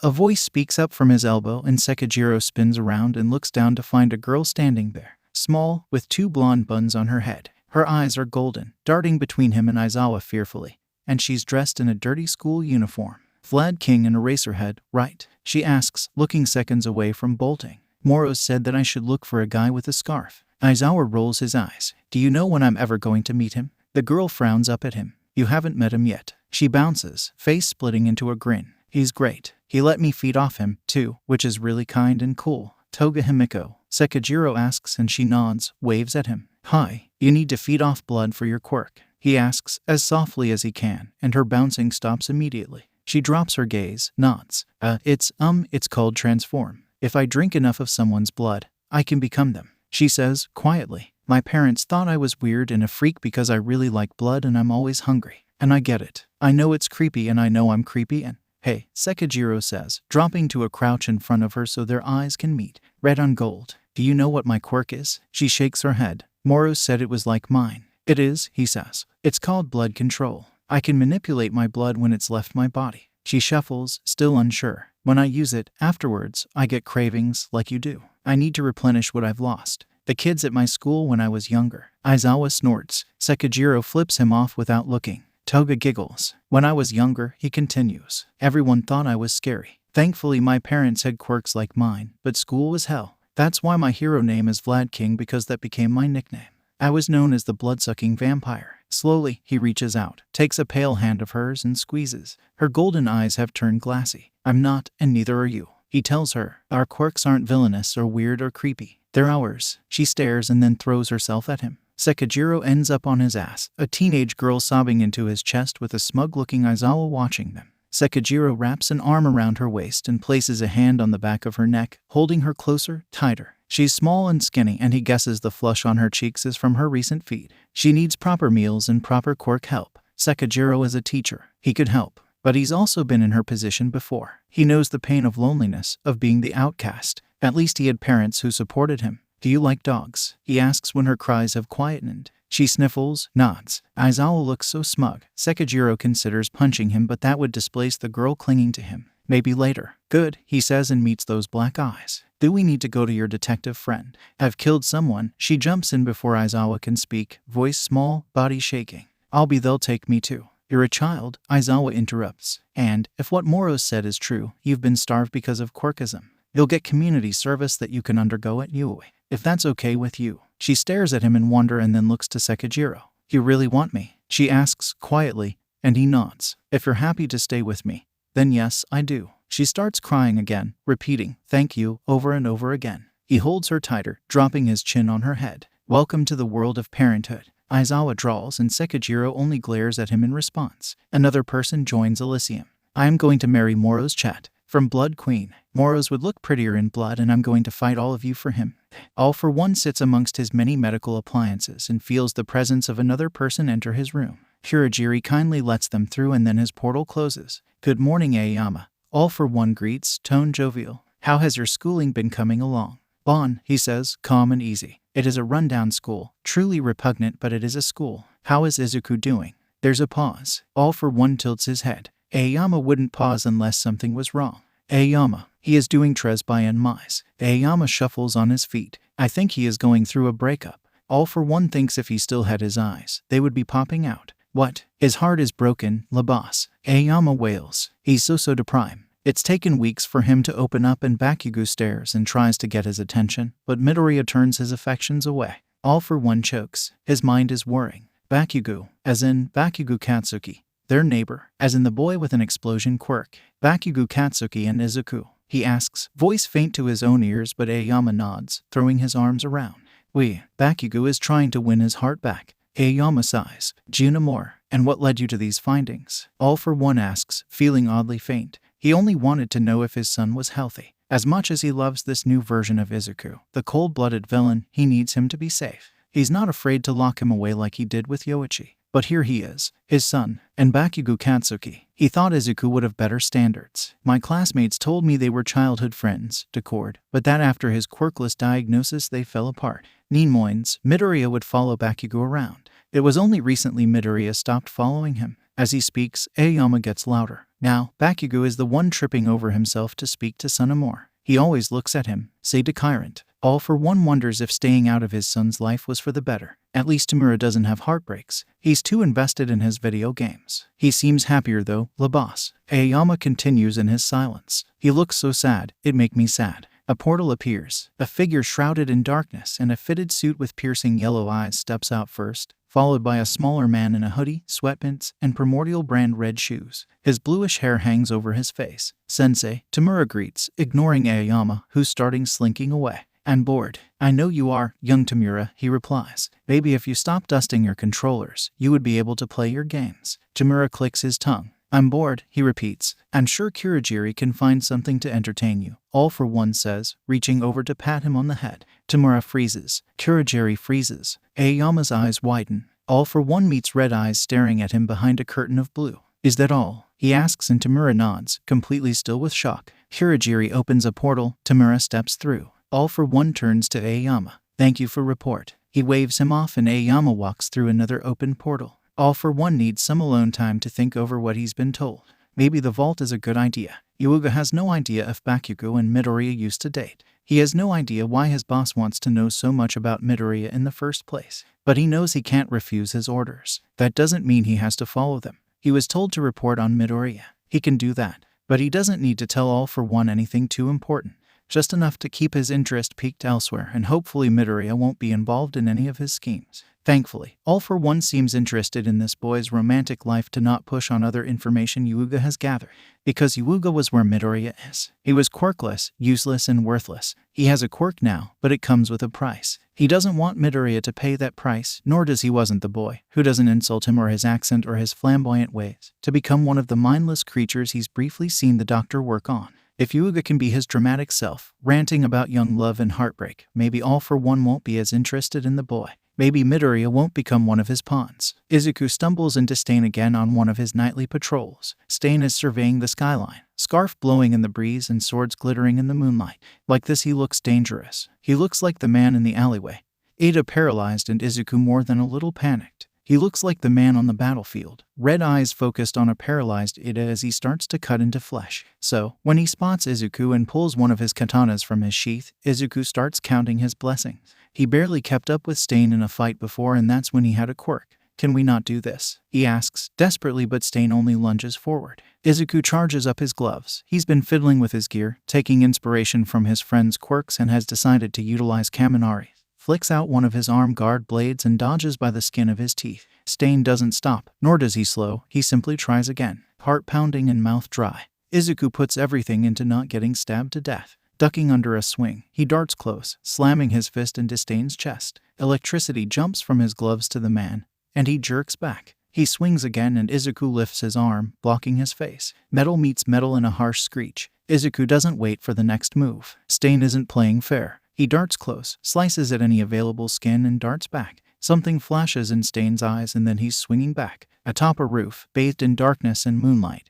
Izuku ducks and hits and slices. Stain keeps coming back, swinging and punching when Izuku is close enough, but his under armor is thankfully stopping any cuts. He really doesn't want to get paralyzed. The first time wasn't fun, and that's when he had Todoroki backing him. He sees an opening a few minutes in and throws himself forward, holding the blade up to Stain's throat, only to find a katana at his. They still staring at each other. Izuku wonders if this is how he dies, and then Stain grins, a wide, grotesque grin. "You're fast," he comments. He doesn't even sound out of breath. "But you're not trained. Are you offering?" Izuku pants. Stain laughs, stepping back and sheathing his katana. "You want my help?" Izuku thinks of his answer and settles on nodding, flicking his wrist back so the blade disappears from view. "There are some people I need gone," he says, bluntly. "I can't take them on like this." Stain steps to the edge of the building. This time, every other night. With that, he jumps off the roof and disappears into the darkness. Hitoshi knows he's lucky with the life he now has. 2 dads who love him, a little sister he would die for, and multiple aunts and uncles that don't see him as villainous.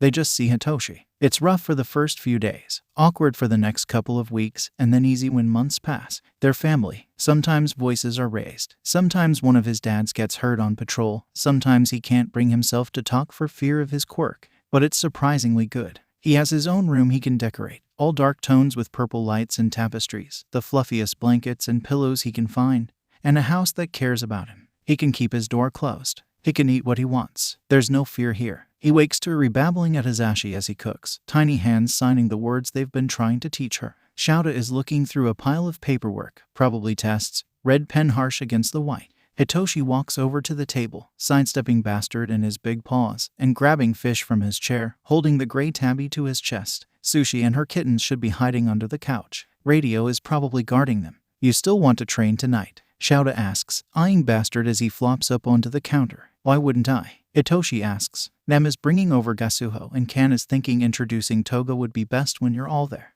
Hisashi explains, passing Eri her food first, then Hitoshi, then Shouta, before grabbing his own plate. "Another foster kid?" Hitoshi asks. "Moro's again." Eri perks up and Shouta nods. "Moro's?" she asks, smiling. "He's cool." Hitoshi smiles at her. Eri's obsession with the person didn't stop even when they had to tell her about how the birdmen won't ever be coming back to hurt her. In fact, her obsession increased. Moro's is her favorite hero. Not that Hitoshi can disagree. Moro's is his hero. And his new cousins. And now, probably, his other new cousin. Takami. Hitoshi has no idea what Takami is when it comes to their family, but he's a part of it. Certainly loves the vigilante. "Sure," he says to Dad. "We'll say hi." Which is how Hitoshi finds himself in a park with Eri on the swings.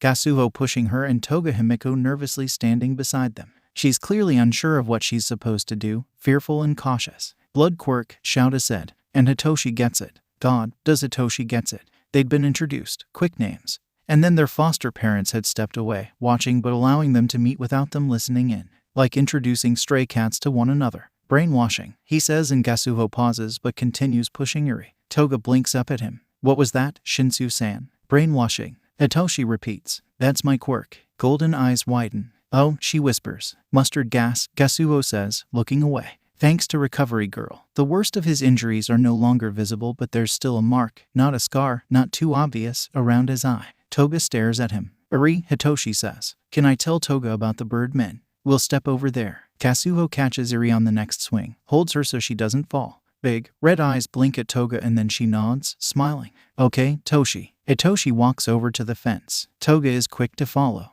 "Birdmen?" she asks. "Yakuza." Hitoshi tells her, watches the way Toga's eyes widen dramatically, a small gasp from her lips. "Eri can. We think she can rewind. We don't want to push her. She thinks her quirk is a curse. But Moro's, he saved her from them." Toga's hands have started to shake. She still looks unsure, but there's understanding there now. "We're all here because we're fucked up and Moro's saved us," he says. "I've been called villainous my whole life until I was dropped off on my dad's doorstep. This is your second chance." Toga nods, wipes at her eyes with the sleeves of her big sweater. "Thank you," she says, and Hitoshi rolls his eyes, telegraphing his movements. He slings an arm around her shoulders. Touch is so much easier when it isn't followed by pain, and tugs her over to the other two. She melts into his embrace. "You're my cousin now," he says. "Don't thank me for stating the obvious." Standing in a shady alleyway in the middle of the night makes Izuku realize that he actually makes quite a few bad decisions. Namely, being here, waiting for a broker that will eventually have ties with the League of Villains. Well, maybe not now. Dabai is currently a family man. Himiko has a hero for a dad.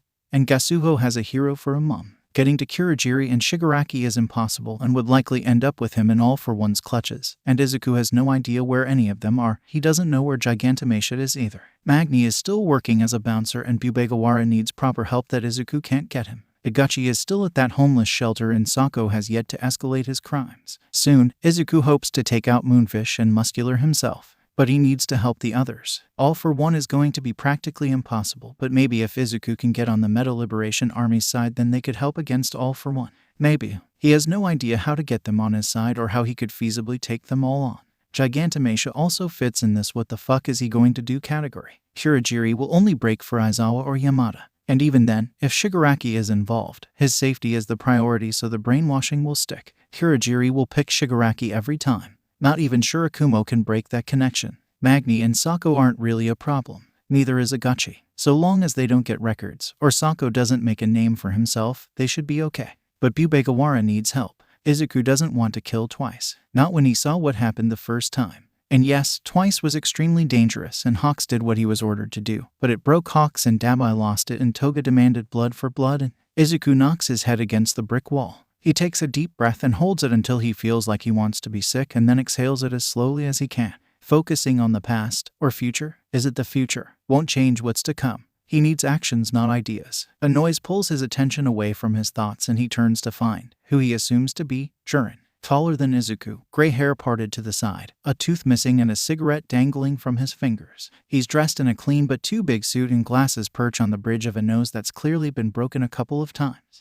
Moros, he asks, and Izuku steps out of the darkness. Jiren, it greets. I don't usually deal in vigilantes, Jiren says, blowing smoke in a ring. Definitely not ones bordering on villainy. Izuku tilts his head. And why is that? A villain is a villain. Vigilantes usually have strict moral codes. You don't. You're unpredictable. Izuku rolls his eyes. If I wanted you dead, you'd be dead. I need some stuff and you seem to know shit. Izuku gestures above them, to the roof he scaled down from. If you don't want my money, I'll be on my way. He barely has a hand on the wall when Jiren moves. No.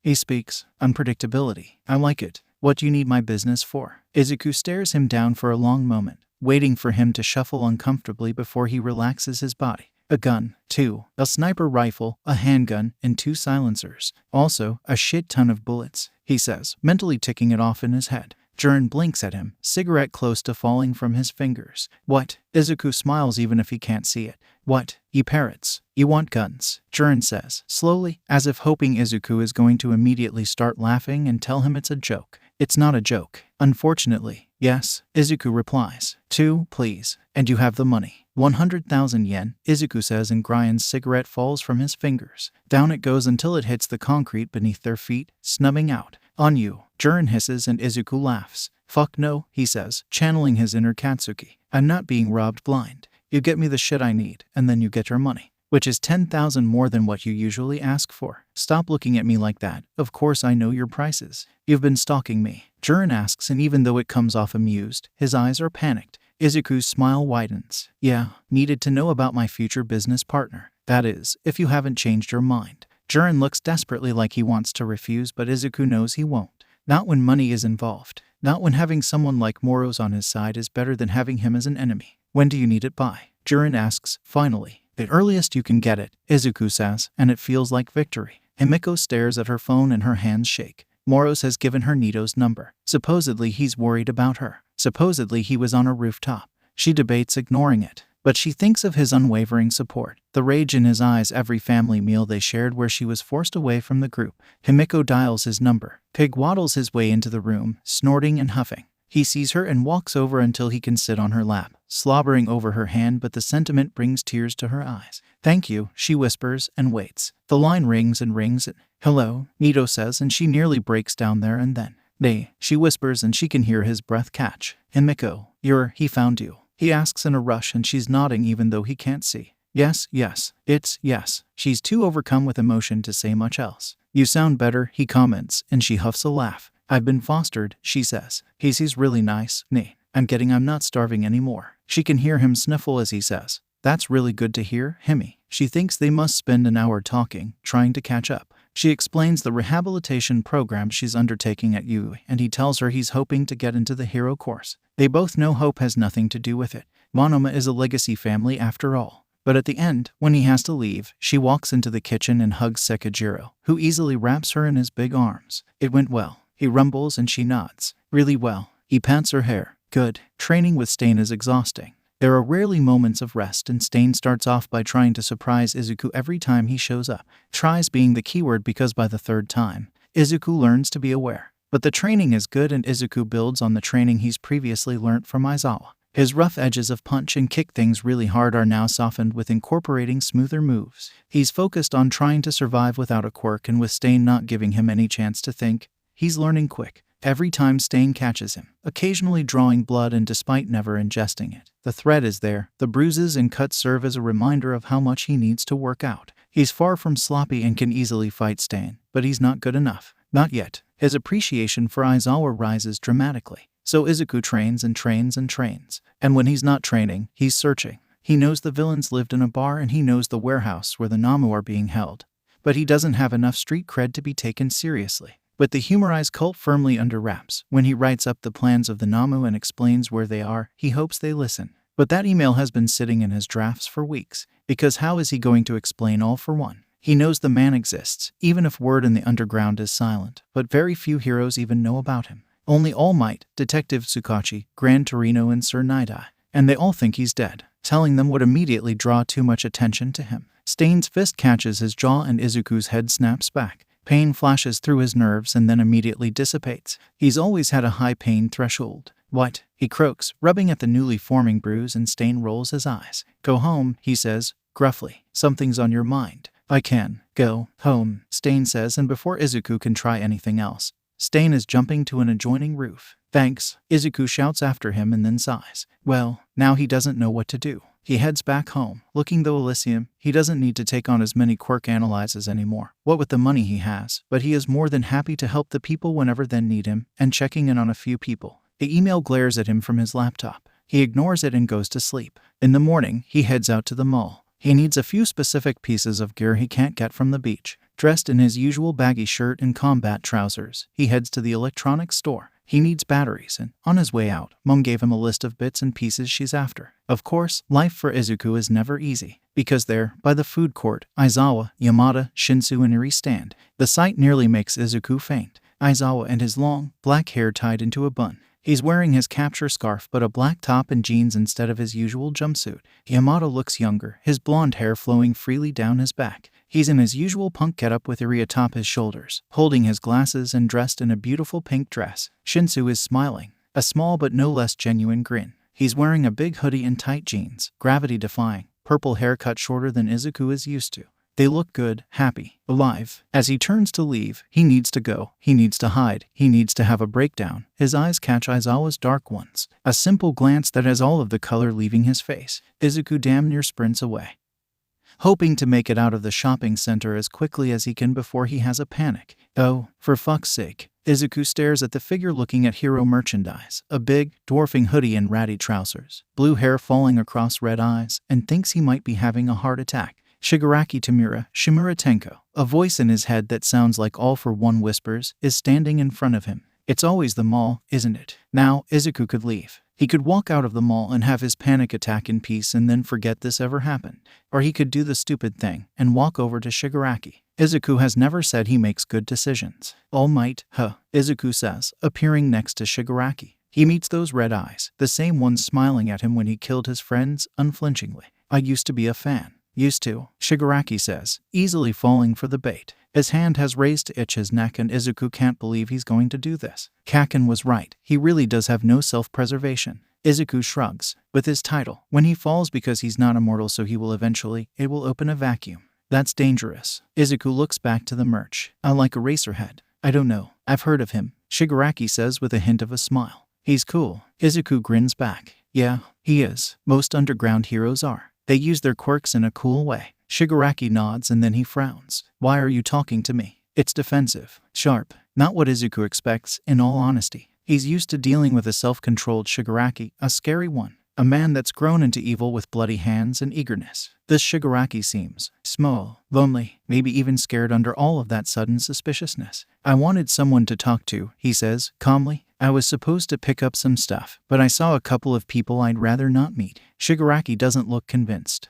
Has no one taught you that talking to strangers is bad? He sneers and Izuku laughs. This Shigaraki is almost funny. It's like looking at Katsuki. Only Katsuki uses his anger as a weapon, whilst Shigaraki tries to play on how scary he is. It's a Pomeranian yapping at a Rottweiler. Izuku has fought Shigaraki when he had all for one's quirks running through his veins. Compared to that monster, this is just a boy pretending to be something he's not. Before my dad left, he said I was probably going to get kidnapped because I would follow crazy people into vans if they offered me a puppy. Izuku tells him and then nods towards the crowd. Want to come help me find the stuff I need? I'm Midoriya Izuku. Shigaraki stares at him and says, bluntly, my quirk is dangerous. I'm guessing 5-finger activation. Izuku asks, head tilting. Cause of the scratching and the fact you never put all your fingers on things. Shigaraki keeps staring. Izuku smiles. You're not scared? He asks, dumbfounded, and Izuku smiles wider, rolls his eyes. My friend has explosive sweat. Dangerous quirks don't bother me unless you hurt me. Then I'll be sad. There's something wrong with you, Shigaraki says, and Izuku pauses, puts a finger to his lips and taps. Maybe, he says. I know I'm weird, but fine. Shigaraki snaps. Shigaraki Tamura, where are you going? Izuku positively beams at him. Maybe his murder plot won't happen. He's annoyed he doesn't have any trackers on him to find the villain's base though. At his sunshine smile, Shigaraki blinks, completely thrown. I need batteries and we should drop into the art shop to find you some artist's gloves, Izuku says, grabbing him by the sleeve and tugging him along. Surprisingly enough, Shigaraki goes willingly. Shouta sits in Nezu's office, hands warming on the coffee cup in his hands. He has no idea why they have been summoned here, especially not this early. But if it's something pointless like predictions on the upcoming entrance exam, he's walking out and taking a nap. God, he wants a nap. A nap sounds absolutely heavenly. Asashi pauses in making his tea to nudge him. No falling asleep, he chides, playfully, and Shouta rolls his eyes. I wasn't going to fall asleep. Yes, you were. You get this look in your eyes when you're planning a nap, Asashi says, finishing his tea and taking a sip. Before Shouta can lie through his teeth, the door opens to their conference room and more of the staff filter in. Shouta idly tracks them when Nimuri waltzes in, less preppy than usual. Immediately Shouta sits straighter, and she waves him away, dark bruises under her eyes visible. Bad night, she says. He had a panic attack when he woke me up trying to make a drink. Is the little listener okay? Asashi asks and she nods, picking the glasses off her face to rub at her eyes. He slept on the couch, I slept on the floor. She places her glasses back on and meets their eyes with watery eyes and a smile. He trusts me enough to fall asleep around me. I'd sleep on that bastard floor every night if it meant he could sleep well. Then she frowns. What have you done to me? Asashi laughs and Shouta grins at her. Motherhood suits you, he says, and she slaps his shoulder. Shut up. I agree, Kan says, sitting down opposite them and grabbing the biscuit plate. About the sleeping on the floor. Mine's a little monster, but I'd take a bullet for her. Kan being soft. Sochiki breathes, swinging his gun around his finger in repetitive motions. Never thought I'd see the day. Kan turns and glares. Sochiki simply faces the man and continues twirling his gun. Before a brawl can take place, Shouta is betting on Sochiki, simply because betting on Kan would hurt his pride. Nezu drops in from the vents. Most of the staff jump. Shouta doesn't. It's the rat's favorite method of moving around the school. It keeps sipping his coffee. Before we begin, he says, pause clapping before him. We're waiting for 3 more. Who? Hen asks, patting his cape down. The door swings open. Takami walks in, red wings curled tight on his back. His blonde hair is sticking out in wild directions and his golden eyes seem tired. Shouta doesn't have to look to know both Asashi and him are sharing the same frown. What did we say about overworking yourself? Asashi says and Takami flushes. I can't just. Yes, you can. You overgrown pigeon. Yuzujiyama Rumi, the rabbit hero, Mirko, snaps, pushing her way past Takami and his wings. She's tall and muscular, white hair like Iris, red eyes surveying the staff while her white ears twitch. Behind her, Tsutsumi walks in with ease, but her eyes are no less sharp. Unlike Yuzujiyama's coiled muscles, proving how quickly she could jump into action, Tsutsumi is a quiet force of nature, more a tsunami than a hurricane. Her dark blue and pink hair is free-flowing down her back, and she's dressed in a sleeveless shirt and black flared trousers. She looks calmer among these walls, knowing the commission can't touch her here. Please, sit, Nezu says, gesturing to the open seats, and all 3 of them take their places. Takami makes grabby hands for the coffee and Shouta sighs as he nudges it over. Soft. Kan coughs and Shouta kicks his chair leg hard enough for him to tip precariously before righting himself. Asashi snorts a laugh and Nimuri giggles. Shouta simply keeps the same blank look on his face as he sips his now lukewarm coffee. Right, Nezu says as he makes his own tea, completely ignoring their shenanigans. He presses 2 buttons on the conference table, one to start the noise cancelling and one to disable any communication devices in the room.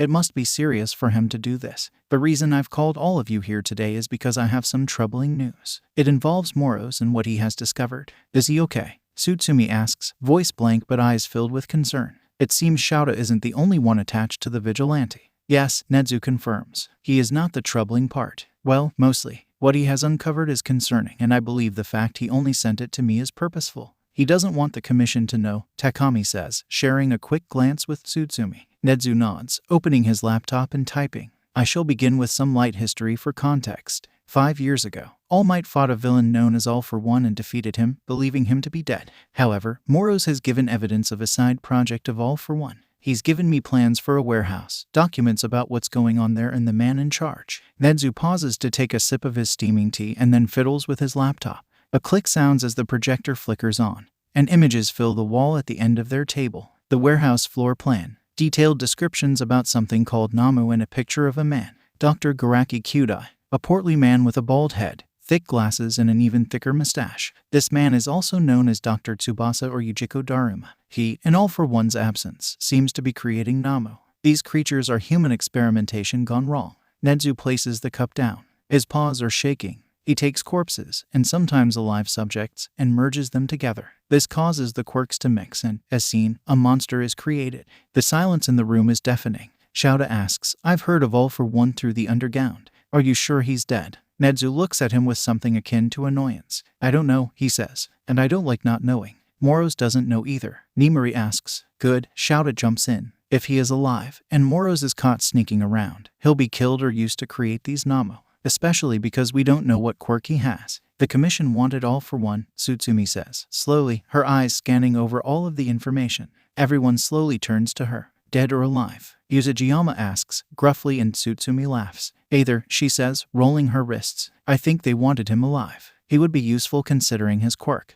Which is, Sojuki interrupts. He can take and give quirks. Nezu fills in and most of the staff suck in a breath. Carry on, Tsutsumi. He would be useful, she continues. But he was an extreme risk. My orders were shoot on sight immediately. No hesitation. You never found him? Kuros asks in a small voice and Tsutsumi shakes her head. A man like that has spent his entire life being hunted. He knows when someone like me is looking for him. She shoots them a sharp grin. I would have been disappointed if it was that easy. Let's cut to the chase, Yuzujiyama says. Moros sent you this for a fucking reason. He doesn't want the commission to know. Why? The human experiments, Hizashi says, quietly. All eyes turn to him, and he rolls his own. Think about it. If the doctor can mesh quirks, he could be close to making an army of highly skilled and extremely powerful soldiers, all of whom have multiple quirks. If the commission are happy buying children and training them to be killers, no offense, none taken, Takami and Tsutsumi say together. Then what's to stop this type of research? Hizashi continues, fiddling with his glasses. Shouta's husband is so fucking smart. Moros probably sent this to Nezu because of his past. He knows I would never let a program like this continue. Nezu agrees. But he has emphasized that the doctor has a longevity quirk and is highly manipulative. He's wanting a shoot on sight, isn't he? Shouta asks and Nezu nods. That's why our two guests are here. Yuzujiyama being here for moral support, of course. He faces them, paws clasped. When I allowed you through my gates, I made you a promise that you would not have to be the weapons they made you. I will adhere to that promise. This is your choice. Tsutsumi raises her eyebrows and Takami keeps shooting glances between her and Nezu. That's it, he asks. We can just refuse. It wouldn't be the first time I've killed, Shouta says, honestly. Being an underground hero gives him less restrictions than daylighters would have. He's seen the worst of the worst and sometimes those people are better off never making it to a prison cell. Sometimes those people don't give him a choice. I don't mind shooting a son of a bitch in the face. Sojuki adds, gun once again twirling on his finger. Takami looks completely thrown. His golden eyes are wide, and his wings are twitching. Something sad and angry, bordering on rage, clouds Yuzujiyama's eyes. This is her best friend, reduced to a man, practically still a teenager, confused that he's not being forced to murder someone. Confused he has a choice. Did he say how to kill them? The Namu, Tsutsumi asks, contemplative. Yes, decapitation and fire work well. But his other response is, keep shooting or stabbing until it stops twitching. Tsutsumi's lips twitch. I'm in, she says. I know I am more than a weapon for use, but I'm more than happy to help. You can say no, Kei. Yuzujiyama says, patting Takami. Ain't no one here gonna stop you. Takami pouts at her, red feathers puffing up. You don't want me there by your side. He whines and she punches him none too gently on the shoulder. Is baby bird worried he'll miss out on all the fun? She snarks back and Takami slaps her with a feather, which leads to her grabbing him and putting him in a headlock. Shouta, with all the skills learnt from being an under, catches the coffee mug from Takami's hands and steals it for himself. No one is going to spill coffee in his vicinity when he can easily drink it himself. Are we all going, boss? Kan asks and Nedzu nods. I'd like to keep this between us, considering Moro's decision to only inform me. Shouta sips his stolen coffee and says, just give us a date. A week passes before Izuku gets a text from Jiren. He shows up in the same alleyway to find Jiren waiting for him, smoke billowing from his lips. Got the money? He asks and Izuku makes sure to spot the case and duffel bag before handing it over. Wait, he says as he checks in the cases. One is bigger, disguised as a guitar case. In it, the sniper rifle is pulled apart to fit, and below it, multiple boxes of bullets sit. Izuku moves onto the duffel bag. Unzipping it, he finds a smaller case within, holding a handgun, and then surrounding the case are different bullets. He zips it back up and turns to Jiren. Thanks, he says. If you need anything else. Yeah, Izuku says, grabbing the guitar case and duffel bag and turning away. 3 blocks over, on a roof, he scans the bag and case thoroughly. There aren't any trackers or unsavory items stored away, so Izuku heads back home.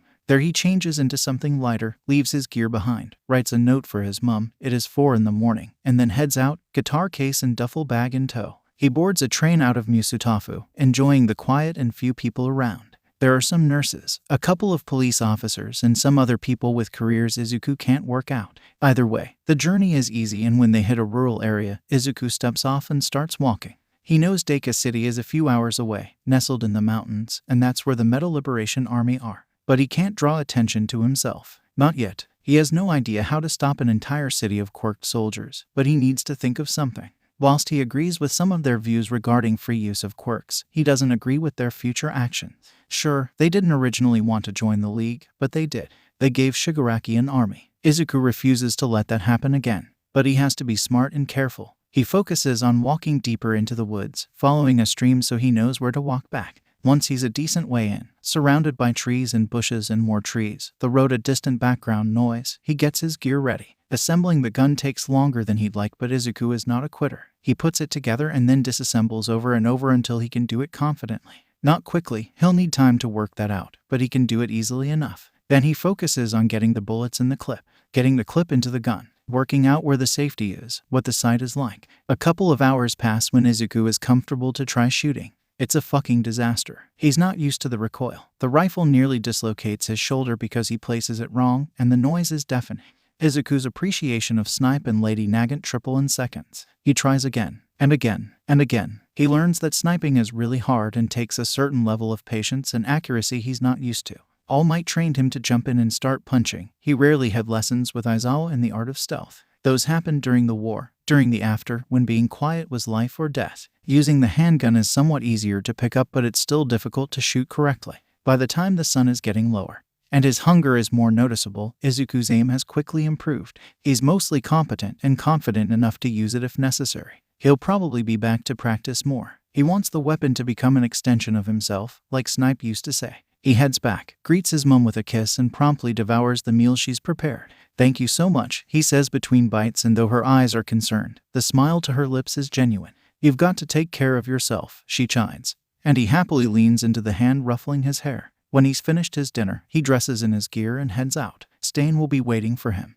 And he really doesn't want to be late, but his heart isn't in this training session. He's tired and his arms are already hurting from the beating they took after using a gun constantly. But he goes, because it's Stain. And because keeping Stain's attention for an hour is better than letting the man run free. Izuku may have blood on his hands, but Stain kills indiscriminately. If Stain is with Izuku, he's not out on the streets plotting his next hero murder. So, he jumps across buildings and spots Stain when he's a few blocks away. He's once again perched on the side of the roof, overlooking the mostly quiet streets. Hey, Izuku greets, dropping down beside him, rolling his wrists. Stain turns to look at him, watches the action. You're injured, he says, and Izuku shakes his head. Trying to use a gun, he replies. Not used to it yet. Red eyes narrow. Why are you training with a gun? Izuku shrugs, walks over to sit beside him. There are some people that I can't save, and knowing they're out there, I can't live with that on my conscience if they hurt other people. Stain relaxes out of his crouch and allows himself to sit next to Izuku. He's somewhat surprised the man cares enough to inquire about Izuku, but he supposes they've been training for weeks now. If someone had told Izuku back in Yuuei he'd be acquaintances with villains, he would probably laugh and think they're being delusional. But now, after the war, after the shitshow that was the after, he's realized something the Commission doesn't want heroes to know. Villains are humans, just like heroes, just like civilians. They think and they feel, and some of the actions they do are because they believe they have no choice. Homelessness, poverty, sickness, they are pushed into crime and then branded as evil. Stain is deadly, yes, but Stain is still human. They must be bad for a little hero like you to get involved, he says, and Izuku rolls his eyes, kicking his feet back and forth in the open air. I'm not a hero. Or little. Rude, Izuku mutters and then sighs. Telling Stain about them probably won't change anything. Even if Stain tells them Izuku is after them, they're too crazy or egotistical to care. Muscular and Moonfish. Stain turns. Izuku looks back. Muscular is a serial killer that doesn't mind killing kids. Moonfish is a cannibal who also doesn't mind killing kids. How heroic of you, getting involved. Izuku laughs. No, it's stupid. Reckless. They're both extremely dangerous and I'm going to try and kill them anyway. You would kill them for being killers, but why not me? Or yourself? Stain asks. You, at least, have views I can understand. Izuku says. But the day you attack a child is the day I'll kill you. It sounds like a promise, and it is. One Izuku intends to keep. Stain grins at the threat, lips stretched, and teeth bared. Izuku continues. As for me, if you kill 10 killers, then there's only one left. And when my job is done, we'll see. He can admit he's tired. Bone deep exhausted. He's been fighting for so long. It's become a cycle he can't break. Get up, find a new person to save, hopefully save them and then go home, pray for sleep, have a nightmare and then wake up. Day in, day out, rinse and repeat. But he's not finished. He still needs to stop the League forming, needs to stop All for One and ensure his friend's life past graduation. Stain stares at him, something strange flashing in his red eyes. He turns back to the horizon. Do you know where these killers are? Muscular, Imasuji Goto, used to have a job in metalwork in Matsusaka, He works close to the port. Moonfish, Rikuta Tamagui, the cannibal, is harder to track down. He's still in Tokyo because the police database is finding bodies, but he could be anywhere. I assume you're going after Muscular first. Stain states and Izuku nods. I know where he is. It'll be easier to find him and with my gun. Hopefully it'll be over quickly. Stain stares out to the horizon and then stands. He begins to walk to the opposite side of the roof and Izuku spends a second watching him before jumping up and rushing after him. Hey, why? Be smart and don't hesitate, Stain says before disappearing into the night. Izuku blinks after him, thrown. Then he sighs, massaging his shoulder. At least he'll get to sleep longer before school in the morning. The warehouse is plain. That's the first thought Shouta has when he sees it. It's plain and boring and inconspicuous, which admittedly is perfect for a secret lair holding human experimentation. It reminds him of the villain factory a few years ago. Ready? Mike asks, voice a low, comforting hum. Shouta rolls his neck, stretches his arms. Yes, he says and knows he is as ready as he could be. Yuuei is in the midst of an equation to work out if his latest Namu can hold an extra quirk when his CCTV cuts out. All at once, a sudden, oppressive darkness. He blinks at the dark screens and sighs as they're quick to boot up, showing an image of Eraserhead, Hawks and Lady Nagin. Before he can even try to get a better image, the CCTV immediately falls black again. We've been found out. Johnny, he says to the Namu in his lap. An exposed brain and big eyes blink up at him. This is it. He could stay, but with Lady Nagant fresh from prison, he assumes she's been sent specifically for this mission. All for One used to mention her, back when she was sent to hunt him down. Yuuei knows she will kill him if given the chance. He doesn't intend to test that theory. Grabbing Johnny's mechanisms, he twists them, knowing he will have to leave the Namu behind. Such a waste of a good quirk. As the black ooze of Johnny's warping quirk fills Yuuei's mouth, he has half a second to stare out to his Namu. His life's work, ruined within seconds. Between a long inhale and quick exhale, Garaki Yuuei is gone from his warehouse. Hawks, Lady Nagant and Mirko stand together while Snipe checks over his weaponry. Ectoplasm, Vlad King and Hound Dog stand together, checking each other over. Midnight walks over to Shouta and Mike, eyes firmly fixed on the warehouse. Hello, everyone, Nedzu speaks through their comms. Everything coming through clear. A round of agreements filter through. Good, Nedzu says. All of the CCTV is down so you're free to enter. Be careful and destroy those Namu. Find the doctor and kill him. Shouta places his goggles. Keep me safe. Oboro, over his eyes and turns to find Nagant staring at him. She nods and he lets his lips twitch. He turns back to Mike. Ready? He parrots and Mike grins at him. Nothing like his Ashi, nothing like his husband. This is all pro-hero present Mike. Yes, Mike says, and then they step up to the warehouse. Shouta goes high, using his capture weapon to get himself on the roof. He's better at stealth than Mike, with Hawks and Nagant following him. They're silent as he appears next to a window and slowly nudges it open. Hawks holds a hand up, stopping his entrance and sending a lone feather in. The seconds feel longer than they are, but Hawks is quick to nod and shout as slips through onto a catwalk. From above, seeing everything inside, the warehouse no longer looks plain. In the darkness of the shadows, below the only light available is the purple liquid filling more than a dozen, less than 50 tanks, all of which are filled with some kind of creature. Thick pipes and heavy wires connect the tanks to each other into a set of computers, the screens lining the far wall in a glow of sharp white and flickering gray. There are only the creatures in the tanks. The Nomus, Shouta can't see the doctor anywhere. Hawks, he says. And multiple red feathers detach, disappearing into the darkness. Silence. They wait. He's not here, he says, golden eyes flashing in the low light, and Nagant clicks her tongue. Let's kill these Namu, she says, jumping atop a tank and stepping off and landing on the ground. Her movements are silent. Shouta follows, heading straight for the computers as the others enter, eyes widening as they take in the sight before them. Creatures that are twice the size of them, rippling with muscle with their brains out. Dead but alive. These were once human beings. One such creature sits in the chair by the computers, big eyes, an exposed brain, and laced shoes, greatly smaller than the ones in the tank but awake, staring at Shouta. It does not attack, even as he approaches. It does not scream or cry when Shouta stabs it through the brain. Boss, he says, focusing on the computer before him. Behind him, he can hear ectoplasm work out how to drain the tanks. Hawks sharpens his feathers. Lady Nagant arms her built-in gun. Oh, Nenzu breathes. This doctor sure is smart. Smarter than you, Shouta asks, seriously. Nenzu cackles in response. Yuuei faces All for One and demands reparations for his destroyed Namu factory. All of those lost quirks, all of that time and effort in perfecting his method. What do you propose? All for One asks, and Yuuei already knows his answer. The entrance exam is in a month, he says, and All for One's head tilts slightly, intrigued, unsure to where he's going with this. I lost 15 near high-end Nomus. I want to create more. All for One straightens. Oh, I see. Yuuei's first years. Yes. Do you approve? I assume you have a plan. Yuuei grins. You have your spies, and for Shigaraki to become your symbol of evil, he needs to get noticed.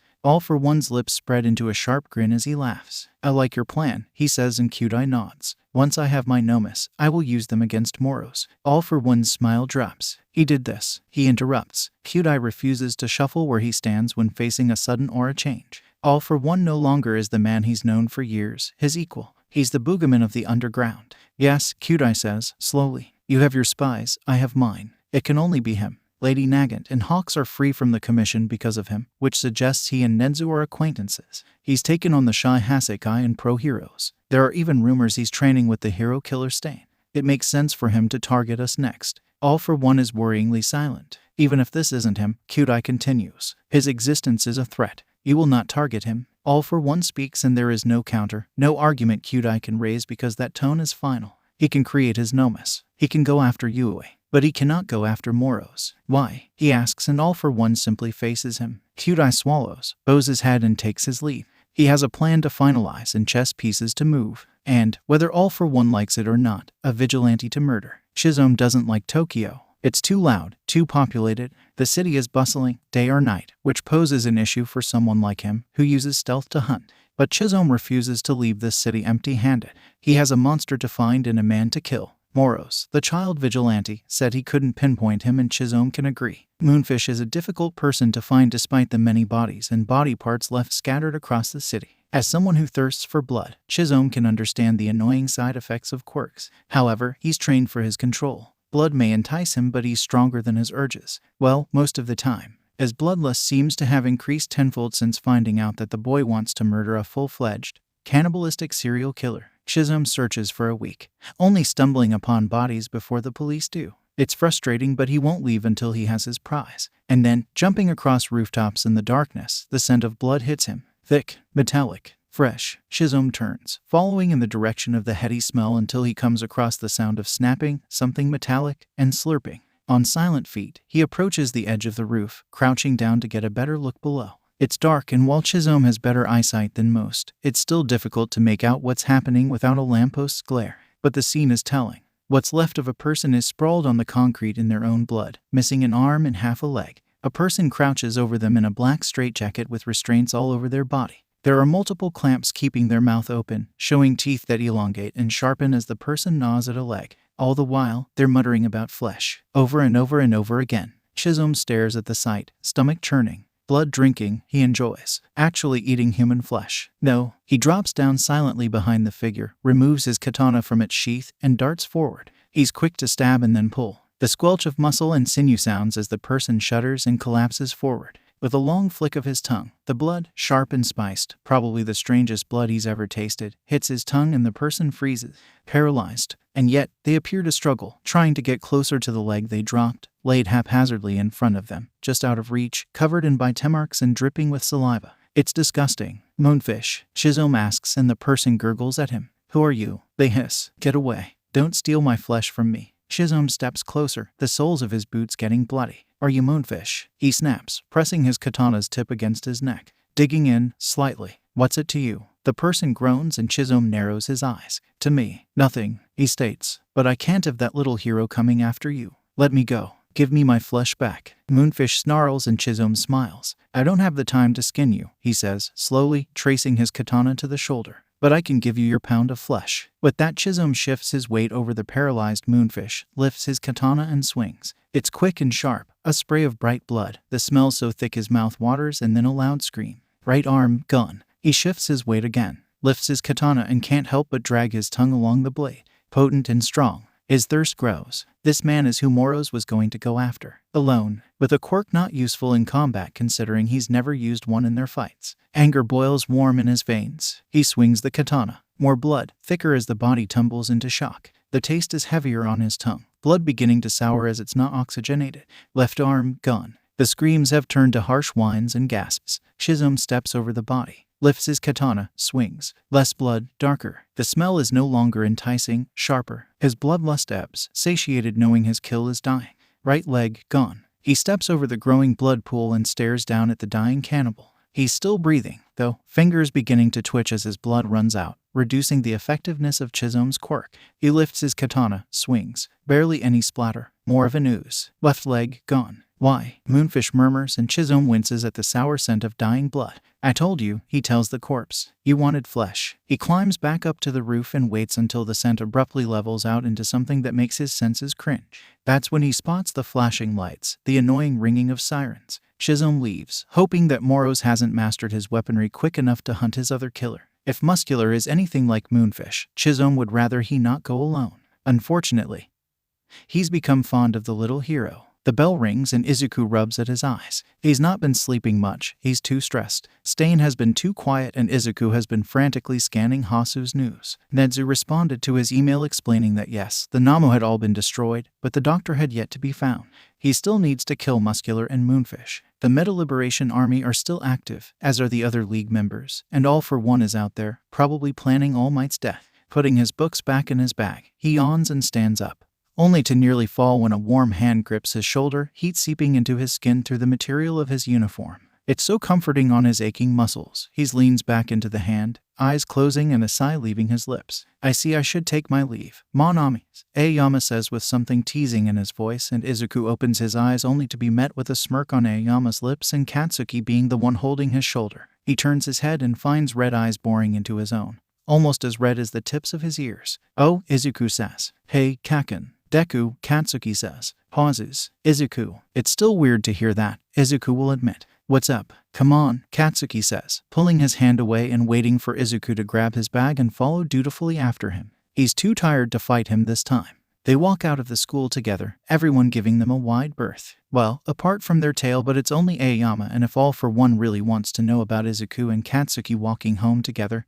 Izuku reasons there are worse things for him to know. Izuku is quiet, letting Katsuki lead him home, knowing he'll be safe to drift in his head with Katsuki beside him. He may be a grumpy cat, but he would fight for Izuku. He's proved that time and time again. Then end up at the local park and Izuku takes to sitting on the swings, bag by his feet as he rocks back and forth. Katsuki sits beside him, still and silent. But it's not an oppressive silence, it's a comfortable one. So Izuku lets it settle and waits. He doesn't have to wait long.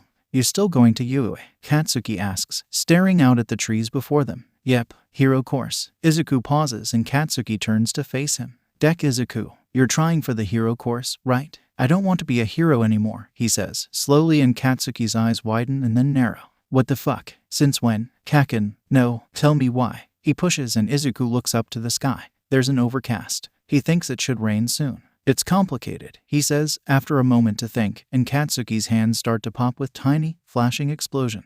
Make it uncomplicated, Katsuki snarls. You've wanted to be a hero since you knew the fucking word. Is it the sludge fucker? They both don't mention how Katsuki's voice breaks when mentioning the villain. No, Izuku says. It's just, if you say complicated again, I will hit you. Izuku snorts and focuses on the sky. He has no idea how to explain why he's like this. How can he say he watched him die? How can he say he watched everyone he loved die? How can he possibly explain the grief of being one of the last survivors, of standing with a child in his arms knowing they're about to be brutally murdered? But Izuku can't lie to Katsuki. It's impossible. After the sludge villain, he starts. I realized how dangerous hero work is. I realized how easy it is to lose you and he swallows, takes a deep breath and feels the sharp chill of the air enter his lungs. I can't lose you, Kaken. You won't lose me, idiot. Katsuki hisses. I'm fucking strong. I can take on the world. No, you can't, Izuku says, softly, remembering so much blood, the grin on Shigaraki's face and then the way he crumbled.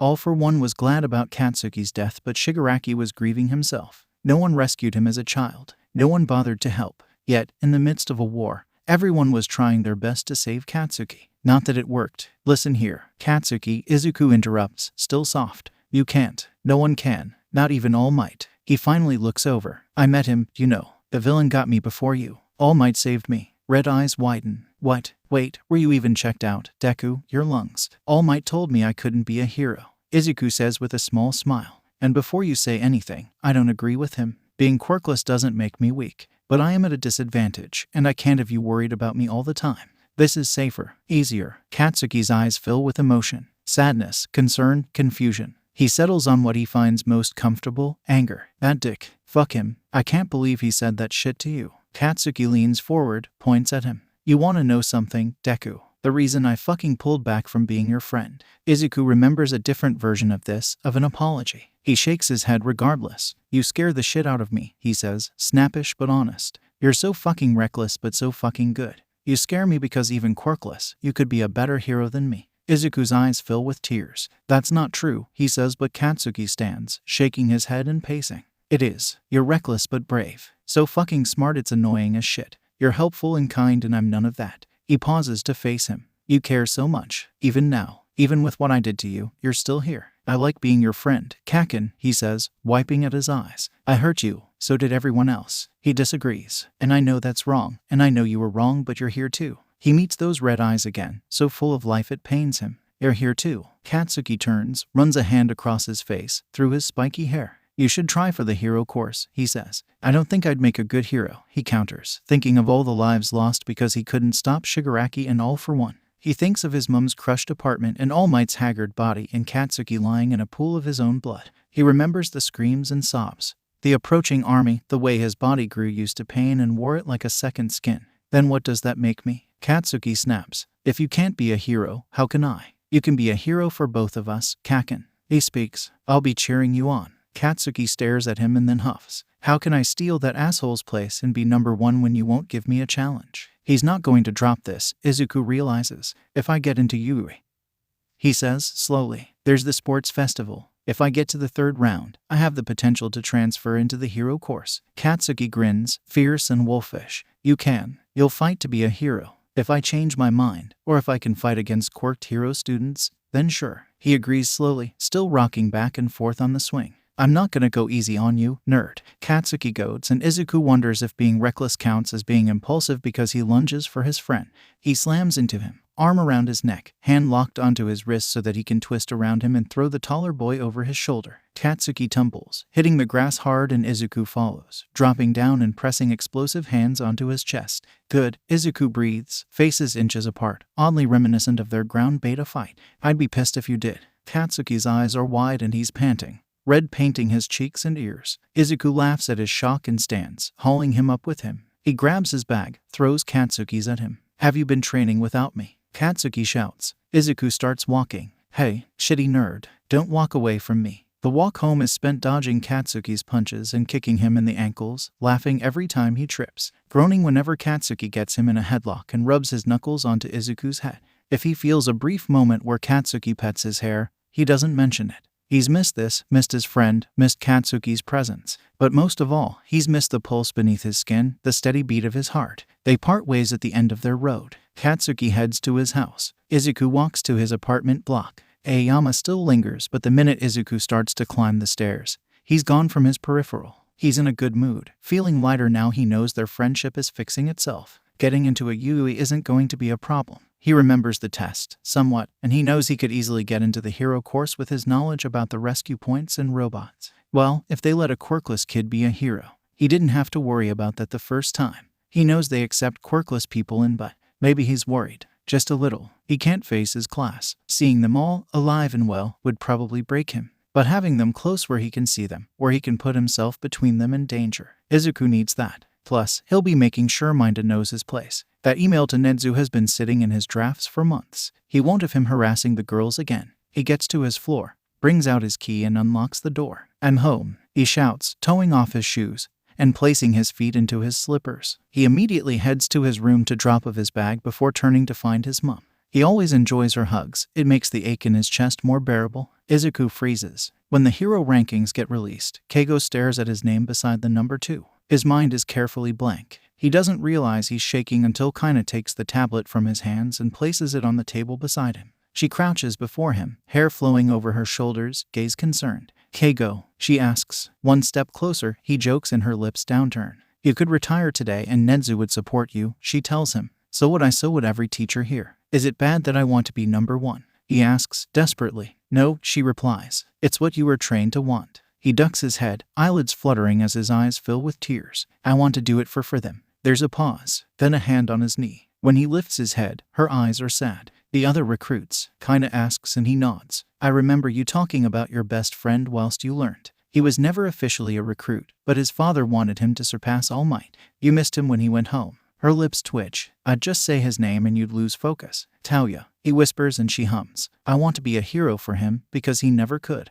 "Then do that," she says, gently. "Do it in his memory." Blue eyes meet green. A haggard, thin face, floppy blonde hair, a baggy shirt and baggy trousers. All Might is sitting in his fucking living room. "Mum?" he asks, uncertainly. He knows he doesn't have to be wary of All Might. He's not a killer. But Izuku won't hesitate to hurt the man if he's here to threaten him about his secret. It's not Izuku's fault he can't keep his mouth shut. And honestly, Izuku has forgotten about the man in the grand scheme of things. He loved his mentor, and he does respect All Might. He's a great hero, but he lied to Izuku, and probably manipulated him a little. He gave a quirkless 14-year-old knowledge no one else knew, gave him a damaging quirk without really telling him the history, and then basically led him into a war. Izuku is still a little bitter of that, especially when he remembers being told he can't be a hero and then being left in a roof, right after being attacked and nearly drowned. And with the way his fists are clenching, he might be a little angry too. Because this is the man that watched Katsuki struggle in the sludge and didn't help. This is the man that beat the shit out of the both of them during an exam.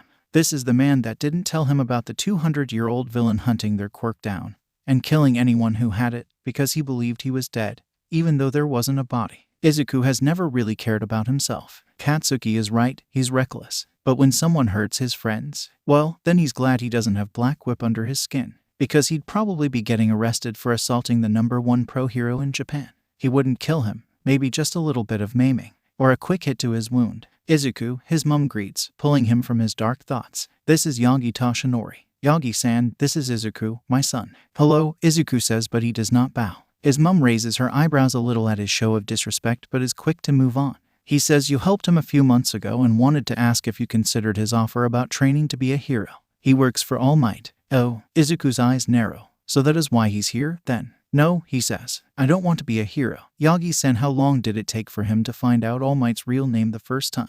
So I don't want to take you up on your offer." "Thank you." Mum is watching him carefully, so he smooths the anger from his features and unclenches his fists. All Might is just being a good hero. He has no reason to punch the man. "Are you sure, young Midoriya?" Yagi asks, and Izuku faces him fully. He takes in his bright eyes, his sunken cheeks, the paleness of his skin. Like this, he's nothing but a man, dying. How can he continue to try and hold the world on his shoulders, knowing he's not enough to sustain the weight? He is not Atlas. He cannot survive it. He will be crushed under the weight and leave the world to suffer the consequences. Is it ego? Is it pride? Or is it just a man refusing to acknowledge that his strength is failing him? How can he continue, knowing the world will crumble without their precious symbol? "I am," he says, swallowing to keep the rage in check. "And if I choose to become a hero, I'll do it my way." Yagi looks taken aback. Izuku doesn't even blink. He does miss one for all in his veins, he won't lie. The flare of lightning and sudden crackle of heat, burning eyes and black whip coiling tight around him in an embrace. He misses the way he could charge it, the way his classmates would step back. He misses the feeling of it during the war when he could just let go. Everything that had built up, the deaths in pain and agony that haunted him, pushing tight against his ribcage, making it hard for him to breathe. And then suddenly, it was as if inhaling fresh air after drowning. And, though he loathes to admit it, he misses the fear in the villain's eyes when he turned on them. But Izuku doesn't need one for all to be a hero, and he doesn't even know if he still wants to be a hero. Too much has happened. Too much bloodshed and death. But young Yagi-san, Izuku interrupts. Thank you for your offer. If I were planning to become a hero, I'm sure I would consider it. But I am not. I want to go Yuuei, yes, but I don't want to be a hero. Then, just because Izuku is still a little angry, he adds, I'm simply taking some of your advice to heart. Blue eyes shudder, his jaw drops. Mom looks between them and then narrows her eyes at Yagi, clearly putting together what All Might's advice was. What we spoke about, I have no desire to tell anyone because it really doesn't matter to me. He speaks. Your secret is safe with me, he thinks but doesn't say. They both know it though. Izuku turns to Mom. I have homework I need to finish. Is it okay if I go and do that? He asks and she immediately nods. He dips his head to Yagi and then makes a hasty getaway to his bedroom. Less than 5 minutes pass before Mom is showing him the door out of the flat. All for One eagerly listens to Aoyama's report about Izuku and Bakugo spending time in the park together. He's absolutely delighted to find out his son was able to floor the explosive boy. If he had eyes, there would be a tear in them. His mood quickly sours when another of his many spies informs him of a certain skeletal-looking man approaching the house, staying for half an hour and only leaving when Izuku has entered. It makes anger burn through him. How dare All Might steal his face and then have the audacity to try and steal what's most precious to him? His thoughts turn violent, and he summons the doctor. If he's creating these Namu, he wants them to go after his adversary. Matsusaka is cool when Izuku gets there from the train. The guitar case is heavy on his back, and he has prepared texts ready, just in case. Muscular isn't someone he can take down by shock value like Overhaul. He won't be bribed or lured. He's a serial killer that likes pain, and Izuku trying to use his quirklessness won't work. He'll simply be killed with no hesitation. Before he left, his mom had the news on, and it had been the same story circulating for a few days. Supposedly some killer got brutally murdered in Tokyo. Izuku wasn't really following the story. If this new threat is going to be a problem, Izuku will handle it when he gets to it. He's quiet as he walks closer to where he needs to be, scanning his surroundings until he's close. There are very few security cameras around, and whilst Izuku knows they're not likely to care about a kid, he still wants to keep out of most of them if he can help it. So, he focuses on the cameras but also where he knows Muscular will be. Then, he walks backwards. He walks far away enough to be able to shoot, but close enough to not miss his target. There, he climbs the closest building, 2 alleyways, multiple exits, very few cameras, and holes down. He changes into his gear, opens his guitar case and begins to put his sniper together. He keeps alert but allows some drifting to pass the time. He thinks of his list of things to cover. Shigaraki and him are still in close contact. After a tip-off to the club Magni works at, there was no brawl that caused her to go on the run with a murder charge. Spinner keeps hopping between homeless shelters and Compress. After a quick email to Librava, is now in contact with Gentle Criminal. Izuku last saw they were holding some sort of magician event in the underground. Twice is still around, but Izuku can't find a way to get him the therapy he needs. He's working on it though. Then there's the Meta Liberation Army and All for One. He has a lot of ground to cover, but he thinks he can make it work. The light starts to dip and Izuku turns the thermal vision of his goggles on. An hour passes and Izuku focuses on the sudden crowd of people leaving the warehouse. The workers leave in clear social groups, friends hitting each other playfully, knocking shoulders together. But Izuku can't see Muscular in the crowd. There isn't any bulky man with blonde hair and a fake eye. Izuku shifts his weight slightly, manhandles his sniper and looks through the sight. He scans over faces quickly, growing more and more worried when he can't find Muscular's. Where is he? He should be here. Seconds turn into minutes. Still no sign of him. Izuku starts to doubt his research. He knows Muscular used to work here and comes back when he's released from prison. The people that know are too afraid to tell anyone. After all, he's violent and crazed. He waits, and waits, and waits, and then, there, a fake eye, sandy hair, big, bulky frame. Izuku shifts the gun, aims for his chest and fires. One bullet, expelled from the chamber, through the muzzle and straight at Muscular. He flinches back, nearly topples and then rights himself. And then Izuku watches as his muscle bulks up as he uses his quirk, and he looks straight at Izuku.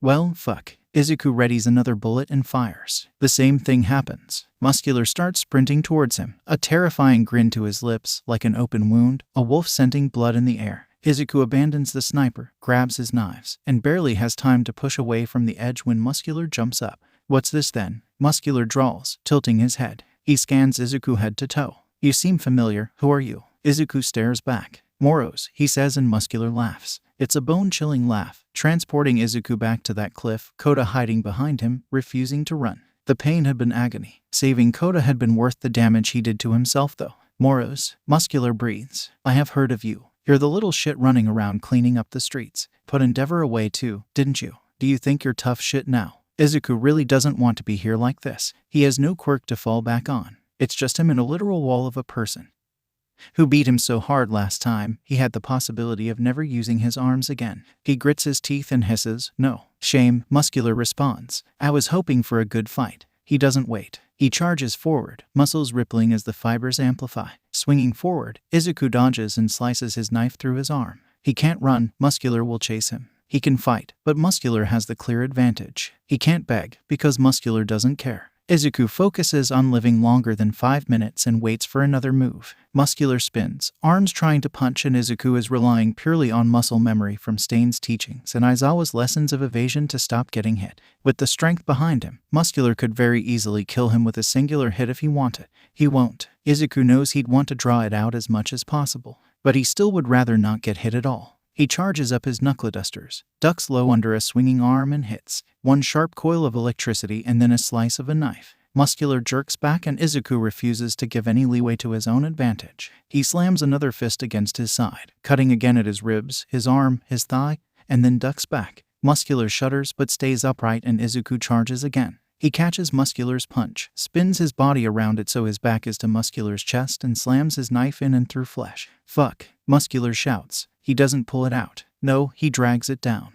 One long slice and then stumbles when Muscular pushes him away. Blood soaks his gear, his combat trousers, his gloves. His knife is dripping with it. Feisty, ain't you? Muscular snarls, and while he tries to build the fibers again, the wound doesn't fully close. Izuku bares his teeth behind his mask, stands straighter and waits. Muscular runs forward and Izuku waits until the last second before moving. It's a move he's watched Uraraka do countless times, using her small stature to flip her opponents. The first time she floored Katsuki, Izuku demanded to be taught it. Poor Shaoji ended up on the mats a lot that day. Muscular grabs Izuku and he allows him to before slamming an electricity-charged fist into his stomach. The man wheezes, leaning forward just enough for Izuku to swing himself up onto broad shoulders. He locks his thighs tight around his neck and then pulls his body backwards, letting gravity do the rest. He ends up in a crouch while Muscular crashes into the rooftop with a groan.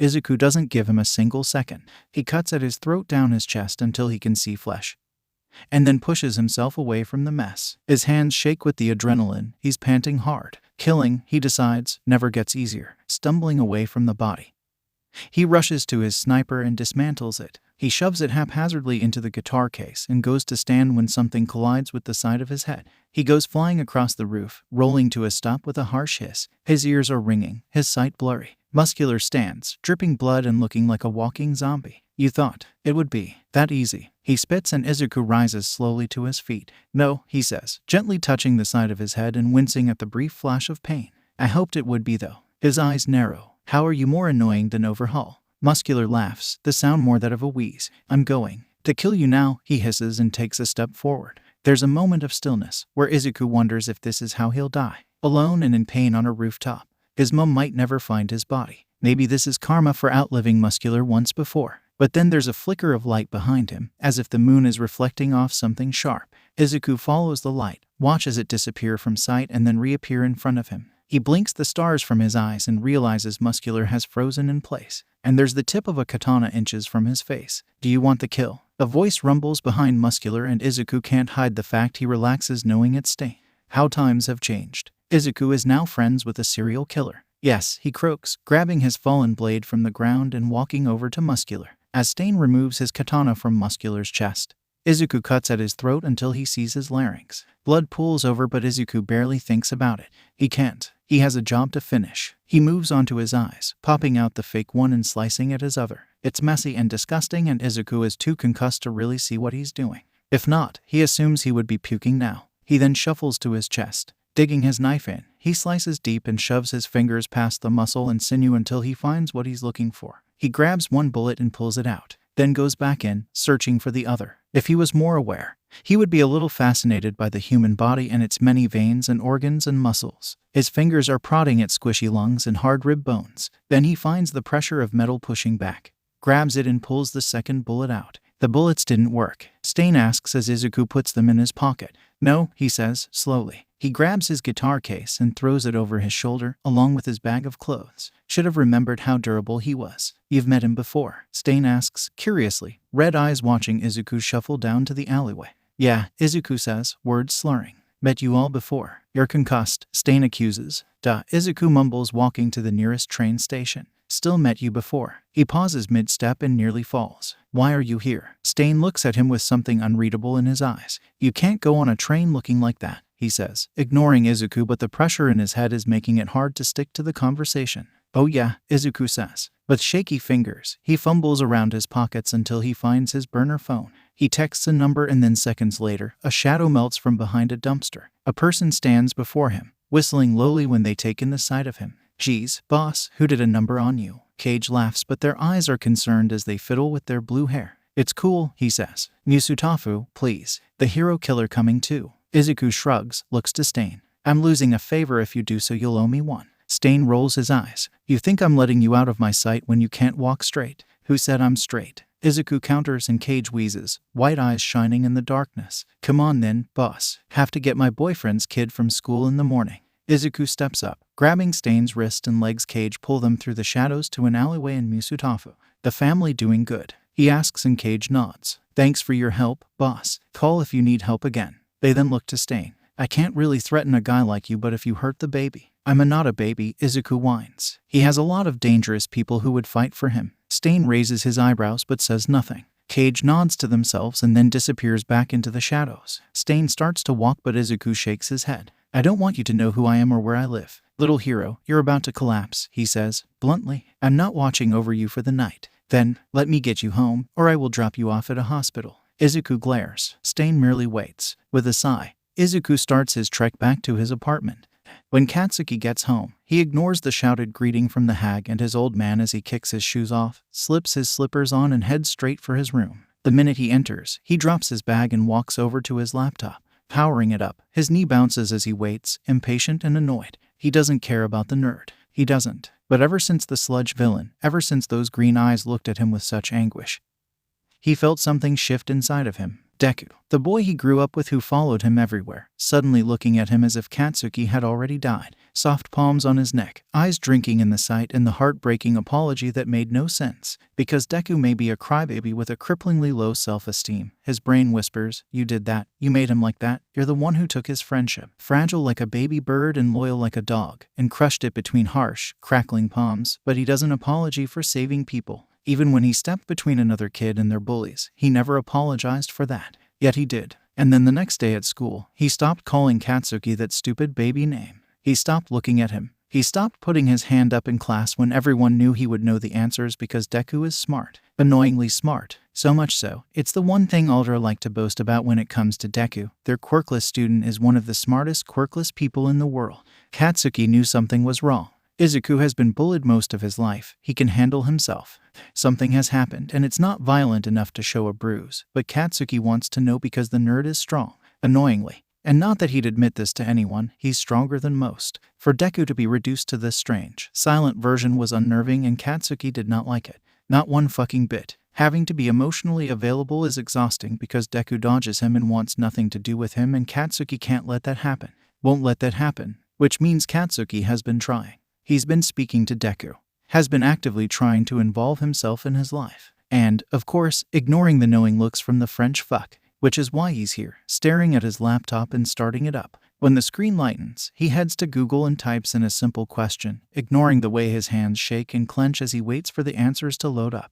There are a few articles, a how-to guide, and a bunch of quizzes. Katsuki clicks on a quiz and methodically ticks his answers away. Yes, no, he's never done that. He's maybe done that. He's considered that. He gets to the end of the quiz and the answer pops up. He stares at it. 97%. His hands start to pop as his sweat builds up. He clicks on another quiz. No, yes, green. He doesn't think about that. He has watched that movie. The quiz ends. He stares at that answer. Very. He picks another. and another, and another. He changes his answers, tries to not to think about freckles and pretty eyes and soft curls. His results only change when he actively puts the opposite to his own answer. His cheeks feel hot, his eyes are sore, and when the next answer comes through, ask your crush out, he slams the laptop shut and digs the heels of his palms into his eyes. Fuck. Well, guess he's gay. Guess his feelings about Deku aren't him hoping for a friendship after all. Chisholm makes sure the boy returns to his apartment block in one piece. He's surprisingly stable on his feet, but that doesn't mean Chisholm doesn't watch for any moment of unsteadiness. He also makes note of the apartment block, its location, the window Moros climbs through.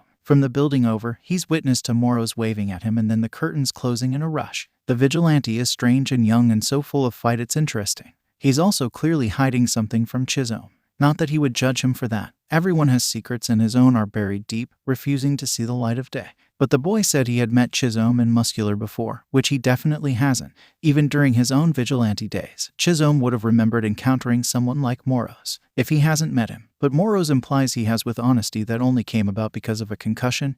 Then it leaves Chisholm without answers. He doesn't understand. He swears they have never met before, but under the weight of his head injury, Moros wasn't able to keep control of his filter. He wasn't lying. Chisholm wonders if this is his quirk. It's not a physical one, but having a mental quirk. One that can possibly be foresight or maybe low levels of telepathy if he's encountered him before without Chisholm being aware is a reasonable assumption. He won't ask though. Moros doesn't ask him anything personal, and Chisholm would rather wallow in burning curiosity than push the vigilante away, especially when the kid clearly needs his help to stay alive. As he's about to step away, something catches his eye. Tilting his head, he focuses on his instincts until he spots someone else watching Moros' window. His eyes narrow and he immediately stalks forward. Moros is a capable fighter, but he is a boy and currently, he's sporting a head injury. Chisholm won't let him be taken advantage of. Like a shark closing in on its prey, Chisholm jumps beside the person and presses his katana to their throat. A quick slice, a quick lick, an even flavor but souring, possibly the sign of anemia, and the person collapses to the ground with a snarl. What the fuck? They hiss and Chisholm smiles. Why are you watching the vigilante? He asks, and the way the person tenses tells him everything. Chisholm digs his katana into the side of the person's neck until blood begins to spill out. Speak before I kill you. Red eyes narrow as the person remains quiet. There is a look in their eyes, a look Chisholm has only seen a few times before. It's the look of someone who isn't afraid of Chisholm because they've encountered something much more terrifying. He can't help but wonder what, or who, that is. Without a second thought, Chisholm slashes the person's throat and then slips away into the night. In the morning, Izuku is thankful he chose to pick a Friday to attack Muscular because now he has a weekend to ignore the world and recover from the banging in his head. Well, he would have had a lovely, peaceful weekend if his phone wasn't blowing up. He groans, patting his bedside table until he finds his buzzing phone. He grabs it, nearly drops it with his tired hands, and then lifts his head enough to see the screen. With a brief moment of blindness from the brightness before him, he sees Shigaraki's messages filtering through, asking him about the latest game he's bought. Shige, greater than hey, greater than play League with me, greater than I can see you're online, greater than don't make me dust you. Izuku sighs and shakily types back. Izuku, greater than no lesser than 3. Shige, greater than y. Izuku, greater than bad night, greater than find someone else. Shige, greater than but everyone else is annoying. Greater than if I break another controller I won't get a new one. Greater than stop ignoring me. Greater than Midoriya. Greater than I will dust you. Greater than Midoriya. Izuku drops his phone on the bed, buries his face in his pillow and tries unsuccessfully to fall back to sleep. He feels wired up and jittery, his concussion leaving a pressure in his skull he despises. It seems killing Muscular has left him with a need to move and do something. As much as he'd like to keep tabs on Shigaraki, he would prefer to be alone today, so he decides he will go to his shooting ground, making sure to leave before his mum sees the bruise spanning the side of his head. If he can shoot while injured, he'll be set for any future endeavors. Hopefully, he boards his train, rests his eyes on the journey and steps off on his stop. There, he walks into the forest and then keeps walking. It's warm out, a cool breeze ruffling his green curls. The forest is alive with noise, and he makes sure to keep somewhat aware of his surroundings. But he walks and walks and walks. The energy from the fight ebbs and he finds himself resting on a small incline of what he assumes are rocks. He rests back, guitar case and duffel bag containing his gear beside him, facing the sun. He's warm, content to rest here for a little while. Out here, the ground doesn't leach his heat and he feels oddly protected.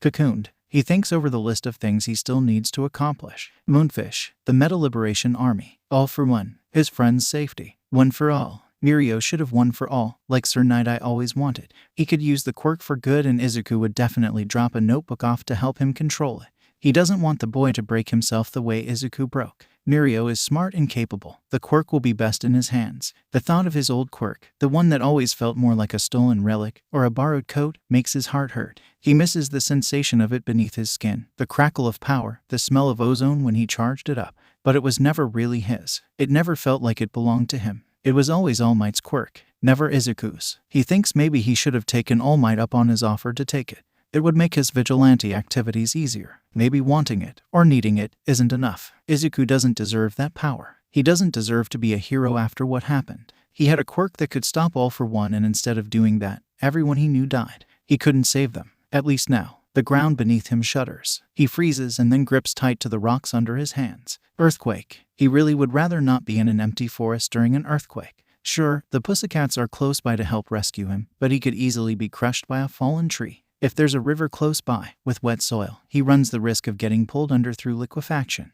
His best hope is to sit tight and keep vigilant. He nearly died by muscular. He refuses to die by something as normal as an earthquake, so grips the rock and waits. But the earthquake isn't like anything he's experienced before. The ground is shifting, yes, but not in ripples or waves. It's almost as if something is stirring. The small incline he sits upon rises and he slides forward, feet slamming into rock that is moving upwards. Izuku's eyes widen as the rock around him shifts and pulls upwards, as if surrounding him in a little bowl of soil and rock. He stares as the rock climbs higher and higher and then feels his stomach swoop as the rock underneath him also starts to rise. He's being lifted, and the rock before him is shaping into 4 long finger-shaped mounds, and the rock behind him is looking worryingly like a thumb. Izuku gulps as the sight between the fingers changes from greenery to treetops to open air and blue sky. Slowly, he turns his head around, the fingers straightening back out, and he realizes he's sitting on a palm of a hand, and as his eyes follow the hand to a wrist, to a muscular arm, to an extremely broad shoulder, he's met with a very familiar face. Spiky brown hair and pointed teeth, lower canines protruding from a mouth, with all white eyes, staring straight at Izuku. Gigantomachia. He's sitting in the palm of Gigantomachia. What the fuck? The blood rushes from his face, and his heart starts pounding. He can't hope to fight the giant and win. The most he can pray for is a quick death. Maybe he'll be crushed in his palm. He is used to his bones breaking, shattering. Gigantomachia is so big, it'll be easy for him to squeeze him into dust. The giant leans forward and Izuku squeezes his eyes shut, arms tight around his body. He prays for it to be as painless as possible. He begs for it, silently. He won't cry. Not now. He's seen death before on many occasions. This is nothing new. He's pushed everyone where they need to be. And he could have done more, but he tried. He tried. The giant leans closer and inhales. The air ruffles through Izuku's curls and he wills himself not to shake in fear. Little lord. The giant coos, voice a deep rumble. Young master, I've found you. Izuku opens his eyes. The giant is smiling at him, or at least showing his teeth in a wide pull of his lips. What? Izuku whispers. He speaks. Gigantomachia says, Young master, it's so good to finally meet you. Izuku blinks. He swallows and asks, Why do you keep calling me young master? The giant opens his mouth and then shuts it. That's a secret, he says with a head tilt. But I'm here to protect you. Izuku's blink stops, and he stares. What the fuck? What the actual fuck? Since fucking when? Protect me. Izuku parrots and the giant nods. With my life. Huh, he says, because his life is already so fucking bizarre, this might as well happen. Interesting. This didn't happen the first time. He never really met him the first time, but he knows about him. He knows how ruthless he is. Wait, he says, focusing back on those white eyes. The giant tilts his head, almost like a dog waiting for a command from his owner. It's disturbing to say the least. Did All for One send you to do this? Gigantomachia positively beams. You know, master, he shouts. Izuku nods. I've heard of him, and met him, and fought him, and nearly died because of him. This is great news. Master is amazing. Did your master tell you to protect me? Izuku rephrases and Gigantomachia nods enthusiastically. Like a bobblehead. Since you were small, he agrees and then frowns. But when master got sick, he sent me away for when he needed me. Got sick? Oh. The fight with All Might where they both lost. This is probably where he's been for the past few years. This is probably where Shigaraki found him.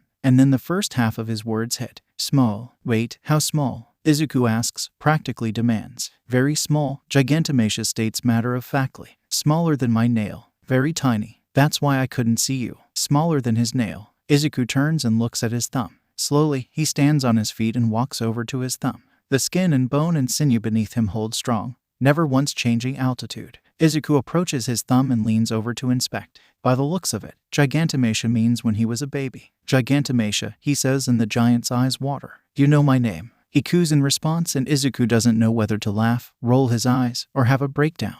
Maybe all three. Did you know a woman called Midoriya Izuku? He asks, and Gigantomachia smiles, red flooding his cheeks. Izuku is back to staring at him in shock. Master told me to watch, he says. Protect her. Why? Izuku demands, but the giant shakes his head. Secret. Izuku groans. So, your master knows my mom and I. You were sent to protect both of us, and now here we are. I'm so confused. Would young master like me to take him home? I know the way. Izuku shakes his head. Call me Izuku, he says. And you're wanted, I think. Shouldn't you be going back to All for One? You're the priority, little lord. Izuku sighs. Well, fuck. He's about to suggest letting him down when he freezes. If he remembers correctly, when Gigantomachia started being seen again, Deku City had been nearly destroyed. When the Metal Liberation Army leaders showed up with the League of Villains, everyone assumed they'd fought for power and Shigaraki had won. But if the timelines are correct, then Shigaraki had help from Gigantomachia. Gigant, can I call you Machia? Izuku asks, and the giant nods his head so quickly, lips spread so wide into a terrifying grin, Izuku is worried for his brain. Cool, Machia. If someone was trying to hurt me or kill me, I would kill them, he growls out, hand not holding Izuku clenching tight into a fist. Yet, the hand holding Izuku never wavers or tenses. Izuku can't believe he's thinking this, but he feels safe here. He does feel protected. Izuku smiles at him. Well, maybe dealing with the Metal Liberation Army might be easier than expected. Do you want me to kill the person that did that? Gigantomachia asks, looking to the bruise spanning the side of his face, and Izuku shakes his head. He's dead. Good, the giant rumbles. What if All for One wanted to hurt me? He asks, and this time Gigantomachia quietens. I can't go against Master's orders, Gigantomachia says, softly. It's shocking to hear him like this, but I don't want to see you hurt. So, there's a gray area where All for One is concerned. What about the doctor? He asks, or All for One's successor Shigaraki? I don't like the doctor, he replies. Master hasn't spoken about a successor. Izuku raises his eyebrows. You don't keep in touch with your master. He shrugs. Izuku is not once jostled in his hand, but he can see the radio around his neck. He thinks he remembers seeing the radio before, hearing through his own comms about All for One's voice speaking through it. An idea pops into Izuku's head. A very, very stupid idea. Do you trust me, Machia? He asks, and the giant nods. Can I remove that radio from around your neck? Please. Gigantomachia slowly lifts his hand, and Izuku barely wobbles as he's raised to reach the radio. Using his knife, hidden in his boot, he cuts it off, catching it as it falls. With a grin, he throws it, watching it shatter against a tree in a hail of sparks. All for One can no longer contact him, and whilst Izuku isn't going to command the giant to stay, he doubts he could even do that. He's happy knowing All for One won't immediately use Gigantomachia as another spy. He's happy with just Aoyama. He should go home. He has no idea how to hide Gigantomachia away, but he really shouldn't be contemplating his next idea. But maybe Shigaraki was onto something. When he first saw him, young and crazed at the USJ, he was terrified, but the fear soon ebbed. Shigaraki was but a boy, and nowhere near evil. And then the mall incident, the training camp, the war, the after. Shigaraki became the leader of the league, and he did it well. And if he does this, if his utterly batshit idea works, he has a way to fix his other problems. He could get Magni a better job, twice the psychiatric help he needs, spin her a home. He could stop Uraraka from being so desperate for money. He would also have an advantage on All for One. He looks to his guitar case, to his bag with his gear. Machia, he starts. I'm going to do something very stupid, and I need you to listen to me, okay? What I need you to do is, half an hour later, he's standing outside Deku City in the palm of Gigantomachia's hand. He's met almost immediately with Go, and a few other heroes of this city Izuku doesn't know. They all freeze at the sight of Gigantomachia. Remember what we discussed? He asks, and the giant nods. He lifts his other hand and with one large finger, gently pats Izuku's head. It makes something inside of him squeeze. Who would have thought a giant known to cause so much terror and destruction could be soft? Then he slowly crouches and uncurls his hand, allowing Izuku to step onto the ground by his feet. Hi, he speaks to the crowd of heroes and civilians gathering. And Moros, I'd like to talk to Redistro, please. Go steps forward. Why? He asks, and Izuku smiles, knowing he can't see that behind his mask. I want to discuss the Metal Liberation Army. I think I could offer some insight. Go stares at him. Izuku stares back. Big eyes slowly look up to the towering figure behind Izuku. That smile on his lips grows into a smirk. The hero turns to a street camera watching them, and Izuku simply waits. For now, he needs to conserve his strength. He's about to do something so incredibly risky. If Katsuki found out, he'd probably punch Izuku and then refuse to let him leave his sight. It doesn't take long. After all, Gigantomachia is hard to miss and extremely intimidating. Izuku knows most of them. He's been doing research based off the few faces he can remember, the stories the others told about their battles. He was always pushed to the front of the battlefield. Shigaraki, all for one. Those were Izuku's targets. Now, he just has more. Ridestro appears, flanked by Curious and Getten. Yatsubashi Rikiya is a tall, slender man with a long, pointed nose, small, dark eyes, and an obtruding chin. He has thin, orangish hair that's receding and he's wearing a three-piece suit. Beside him, Kazuki Chitos has long lilac hair, paler than Shinsu's demanding purple, light blue skin and unusual eyes, black sclera and green irises. She's wearing a navy dress with a salmon-colored jacket atop. On his other side, Yukadaru Mokori's face is hidden by their thick, blue parka, but Izuku meets their glowing eyes without flinching. What is the meaning of this? Yatsubashi snaps and Izuku turns to him. Hello, Ridestro. He greets. I'm Moros. Kazuki's eyes widen, and she leans forward slightly. She must know who he is. And, Yatsubashi says, arms crossing over his chest. I wanted to ask about the Metal Liberation Army, he says and watches as Kazuki begins to bounce in excitement. The inner journalist eager for a scoop. What about it? What are your thoughts about the Quirkless? Izuku asks. You believe everyone has a right to use their quirk freely, which I agree with, but you believe there's an order to quirks. The hierarchy. The strong at the top and the weak at the bottom. I'm assuming you think little of the Quirkless. Yatsubashi nods, but there's a look to his eye. He knows Izuku is leading him somewhere, but he can't work it out. He probably needed Trumpet here to use as his silver tongue. The politician might have picked up on what Izuku was putting down. Of course I do, he says. They're the weakest amongst us. If you gain power, if you become the prime minister, or fuck it, emperor, what happens to them? Izuku straightens and stares Ridestro down. Getten and Slidden go shift uneasily. Curious fingers twitch as if wanting to grab a pen to write this all down. The camera in the corner is still firmly fixed on them. And yet Yatsubashi doesn't seem fazed. Cocky, Izuku thinks. Good. The cocky ones fall the hardest. They stay at the bottom, or they die, he says, and Izuku laughs. A small chuckle that flares into an all-out belly laugh. He's practically wheezing. What? Yatsubashi snaps. A vein in his forehead pulses. What is it? Curious, Izuku says, turning to her when his laugh dies down enough for him to speak. You look like you know me. I do, she says, stepping forward. You took down the Yakuza cell of the Shai Hasekai. You also had a hand in Endeavor's arrest. Izuku nods. I did, yeah. Her grin sharpens. Can I quote you on that? Of course, he says. And, for what happens next, I'd be happy to give you an interview exclusive, but I'm going to need you to stay unbiased. Unbiased. Getten finally speaks. For what? Well, Izuku says and summons Katsuki's ego to say, I want to be the Grand Commander of the Metal Liberation Army. He shrugs. If you'll have me. Silence. And then, Yatsubashi starts cackling. Getten shifts on their feet. Curious eyes are wide, and her grin is sharp enough to cut. Slidden Go is looking between Izuku,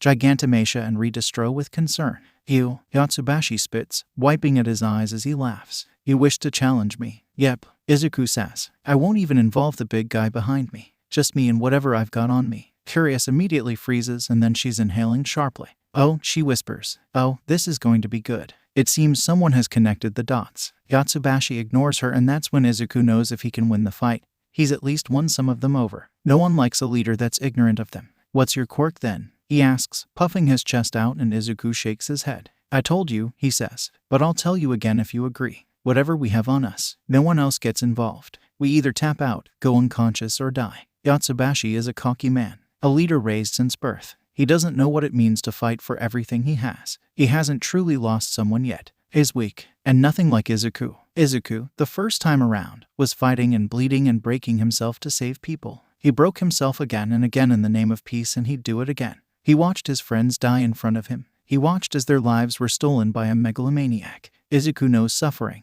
He knows horror and bloodshed and destruction and war. He knows, in the after, Ridestro dies. In the after, they all do. When All for One grew bored and the doctor needed more Namu, a powerful army was there for the taking.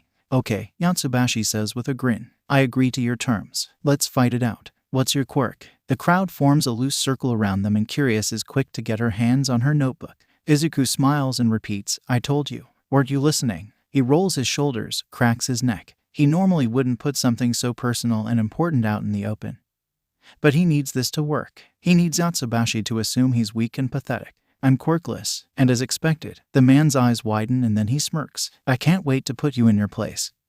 He sneers and then darts forward. Izuku plays it up. He lets himself be hit, lets himself be thrown around and down. He shattered both of his arms before to save a child. This pain is like a pinprick compared to that. For all his supposed strength, Redestro really isn't a fighter. The basics are there, his form is good, and he knows not to curl his fingers around his thumb when punching, but there's nothing else. No quick reflexes, no focusing on Izuku. Partly, he assumes, because Izuku is quirkless, not a threat, more of a fly to be swatted, but also because he never has had to fight before. He has bodyguards. He has an entire army at his disposal. So, when he hits Izuku to the ground and turns his back on him to laugh about how easy this is, Izuku already knows he's won. He knows because Redestro thinks he's already won. He's not even using his quirk. Izuku picks himself off the tarmac and grins. There's blood in his mouth, the metallic taste filling his senses, crimson staining white teeth. Katsuki used to call him a vampire when they were children because of his sharp canines and affinity to bite when angered.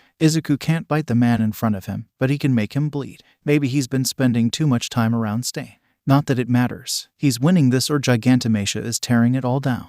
Yatsubashi turns around, eyebrows raised. Izuku steps forward and takes everything he's learned from Aizawa, from being a pro hero, from Stain, and uses it. He slams into Yatsubashi. A punch to his solar plexus, an arm locked around his throat as he throws himself around. He tightens his arm and pulls Yatsubashi over his back and down, throwing him onto the concrete. Small eyes blink at him in surprise. Izuku doesn't hesitate. He punches him square in the face, keeps going until he hears cut-off screams and cracking of bone. Even if he's acting violent, he doesn't want to kill the man. Not really. No matter how many times he does it, it still affects him. But of course, this is Redestro. He won't go down so easily. A punch to Izuku's ribs, another to his kidney, one to his head, and he retreats. He shakes the black spots from his eyes, rubs at his side as Yatsubashi stands, face a bloody mess. Quirkless scum can pack a punch, huh? He wheezes, spitting blood onto the road. Izuku bares his teeth, not caring if he can't see it. What? Don't like that I don't stay in my place. He snaps and Yatsubashi laughs, wiping the blood from his nose onto his sleeve.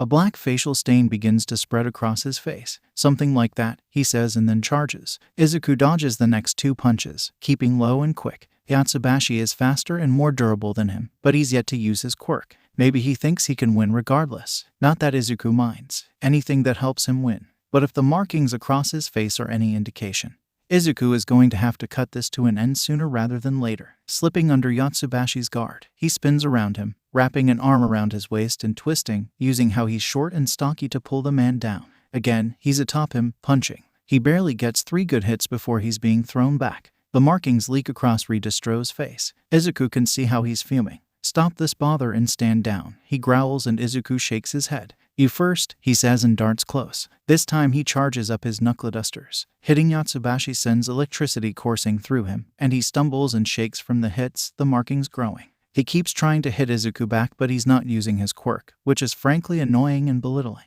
Izuku can handle a hard hit. He's used to those. Pain and him are old friends at this point. Plus, he needs to see his quirk to even the playing field. So, he uses his electricity, dodging and punching until he sees another opening.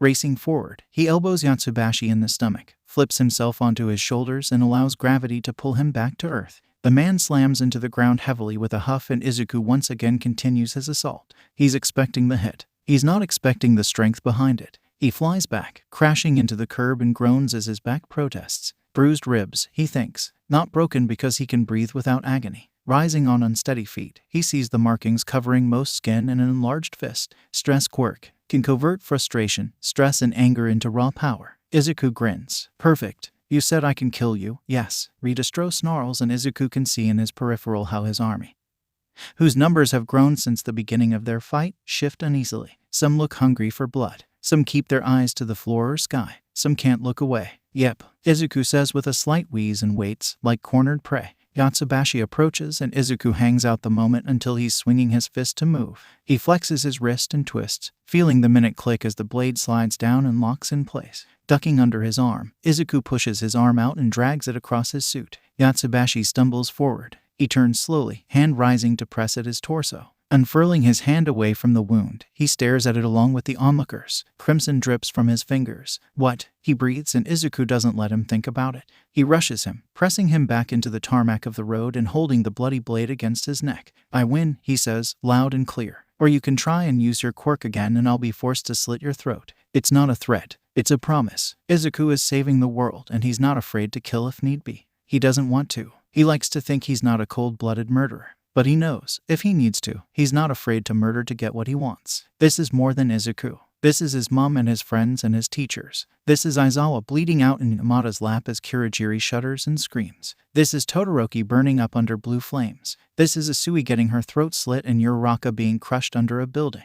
This is Ida being paralyzed and cut up. This is All Might dying and Izuku holding the world in his hands. This is Katsuki's dead body greeting him on the battlefield. Yatsubashi stares at his goggles and nods. Izuku doesn't move. Not until he says, "You win. The Metal Liberation Army is mine." He asks, just to be sure. "Yes," Yatsubashi says with a grimace. Izuku nods and stands, offering his other hand to help the man up. He looks to Curious and says, "That'll make a good story." A large hand grabs Izuku's arm, the one with his blade out, and squeezes. Bone crushes and splinters, piercing through skin as it snaps in two. Agony rips through Izuku, sharp and bright and scolding and freezing all at once. He inhales abruptly, trying not to scream. "I will never," Redistro snarls, "let a quirkless person run my army." Izuku barely hears him over the roar of pain. And then the anger sets it, so fast and hot, it's as if he's at the sports festival, facing off against Todoroki. Or maybe it's fast and hot like the ground beta fight he had with Katsuki. Either way, it's quick to consume him. The pain dissipates within a breath. Izuku flexes his other wrist and, allowing Redistro to keep hold of his crushed arm, he spins and stabs the blade right through his neck. The hand immediately tightens and then relaxes when Izuku pulls the blade out and stabs him again, this time in the chest. He's panting as the man collapses, but he follows him down. The blade pierces his ribs and Izuku cuts. He pulls it out, more red than metal, and goes to stab again only to find empty eyes staring up at the sky. Flashes of his dead friends fills his head, and he jerks away from the dead body. He's wheezing like he's run a mile and his gear is drenched in blood. His arm hangs limply at his side. Around him, the crowd is silent. "Anyone else?" He shouts, practically screams, and the silence is deafening. That is until Gigantomachia starts clapping. "Well done, little lord." He congratulates, eyes swimming with giant tears. "I'm so proud." Izuku nods and Curious steps up. "You have it here, folks, our new leader, Moros." "Moros?" The crowd shouts back. "I think you need to see a doctor," Getten murmurs, staring at Izuku's arm. "How are you still standing?" "I've had worse," Izuku replies and looks to Curious. "I don't care if you see my face, but I don't want the world to know my identity. If it's revealed, I'm killing you too." Curious just laughs. "Of course, I would never dare to out our new leader. Now about that doctor." Izuku has a moment to wonder why the sky is suddenly facing him when he realizes he's collapsed. Then he promptly passes out. All for One takes note of Tamura as he grumbles at the bar. Kurogiri continues to wipe down the glasses, despite them being meticulous, keeping yellow eyes fixed on Tamura every time he lifts his hand as if to dust the glass sitting before him. "What is it, young Tamura?" All for One asks, and the boy looks at him before quickly looking away. His primordial brand shoes scuff the wooden floor while two of his drum a pattern into the counter. "I'm planning a murder," Tamura mutters, fingers once again poised over the glass but never making contact. It's interesting and mildly suspicious. Has Tamura become so fond of Kurogiri that he's listening to him, or is this something else? As much as All for One would love for his protege to be obedient and attached to Kurogiri, he doubts Tamura has suddenly developed non-violent coping mechanisms. "Oh?" All for One asks, intrigued. If the boy really is plotting murder, he's proud of him. "Who is dying?" "Anyone I know." "No," Tamura huffs, "and I don't actually want him dead." Well, now All for One is more than intrigued. "Really, he's annoying and ignores me and knows way too much about heroes and, well, yeah," Tamura says in a rush, red eyes glaring at the glass he's yet to dust. "He's busy today, but I wanted him to pay attention to me." All for One, for his many years on this planet, thinks for the first time that his thoughts have simply stilled, frozen in time, nowhere to be found. "You have a friend?" he tries to ask calmly, but it comes out as more of a baffled accusation. Red eyes turn to glare at him, even as Tamura's skin flushes. "He's not my friend. He's an inconvenience, a useful NPC." If All for One had eyes, he would be staring at the boy. Tamura has a friend. Tamura has a living, breathing friend that talks to him and spends time with him. A friend that Tamura likes, or at least tolerates enough to not immediately dust. Does this NPC have a name? Tamura huffs again. "Yes." All for One tilts his head. Tamura scowls. "Midoriya Izuku is the brat's name, and because he's busy, I'm going to have to play league alone." He stands, ignoring, or maybe unaware, of the tense silence surrounding him. Behind the bar, Kurogiri is still, smoke wisping at the edges of his frame as if wishing he could drift away. "You didn't know." Kurogiri shakes his head. He would have informed All for One right away if he did. "What do you want me to do, master?" All for One smiles. "Wait for young Tamura to have his friend round." Izuku wakes to find himself flat on his back on a medical bed. Head swimming and eyes blurry. He feels soft and fuzzy and warm but still coherent. It's as if he's floating in molasses. Swallowing, he slowly flexes his muscles and finds that everything is still attached to him. There's a faint sting to his arm, but it's nothing compared to what he's dealt with before. In the after, most of their medical care was basic field training, which meant that none of them died without at least a few scars. Shinsu's across his throat, the burns marring Todoroki's arms. Uraraka's slightly bent fingers. Looking down, he finds that a lot of his gear is on. His jacket has been removed and his under armor has been rolled up to show his arm, which is covered in thick, white bandages. It's not a cast though. His fuzzy brain might be a healing quirk and not medication. There's no way he would have walked away from that type of break in his arm without the use of a quirk otherwise. He raises his other hand to touch his face and finds his gas mask is on. But his goggles have been removed. "Little Lord," a voice calls softly, and he turns his head to find Gigantomachia sitting in the car parked next to his window. When Izuku meets his eyes, he grins, showing off sharp teeth. "You're awake." "Yeah, hi," he replies and starts to sit up, only for the door to open and a woman to walk in. White, lab coat on thin shoulders and hair a bright golden, pulled into a ponytail. "Hello, Grand Commander," the woman says, eyes the same gold as her hair. "Moros," he corrects. "I'm not Redistro. I'm not here to be your king." She smiles. Her canines are sharper than a normal person's. "Moros, then," she says, standing by his bed. "How are you feeling?" "Fuzzy," he says, and she smiles. "That would be my quirk at play," she says. "I'm Dr. Iyashi. I work as the head doctor for the Metal Liberation Army. My quirk, Restore, allows me to give some of my energy to boost your healing." "Is that why my arm is bandaged and not in a cast?" he asks, and she nods. "At first glance, we assumed we would need to put you into surgery, but my quirk healed most of the damage. You'll need to keep the bandages on for a few days and build back strength in your wrist, but other than a scar, your arm is as good as new." "Huh," he says, and then smiles at her, forgetting she can't see it. "Thank you. You're welcome, Moros," she says with a grin. "Let your arm rest for a week or two, and it should be back to perfect condition. No more going out then. He'll have to have more philosophical discussions with Stain. At least he's not doing the hero course exam.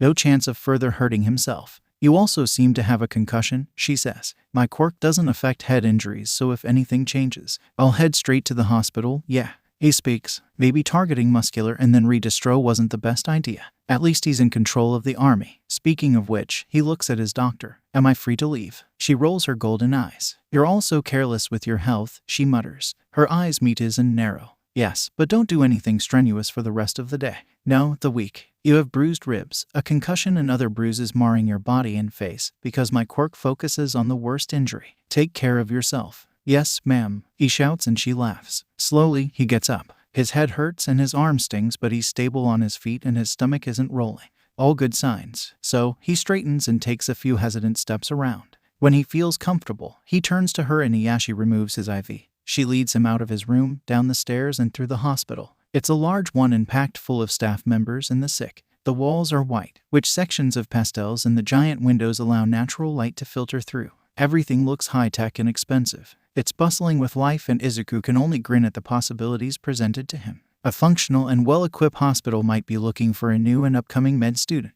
Izuku will be sure to email Natsuo to see if he wants some work experience. "What facilities does the MLA have?" Izuku asks, and Iyashi is quick to inform him. "We have a few nurseries, 2 primary schools and 2 secondary schools, along with a university. There is a large shopping district, but smaller shops dotted around in the residential areas. We have a fire brigade, police station, prison, and hero agency. We also have lots of farmland and, of course, the forest surrounding us." She leads him down more stairs. "You name it, we probably have it. Fayumi could work here if she wanted. Uraraka's family has the option of bringing their business over. Magni and Spinner and Twice could have a home here. The possibilities are endless, and if Izuku can coordinate with Nenzu, well, he could have the most powerful army in the palm of his hand, but an army that values family rather than violence." They pause in a waiting room on the ground floor, and Izuku sees Trumpet waiting for him. Dr. Iyashi bids him a goodbye and shuts the door behind her, all while the politician immediately stands when he walks in, scanning Izuku over with narrowed eyes. Hanabata Koku. He's got long black hair that's slicked back, glasses perched on his nose hiding blue eyes, and a mustache. His suit is expensive, and Izuku definitely has questions about his political party. He also wonders if he could help Yamada boost his own quirk to be like Inside. "Moros," he greets. "It's a pleasure to meet you."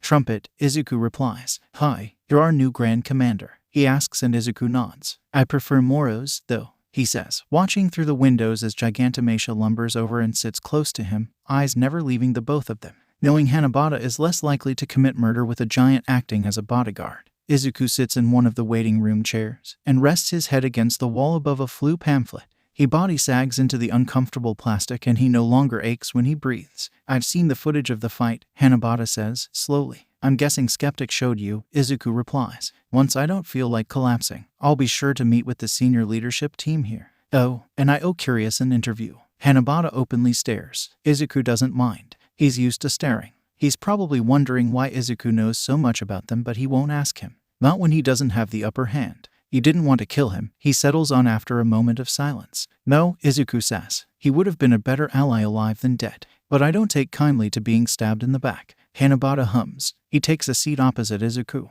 Are you actually quirkless? Izuku scoffs. Who would lie about that? Fair enough, Hanabata says, leaning back in the chair. Why do all of this? It can't just be because of Redestro's thoughts on quirklessness. The army could be so much better if you weren't hiding away. He says, honestly, you all have so much potential, but Redestro wanted to run a dictatorship. And you don't. Izuku laughs. It's a hollow sound, but Hanabata is a politician. He's used to lies. He's not used to people being honest with him. I'm quirkless. The first thing you learn when you're born quirkless is that alone is death. He gestures to the hospital they're in. Some hospitals don't take us, and if they do, we're the last to be checked. Even in emergencies. The police don't care if we go missing. They assume we've killed ourselves because we're so weak and defenseless. Some heroes wouldn't help us if they knew we were quirkless. Did you know there are around 50 organizations who either want to experiment on us, want us as slaves, or want us dead? And that's just in Japan. Through his speech, Hanabata's eyes widen to the point he's openly gaping at Izuku. What? He hisses. How is that possible? Izuku shrugs. We're quirkless. We're not seen as people, we're seen as nothing. I think the latest statistic on our life expectancy is 17. Izuku made it to 19 last time. Then again, he had All Might's quirk, but of course, the war got in the way. Surviving the after made Izuku famous. Look, he says, when Hanabata still looks thrown. I can only do so much by myself. I can do a lot, but I can't do everything. I want to run a democracy of sorts. You, Curious, Skeptic, and Getten are well known and well liked. If you support me, the others will. Hanabata tilts his head. What do you plan on changing? Increasing our numbers, Izuku says. I believe Japan should have a more European approach to quirks, legal at home and in the streets and for emergencies, but monitored.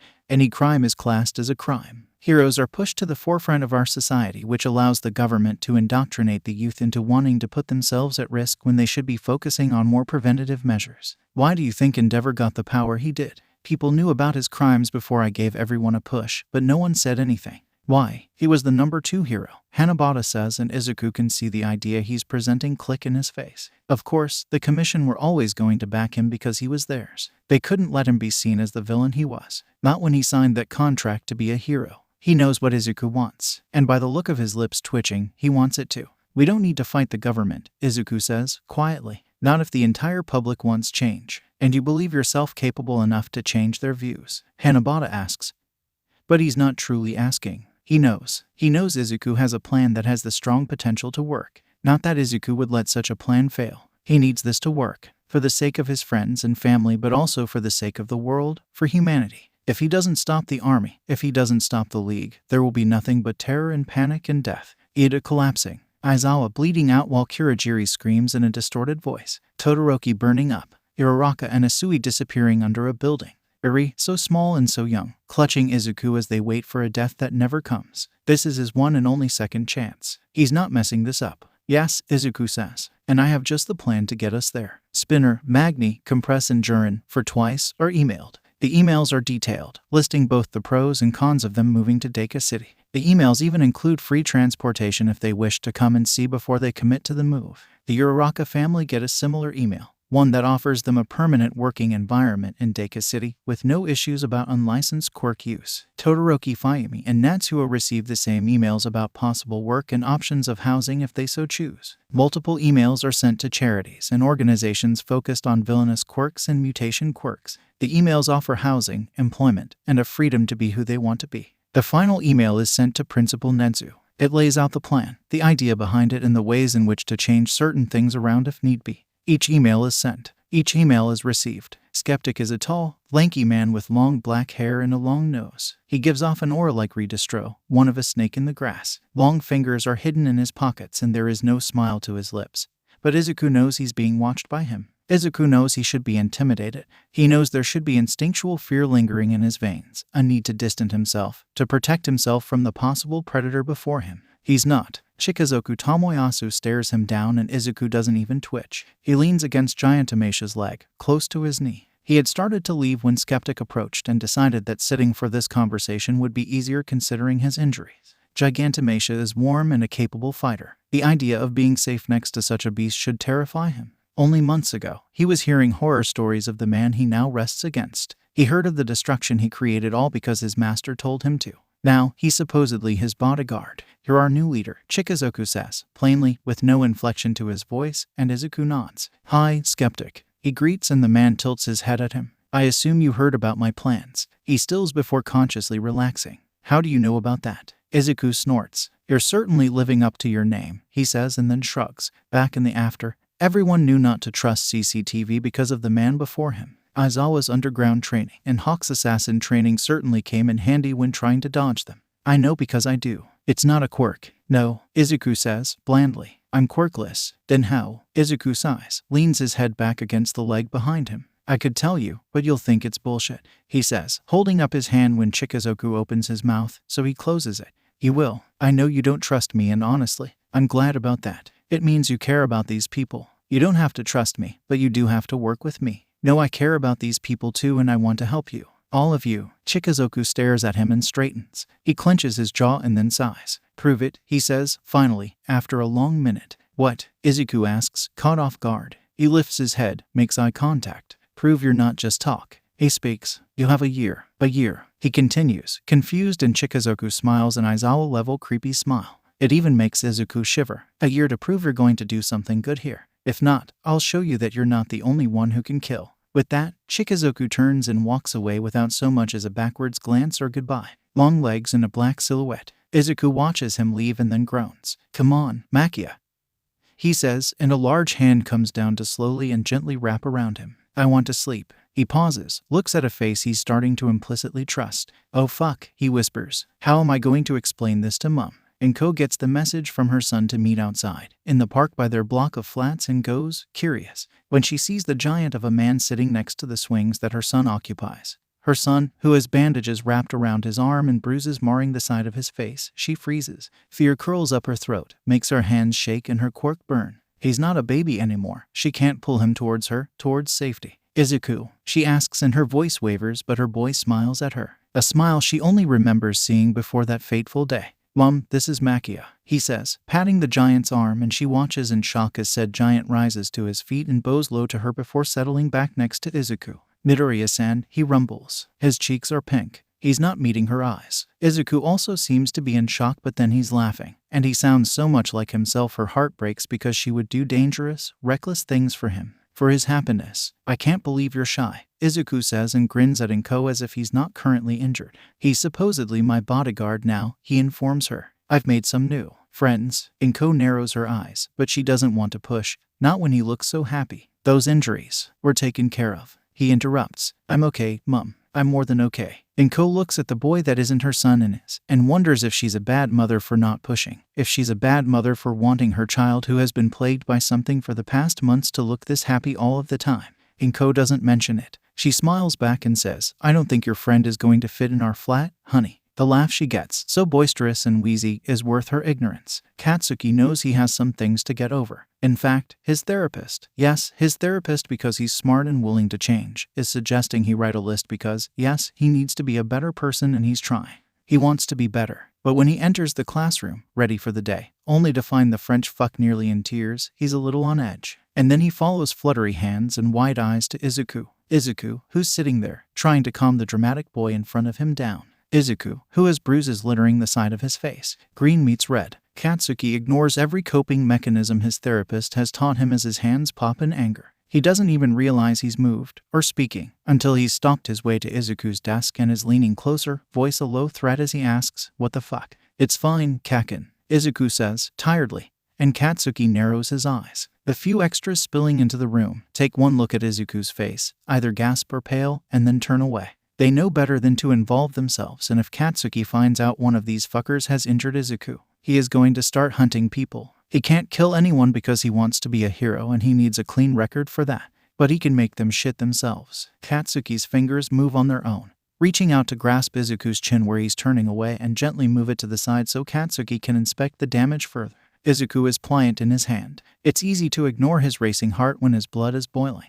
Darker bruises nestled close to his eye and cheek, but there are lighter ones, older ones beneath and closer to his ear. This isn't one fight gone badly. This is multiple. Who? He asks and Izuku sighs. Kaken. Who? He demands again and Izuku meets his eyes. Their teacher walks in. He opens his mouth and then sees the disaster that is Izuku's face and turns away, ignoring the both of them. Katsuki grits his teeth. Maybe he should burn this whole place to the ground. Who? He repeats and Izuku just smiles at him with his foreign eyes and familiar freckles. I handled it, he says. Swear on All Might. Katsuki doesn't want to believe him, but he remembers making that promise. 3 and small, eyes wide with the first taste of the world. Eager and excitable and so fucking young. So unaware. So naive. Sometimes, Katsuki looks at Izuku and thinks he's seeing someone older, someone with the world on his shoulders, someone made of strength and determination and grit, someone that shattered but instead of succumbing to the pressure, he rose above it. Sometimes, Katsuki looks at Izuku and finds Izuku looking back, looking as if Katsuki is a haunted fragment of his imagination, as if Katsuki is nothing but a ghost. Promise? He asks, voice weak, and Izuku nods. He knows Katsuki knows he's lying.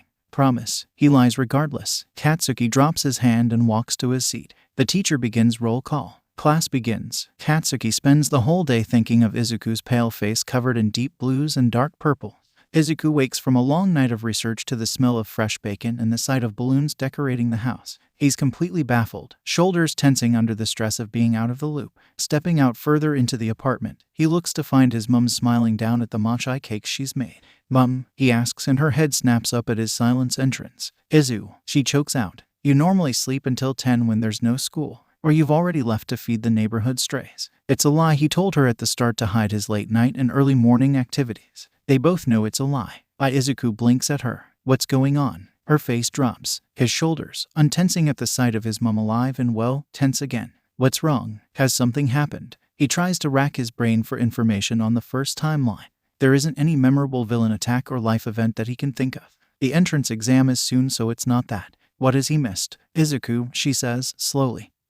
Her features pained. It's your birthday. You're 15, baby. Izuku blinks. Oh, he whispers. 15. He's 15. Another year closer to the war. Another year closer to Katsuki dying and everyone else following. Another year closer to the after. Mum starts to blink back.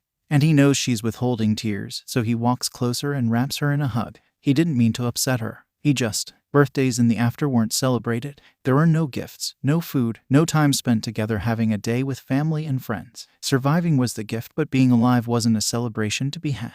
Not with the way things became. Izuku was one among a few who survived the longest, and while he was known, because living during the after was a sign of respect, a badge of honor, he wasn't happy for each new day. Because each new day was one spent in fear, in looking over his shoulder, in patching up wounds and watching his loved ones die in horrific ways. Sorry, he breathes into her shoulder. I know, Izu. It's okay. Do you want to celebrate? Izuku thinks that over in the safety of Mum's arms. Yes, he settles on, hoping to erase previous birthdays spent running and hiding and bleeding and fighting. They put on an All Might movie and he eats his little matcha cakes, which are delicious. After the movie is over, he opens his gifts. There's a deep green blanket to replace the All Might one he threw away and a couple of cans of tuna as a gag gift, clearly meant for the strays he supposedly meets. And there, at the bottom of the pile, hidden under new shirts and socks, is a keyring. Attached to the keyring is a clear, acrylic charm of a man with goggles hiding red eyes and white bandages floating around his head. Eraserhead, he whispers and stares at Mum in wonder. How'd you find this? He doesn't have merch. She smiles. I did a little digging, and after you sold a lot of your merch, I realized there were certain heroes you didn't touch. Present Mike, Mirko, Hawks, Eraserhead,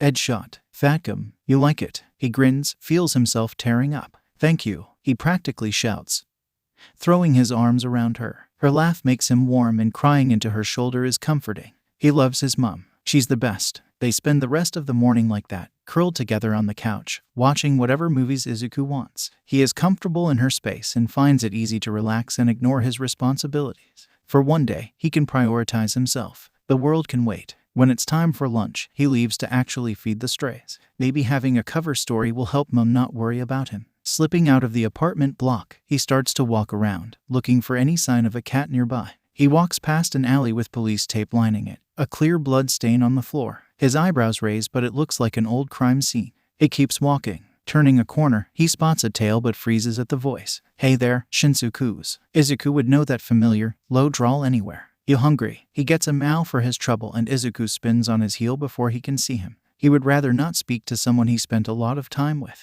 At least, unlike Katsuki, he didn't have to watch Shinsu die. He carries on walking and there, he spots what he's out here for. Atop a dumpster sits a beautiful white cat, with one black paw. Below the cat is a smaller cat, a short hair with big eyes. The minute he's close, they back away. The white cat hisses and Izuku slows his walk over. He reaches into his pocket and brandishes the can of tuna like an offering. "I have food," he offers. Opening the can, he places in front of him and then steps away. It takes a few minutes for the white cat to approach, but when the cat realizes he's not a threat, and the food is real, the cat immediately begins to devour the tuna. When half of it is gone, the white cat steps away and the short hair sneaks up and finishes off the tin. Happy with his work, Izuku heads home, only to find Katsuki waiting for him outside of his door. His ears are red when he holds out an envelope and a hastily wrapped present. "Happy birthday, nerd." "Oh, Kaken, you didn't open the damn card." Katsuki snaps and Izuku chuckles as he does what's requested. It's a simple card, a simple happy birthday written on the front. There is no cheesy message, but there is Katsuki's neat handwriting staring at him. For the past couple of years, Izuku has lived without any item to remember his dead friend. As for the timeline he currently lives in, any card and gift given to him was clearly from Mitsuki. Her aggressive handwriting, expensive gifts only she could possibly fathom. Izuku smiles down at the card, eternally grateful for his friend being alive. "Can we hurry this up, Deku?" he hisses. "Stop smiling like that, you look fucking crazy." Izuku laughs and rips apart the wrapping. Inside he finds a limited edition boxed figure of Star and Stripe. He looks up at Katsuki in shock. "Kaken," he shouts, "how much did this cost you? And how did you know I like her?" Katsuki scoffs. "I was there when All Might congratulated her on #1. You had that annoying glint in your eyes. Fucking nerd. She's probably in one of your notebooks." He's not wrong. "Thank you." Izuku grins and Katsuki rolls his eyes, hands dropping to his pockets. "Whatever, enjoy your birthday. Or don't. I don't give a shit." With that, he walks away and Izuku enters his apartment beaming because he knows that's a lie. Not because he got a gift, no. He knows Katsuki cares because it was his handwriting. "Not Auntie's. Was that Katsuki?" Mom asks and Izuku is smiling so much it hurts. He hasn't felt this light and at ease in a long time. "Yep, good." Mom returns his smile. "Want some katsudon?" As if his answer would ever be no. Magni stares at the city in front of her. It's vast and bustling with activity. People on their way to work. Children playing together in the park. Birds in the trees and cars on the road and people who continue on their day. It seems too good to be true. There are signs leading her through the streets to a theater and she follows them dutifully, looking around at the coffee shops and grocery stores. It's loud but calm. She can see a hero patrolling, not one she's aware of, but he merely looks her way and keeps on going. It's surprising to say the least. At the theater, there is more security. She notices mutant types and politicians amongst people that look too normal to be here. She spots a man that looks like a lizard awkwardly nestled in a corner, hand fiddling with his purple hair. Next to him, looking a lot more confident and comfortable, a man in a suit stands, fingers fiddling with 2 blue marble.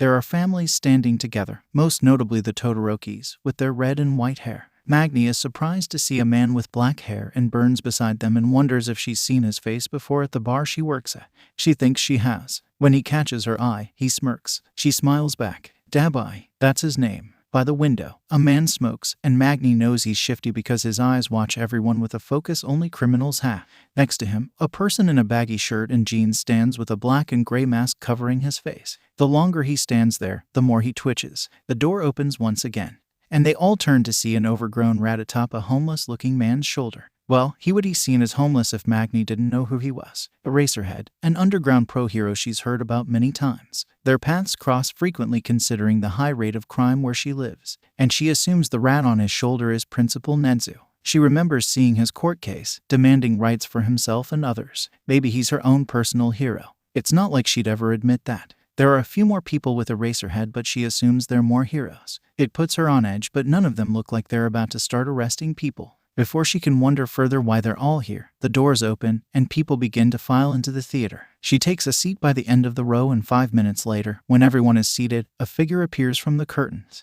The person is small, dressed in black combat gear with a gas mask covering the lower half of his face and goggles covering his eyes. She knows who he is. Moros. She knows because she's an Elysium. "Welcome," he greets. "I hope your journey here was as easy as possible." Feel free to enjoy the free refreshments after this presentation and to talk to any of the advisors I'll have stationed around the theater. He clasps his hands together. Now, you may be wondering what you're all doing here and who I am. The latter is the easiest to cover, so. Hi, I'm Moros and this is the Vanguard Liberation Front. Shadow watches the PowerPoint presentation but mostly focuses on Moros. He's smaller than expected, and there aren't any identifiers available like skin or eye color to work out who he could be. But he's not using a voice modifier, and Shadow tries to remember if he's heard that voice before. It wouldn't be the first time he's met a villain or vigilante out of the suit. Like Jurin, sitting at the back. He could arrest the broker, but it really wouldn't get them anywhere, and Moros clearly wants them all here. Shadow can see why. His presentation is filled with housing options, employment options, and the underlying political agenda of quirks being decriminalized. It makes him wonder if Moro's quirk is constantly active, or maybe a villainous or mutation one. It would explain being a vigilante. It would explain his need to help others because maybe he's not been helped before. He speaks to them with a confidence that suggests he's done this before, and there's a tone to his voice, a desperation that rings through his words. He's not doing this because he wants to. He's doing this because he needs to. Which makes Shadow a little on edge. Because they're standing in Deku City, the Metal Liberation Army's home. Shadow knows about them. He knows it was only a matter of time before they decided to do more than preaching as a political party. But there is no discussion of violence or protests. He's simply asking them to stay, to hopefully live in peace here. It's extremely optimistic. But there is an idea there. A plan that Netsu said was sent to him that he would not share, and Shadow may not know what it is, but he can hear it. There is something there that makes it sound less optimistic and more realistic. It's in the discussion of quirks, of how Moros presents the idea that quirks shouldn't have a hierarchy but an equality. It's in the way he talks about crime prevention and education programs and new parks being built for not only the environment but also young minds. It's in the way he asks them to ask him for help, to tell him if there is something they need, to shout if he's missing anything. He discusses his idea for rehabilitation and better policing and less reliance on heroes. It makes Shadow oddly proud. This is what he hopes for his hero students to realize. This is what he demands of them if they wish to become pros. He wants them to see the world in the way that it is, gray. He wants them to see villains as people but to not let that stop them arresting them. He wants them to understand their quirks do not make them heroes. That they make themselves the hero, their quirks are just tools to help them along the way. It's incredibly profound and Shadow wants to see this. He wants to believe it. The rest, Moros finishes, is up to you. If you don't agree or simply don't believe this option is the right one for you, I don't expect you to stay. The choice is yours and yours alone. And if that choice changes, you're more than welcome to come back. I only want the best for all of you. There are heroes here. A man calls, fingers fiddling with 2 blue marbles. Beside Shadow, Tsutsumi keeps her eyes on him. Her fingers are fiddling with her hair strands, ready to make a bullet if need be. And we all know what you've done. What makes you think you can say this and not get arrested? Moros shrugs. Hope, I guess. Hope, Jurin drawls. Moros shrugs again. They can arrest me if they want, but this plan will go ahead regardless. My hope isn't that they see this as a good idea. You're risking arrest to speak to all of us. One of the Todorokis asks and Moros nods. This is important. You're all important. I'm not, goes unsaid. I want to make society better and I can't do that on my own. Well, Netsu says, grinning. I don't think we can arrest you anyway, Moros. There's very little evidence and I'd much prefer to pick your brain without bars between us. Moros laughs. He sounds so young. Shadow frowns. Sure, he agrees. I'd love to have tea with you sometime. When the presentation is over and the questions have been answered, he climbs to the roof and curls into a ball against the wall. His breathing picks up and his hands are shaking, and he tries not to cry. Magni, with her sunglasses, disappearing after a meeting with Overhaul. Twice, bleeding out under Hawk's razor-sharp feathers. Dabai, torching Endeavor, and then Shadow, and then both him and Hawk's in a burning ball of blue. Compress, body torn by his own hand to escape Best Jeanist, comatose in the hospital. Spinner, giant and screaming as the mutants fight for justice. Lady Nagant, blown to pieces. Aizawa, dead in Mike's lap. Nedzu, nowhere to be found. Uraraka, crushed under a felled building. Todoroki, nothing but ash. He shudders and withholds the urge to vomit. Their faces flash in his mind, over and over and over again. A whine builds in his throat, and he hugs himself tighter. He curls his knees to his chest, pressing his forehead down and shakes. They're alive, he reminds himself. He can change things. They're alive. He gives up trying not to sob as his heart shatters in his hands. He wheezes and whines, clutching himself desperately as the ache in his chest grows. He can't do this. He can't be around them. They're his mistakes, his worst mistakes. His loss bundled in bright smiles and beating hearts. His entire chest is on fire, and he wonders if this will kill him. It would be laughable, fighting down an army for 3 years only for the faces of his dead friends to be the one to end him. Memories of them are all he has left. Katsuki's attitude. His body laid out. All Might trading card beside him, blood staining his skin. Shadows hugs of warmth and chill. The way he screamed as his body disappeared under blue flame. Ochako and Sue dancing around their love for each other. The blood spilling from lips and an entire building shuddering as it collapses. Tenya's karate chops. His body frozen as paralysis sets in. Aizawa calling him problem child. One eye gone and the other blank as he lays still in Yamada's lap. Itoshi's smirk and Nito's laugh and Eri being his sunshine. Alone in the after, Izuku shudders and sobs and tries to breathe. He can't though. It feels impossible. All he can see is their deaths, their last stands, the way no one could grieve. The after was hell. There was only moving on or death, survival or death. Izuku refused to die. Not when his friends had taken hits for him. Not when he had one for all singing in his veins. He had to follow All Might. He had to be the one to end it. But he couldn't. He didn't. Which is why he's trying so fucking hard to fix things. But he doesn't even know if it will work. He doesn't know if Dabai will stick with his family, if Toga will be happy enough to not go on a killing spree, if the other league members will stay with the VLF. He doesn't know if this is all for nothing. At any point, All for One could swoop in and start the war. The doctor is still out there. His Namu production is probably still happening. Footsteps behind him. Izuku reacts like any seasoned pro with PTSD would. He lunges, eyes snapping open as he grabs the hand reaching for him. He tugs the person forward, flips them over his shoulder and presses a knee to their chest. The blade up his sleeve presses to their throat. And that's when his eyes register what he's seeing. Black hair and black eyes. White capture scarf wrapped around his neck. Black jumpsuit. The racer head. Aizawa. Green meets black. His heart shudders beneath his ribs. Oh fuck, he whispers as he remembers those eyes smiling at him. Those eyes staring blankly at nothing as his life was ripped from him. He falls away, scrambles back with harsh pants. His hands are shaking again. And the panic is making it hard for him to think. Sorry. He wheezes, pushing away until he's at the wall of the rooftop. Sorry.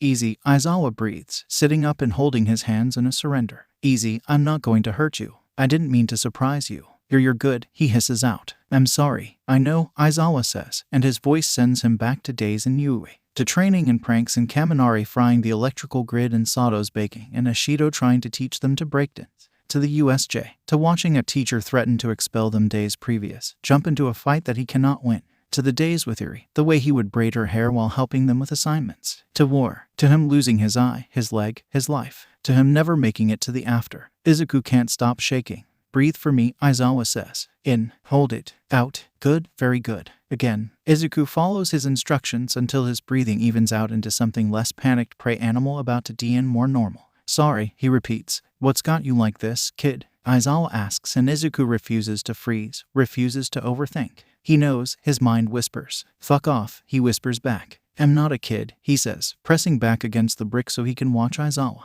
And I'm okay now. Sure, Aizawa drawls. Very believable. It's nothing you can fix, Eraserhead, Izuku says. What are you even doing up here? I'm really not in the mood to be arrested right now. He thinks he'd do something reckless. He shifts and then winces, slowly rolling his wrist as his arm protests. The ache persists. Dr. Ayashi said the ache will continue for another month at least, until his body can process that it's healed. Aizawa, ever observant, stares at him. You're injured. Izuku shrugs. You think I achieved this without a little work? Aizawa frowns. How bad? Supposedly I've killed people. Izuku reminds him. Curse Aizawa and his bleeding heart. I'm dangerous. Why are you here and why do you care? Aizawa looks at him and Izuku wouldn't be surprised if he's seeing right through him, seeing that he really is just a kid pretending to be something he's not.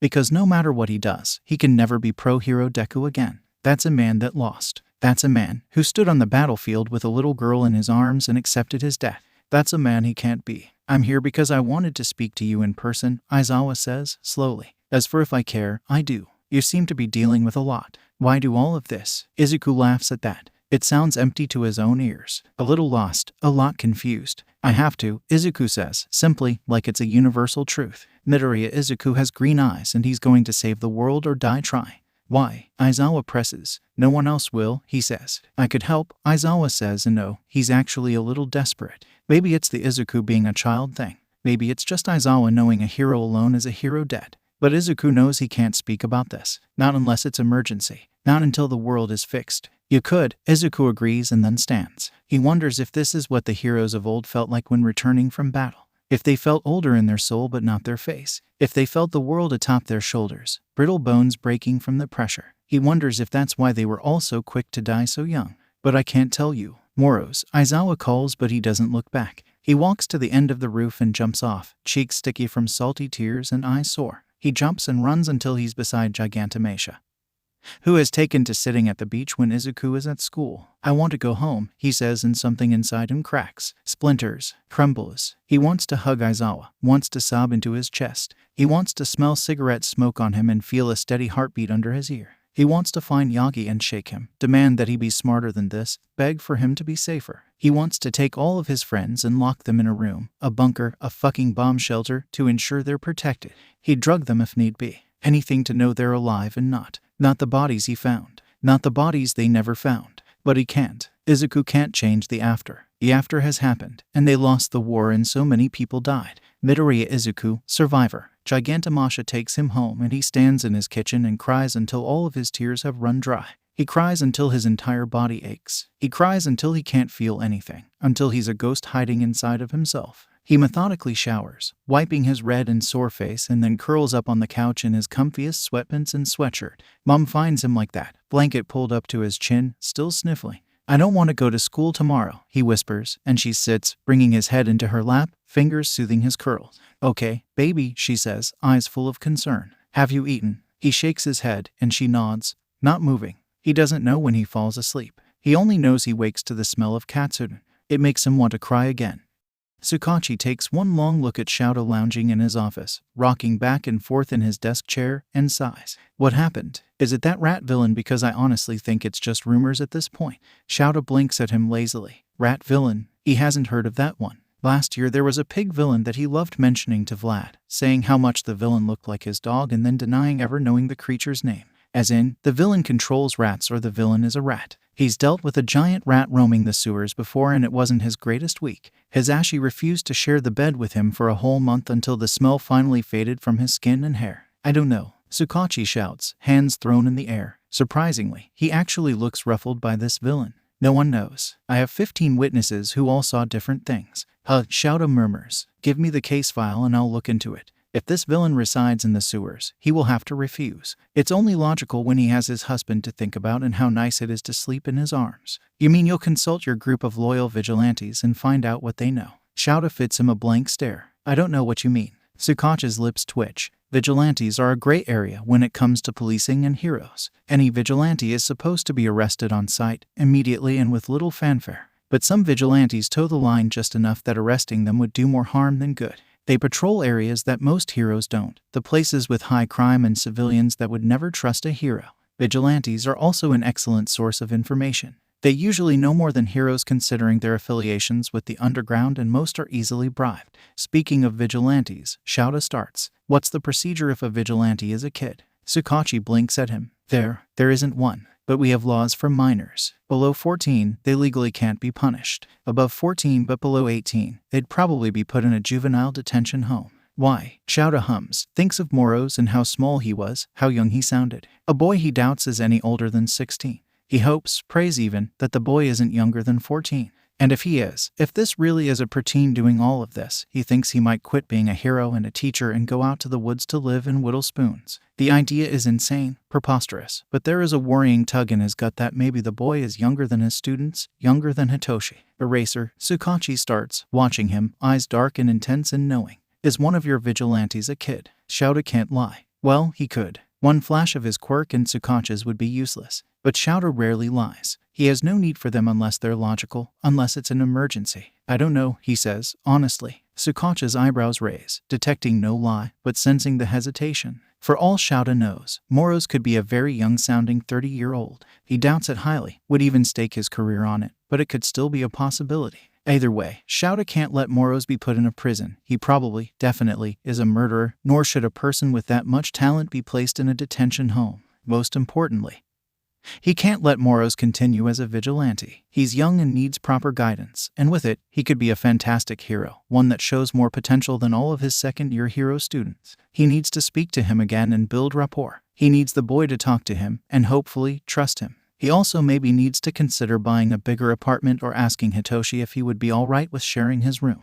3 days before the entrance exam, Nezu receives an email about Minta Minoru. It lists past offenses, including multiple sexual assault allegations. None of them ever made it to court. All of the girls involved ended up moving cities after a considerable amount of money fell into their hands. The email also simply writes Minda's parents' names and their professions. His father is on the school board. His mother works for the commission. 2 days later, a following email is sent about Aoyama Yuuei. It discusses his parents, his past schooling, and his medical records, showing that Aoyama was quirkless for a considerable amount of his life until suddenly he wasn't. He now has a quirk he can't control all that well. Below the information is where Aoyama got his quirk and what he's risking for it. 3 words. 3 simple words that tell Nezu everything he needs to know about Aoyama. He smiles and calls Ectoplasm to his office. It seems he's going to be doing some traveling. I'm going to marry Moro's chat. Sleepy cat. Who else is shitting themselves because of entrance exams? Blood Queen. Well, no. I hate Endeavor. I am not. I know I'm strong enough to get into Yuuei. TS. Copycat. Guess I'll be seeing you at Yuuei then. Sleepy cat. You too. Blood Queen. OMG, I'll be there too cause of my dad. I hate Endeavor. If we meet there, I can finally prove that I shall be the one to marry Moros. TS.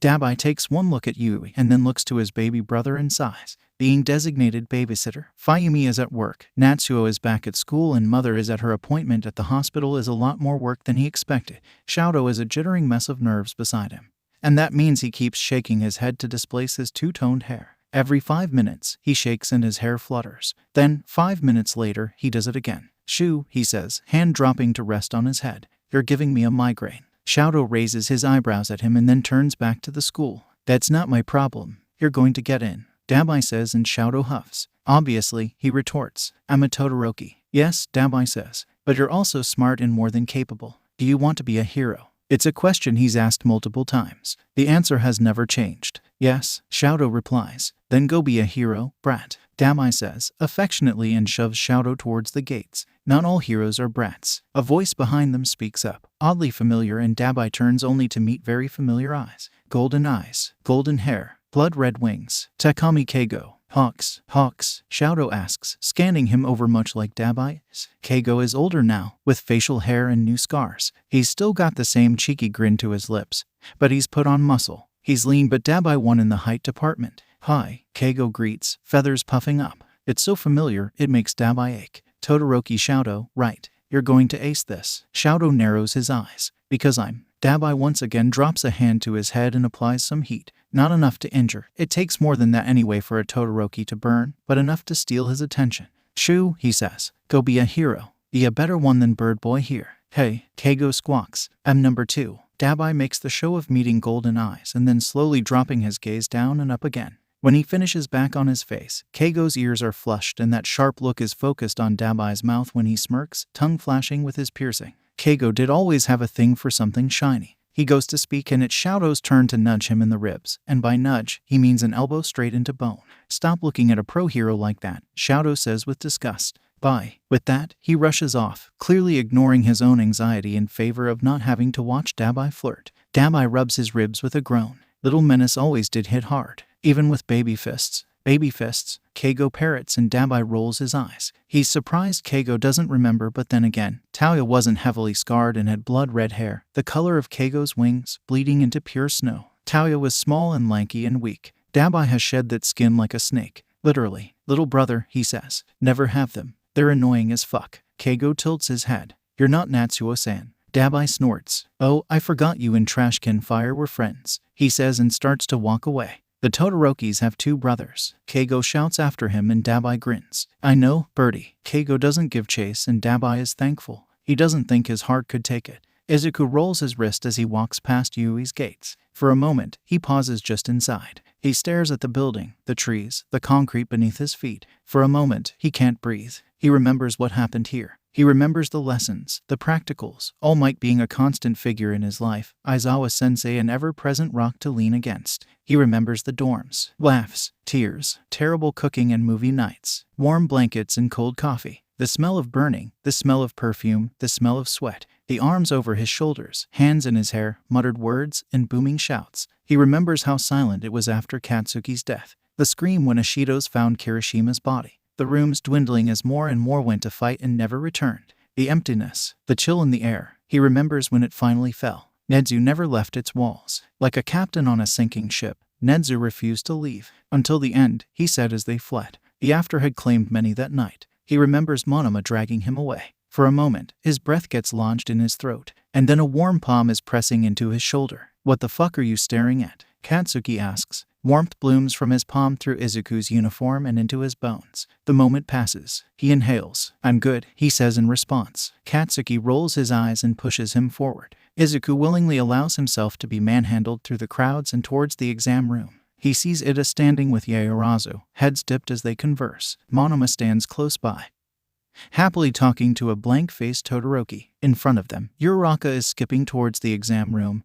hair bouncing with every step. They won't be friends in this life, in this timeline. They can't. It poses too much of a risk. Izuku keeps his head down, walking close to Katsuki's side. When he enters the room, tables lined up in an orderly fashion. Izuku can't help but scan the people walking in. He sees Kaminari staring at his empty table with wide eyes. Yaorazu and Ida are quick to take their places. Even Kendo is nervously fiddling with her hair. It makes his gut clench. His heart aches. He keeps his eyes down and takes his seat. He sits the exam, ignoring the many teachers walking around, his friends working in silence beside him. He ignores, focuses on answering the questions. The hours pass and he's quick to make his escape, lingering by Katsuki as if he'll protect him from the world. He's done it before, countless times. He will die for Izuku. He has. Katsuki must sense something's bothering him, making him twitchy, because he doesn't try to make Izuku talk. He just walks with him until they reach the training grounds. "Are you sure you don't want to try, nerd?" he asks, hands stuffed in his pockets, and Izuku shakes his head. "I can tell you what the exam will be," he says, and Katsuki narrows red eyes at him. "Bullshit." Izuku leans in and whispers, "Robots." With that, he turns away, listening to the familiar, almost comforting sound of crackling explosions, like mini firecrackers. He goes to the beach instead of home. There he sits, legs drawn to his chest, forehead pressed to his knees as he sobs, body shaking and hands clenched so tightly they're white. He hates this. He hates seeing them, so young and untouched by the horror of the world, knowing what happens if he fails. They will die. All of them. They will burn, or they will have their throats slashed, or they will be reduced to ash. Izuku and his small group of survivors. Eri, growing up in the middle of the war. After taking until Izuku had nothing left to give. His mom was dead. And his dad was fuck knows where, and his childhood friend was dead. His friends and teachers were picked off. His mentor died. And then Izuku was somewhat alone. Sure, the group he had with him was someone A and someone B and Yamada and Hawks, but they weren't his friends. Not that it mattered in the after. Everyone became quickly attached when everything else was taken. He remembers his birthdays passing without thought as his injuries grew. His arms were ruined by the end and his legs were aching machines. Their food was limited and so was their water supply. Yamada and Shinsu got most of that, considering their quirks. Takoyami and Izuku were the heavy hitters. Monoma refused to die. And Hawk's wings began to grow back in. Shaoji and Yaorazu were their support. They only had each other, knowing they might not have that as days passed. Izuku doesn't want to do this. He doesn't want to be here. He wants to be like his ex-classmates, eager to join the heroes, unaware of what's to come. He wants to do the things he hasn't. He wants to hold Katsuki until he forgets about his dead body. He wants to tell Todoroki that life gets easier. He wants to answer all of Shinsu's questions. He wants to be with Uraraka and Ida and Asui without thinking about how they die. But he can't. If he stays away, they'll be safer, even if he's left feeling like this. He doesn't know how long he sits there. He knows it gets colder, the sky gets darker, and then someone radiating heat sits beside him. He doesn't need to look up to know who. "How'd you know they were robots?" Katsuki asks, voice quieter than expected. Izuku sniffles, shrugs. "Lucky guess." Izuku can feel eyes staring into the side of his head. "Wanna tell me what's going on with you? You wouldn't believe." "Izuku," Katsuki interrupts. "Tell me what's going on." Izuku can't tell him the truth. He doesn't want to mess anything up. So, he doesn't. After the sludge villain, he starts. "I had a really realistic dream. You know, the ones where you think they're real but they're not. One of those." He looks out at the lapping waves. "Now, it feels like I'm living through deja vu." "The robots?" Katsuki asks and Izuku nods. "I told you," he says with a sniffle. "Lucky guess. Are you actually quirkless?" Katsuki suddenly questions and Izuku laughs. He turns to face him, watching the way red eyes rove over his face, taking in his salt-kissed freckles and bloodshot eyes. "Yeah," he says. "It's not some foresight quirk. It's just deja vu." Something passes over Katsuki's face. "That's why you keep looking at me like that, right?" Izuku nods. Katsuki knocks their shoulders together. "Fucking hell, Deku. I'm not dying anytime soon. I'm not as reckless as you." Izuku doesn't have the heart to tell him he dies for him. Takes hit after hit in the name of protecting Izuku until he can't anymore. Until one of those hits is fatal.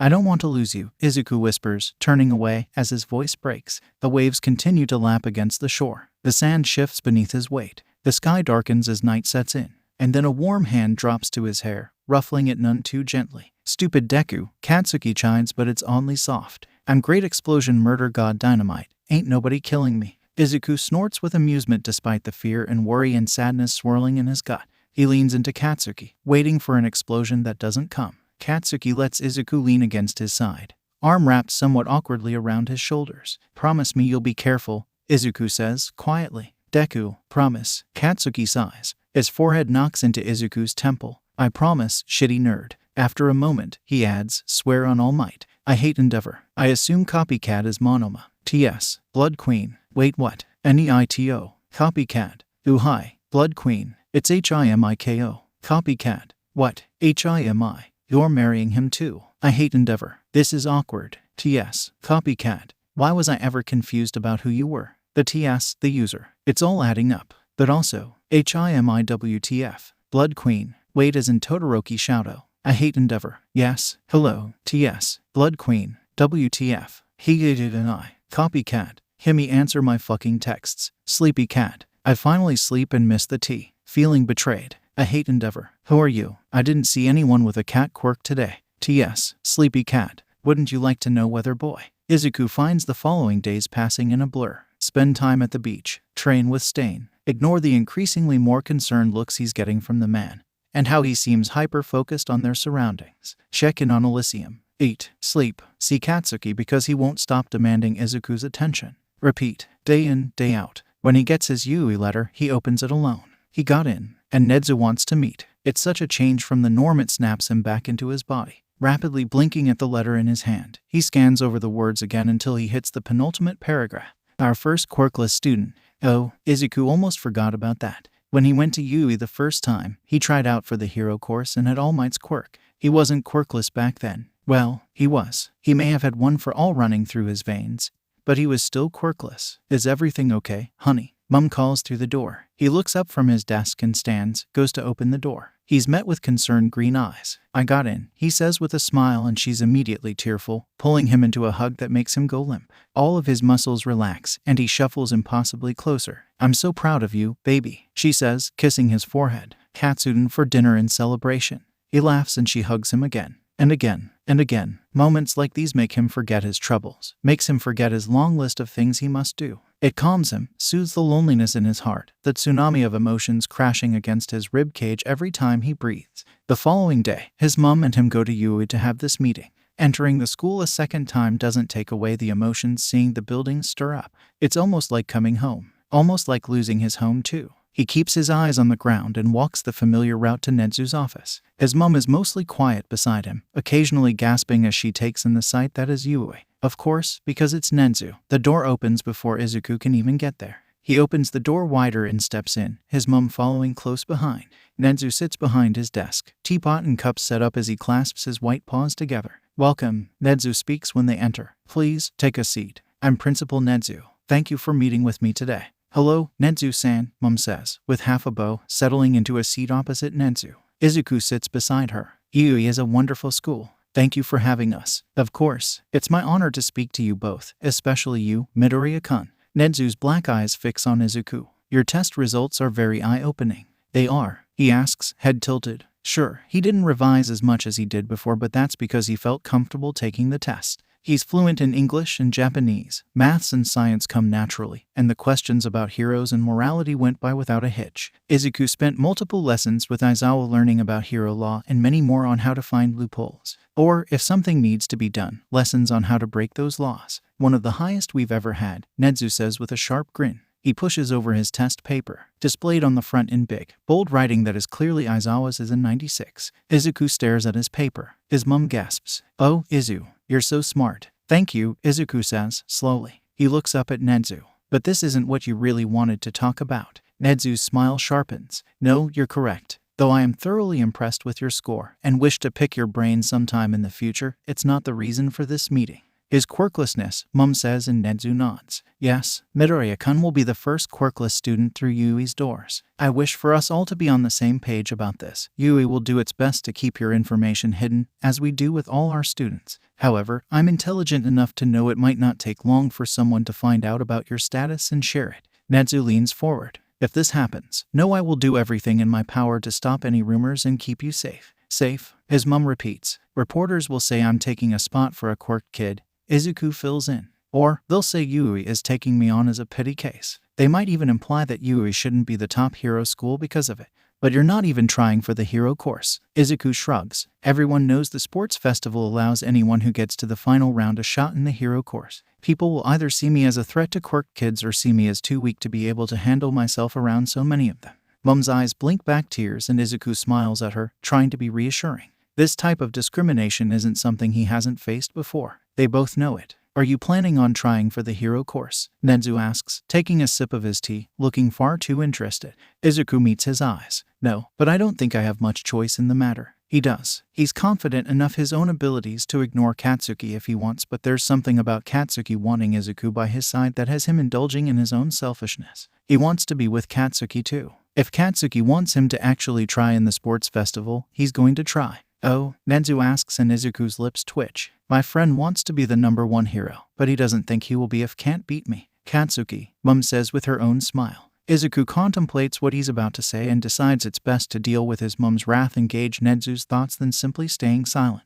He needs Nezu on his side, both as Izuku, the quirkless student, and Moros, the vigilante. Yeah, he's angry because All Might told me I couldn't be a hero, he says, calmly, and watches the way both of them tense. That's why you were so off with his secretary Yagi-san, Mom says, and Izuku nods. You've met All Might and his secretary Yagi, Nezu asks, and his tone is polite, but his eyes are twinkling with intrigue. Izuku makes eye contact and smiles. Yes, meeting both of them is enlightening. They're so different and yet so similar. Nezu's hands tighten on his teacup. Izuku smiles. Izuku, his mom interrupts their staring match. You should have told me. I never would have let that man in our flat. Nezu snaps his head to her. He went to your flat, he asks, and there's more of a strain in his voice now. He wanted to train me, Izuku says. I declined after he made some unsavory comments about quirkless people and whether they should be heroes. Nezu hums, takes another sip of his tea. Interesting, he says, finally. I suppose I should warn you that All Might will be teaching at Yuuei. Mom narrows her eyes. He will. Does he even have a teaching license? Izuku asks, and Nezu's smile is more of a grimace. Izuku wonders if some decisions are still out of his control. He may be blackmailing the commission to keep Hawks and Lady Nagant away from them, but Izuku doesn't have everything on the commission.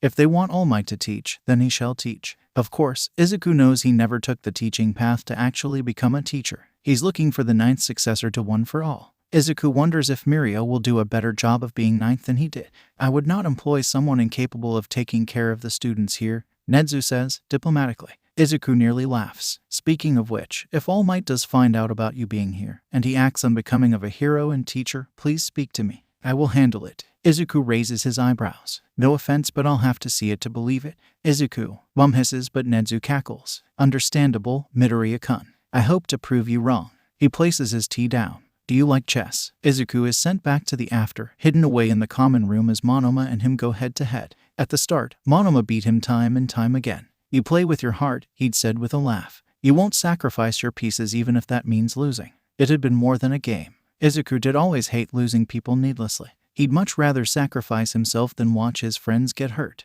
Yes, he says. Nezu smiles a warmer smile. How would you like to have tea and chess Tuesdays? A way for me to check in and for you to air out any issues. Izuku smiles back. Sure. Denki sits at home, hands twitching on his controller as his character darts around on the computer screen before him. Why are you so damn bouncy? Dusty Boy 44 says through his headphones in that gravelly tone of his. Hey, I got into my dream school, Denki shouts back, character jumping all over the other man's on the screen. Well, congratulations are in order. Before Denki can ask what he means, he's shot in the face. He immediately dies. What? Why? He whines. Mean, you want to be a hero, right? Have faster reflexes. When Denki responds, he's quick to run as far away from the other man as possible. Stop trying to kill me, he shouts, crouching to avoid more gunfire. You're a hero now. You've got to be used to death. Dusty Boy 44 croons and Denki groans as he's once again shot, instantly killing him. Nah, man, listen. Heroes have teams. Look at how cool the wild pussycats are. And Mirko and Hawks, stop being mean and be a team player. A team player? Huh,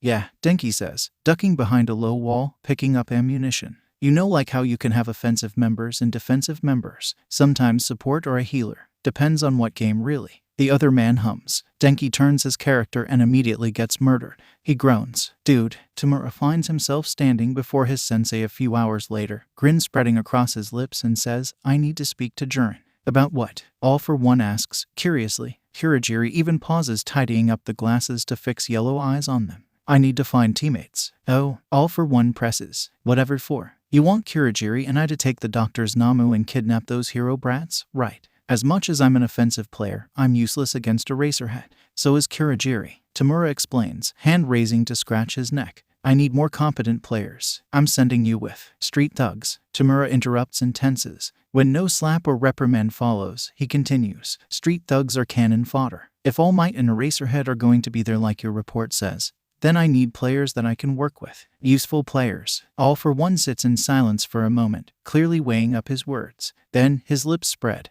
and he smiles at Tamura, who happily smiles back. He's impressed, sensei. I'll get Jurin on the case. Teammates. The doctor huffs. We have more important matters to discuss than Shigaraki getting playthings. All for One sighs. Another spy dead, I assume. Butchered like the last. The doctor confirms. Are you sure it isn't that vigilante? It's not his style. All for One confirms. Send someone more competent this time. I want to know who's killing my spies. Why? Gigantomachia asks for the 100th time. Eyes narrowed and nostrils flared. You know why, Izuku replies, facing him in the alleyway. The cool air ruffles his hair and he drags a hand through his curls, pushing them away from his eyes. Gigantomachia has the nerve to look aloof. It's dangerous. It's as dangerous as all the other times I've gone. Izuku points out, tugging on his backpack straps. You couldn't come then. And you can't come now. It's dangerous. Gigantomachia repeats. Izuku pinches his nose, taking a moment to collect himself. He's forgotten what it's like to be watched over, to be someone worth protecting.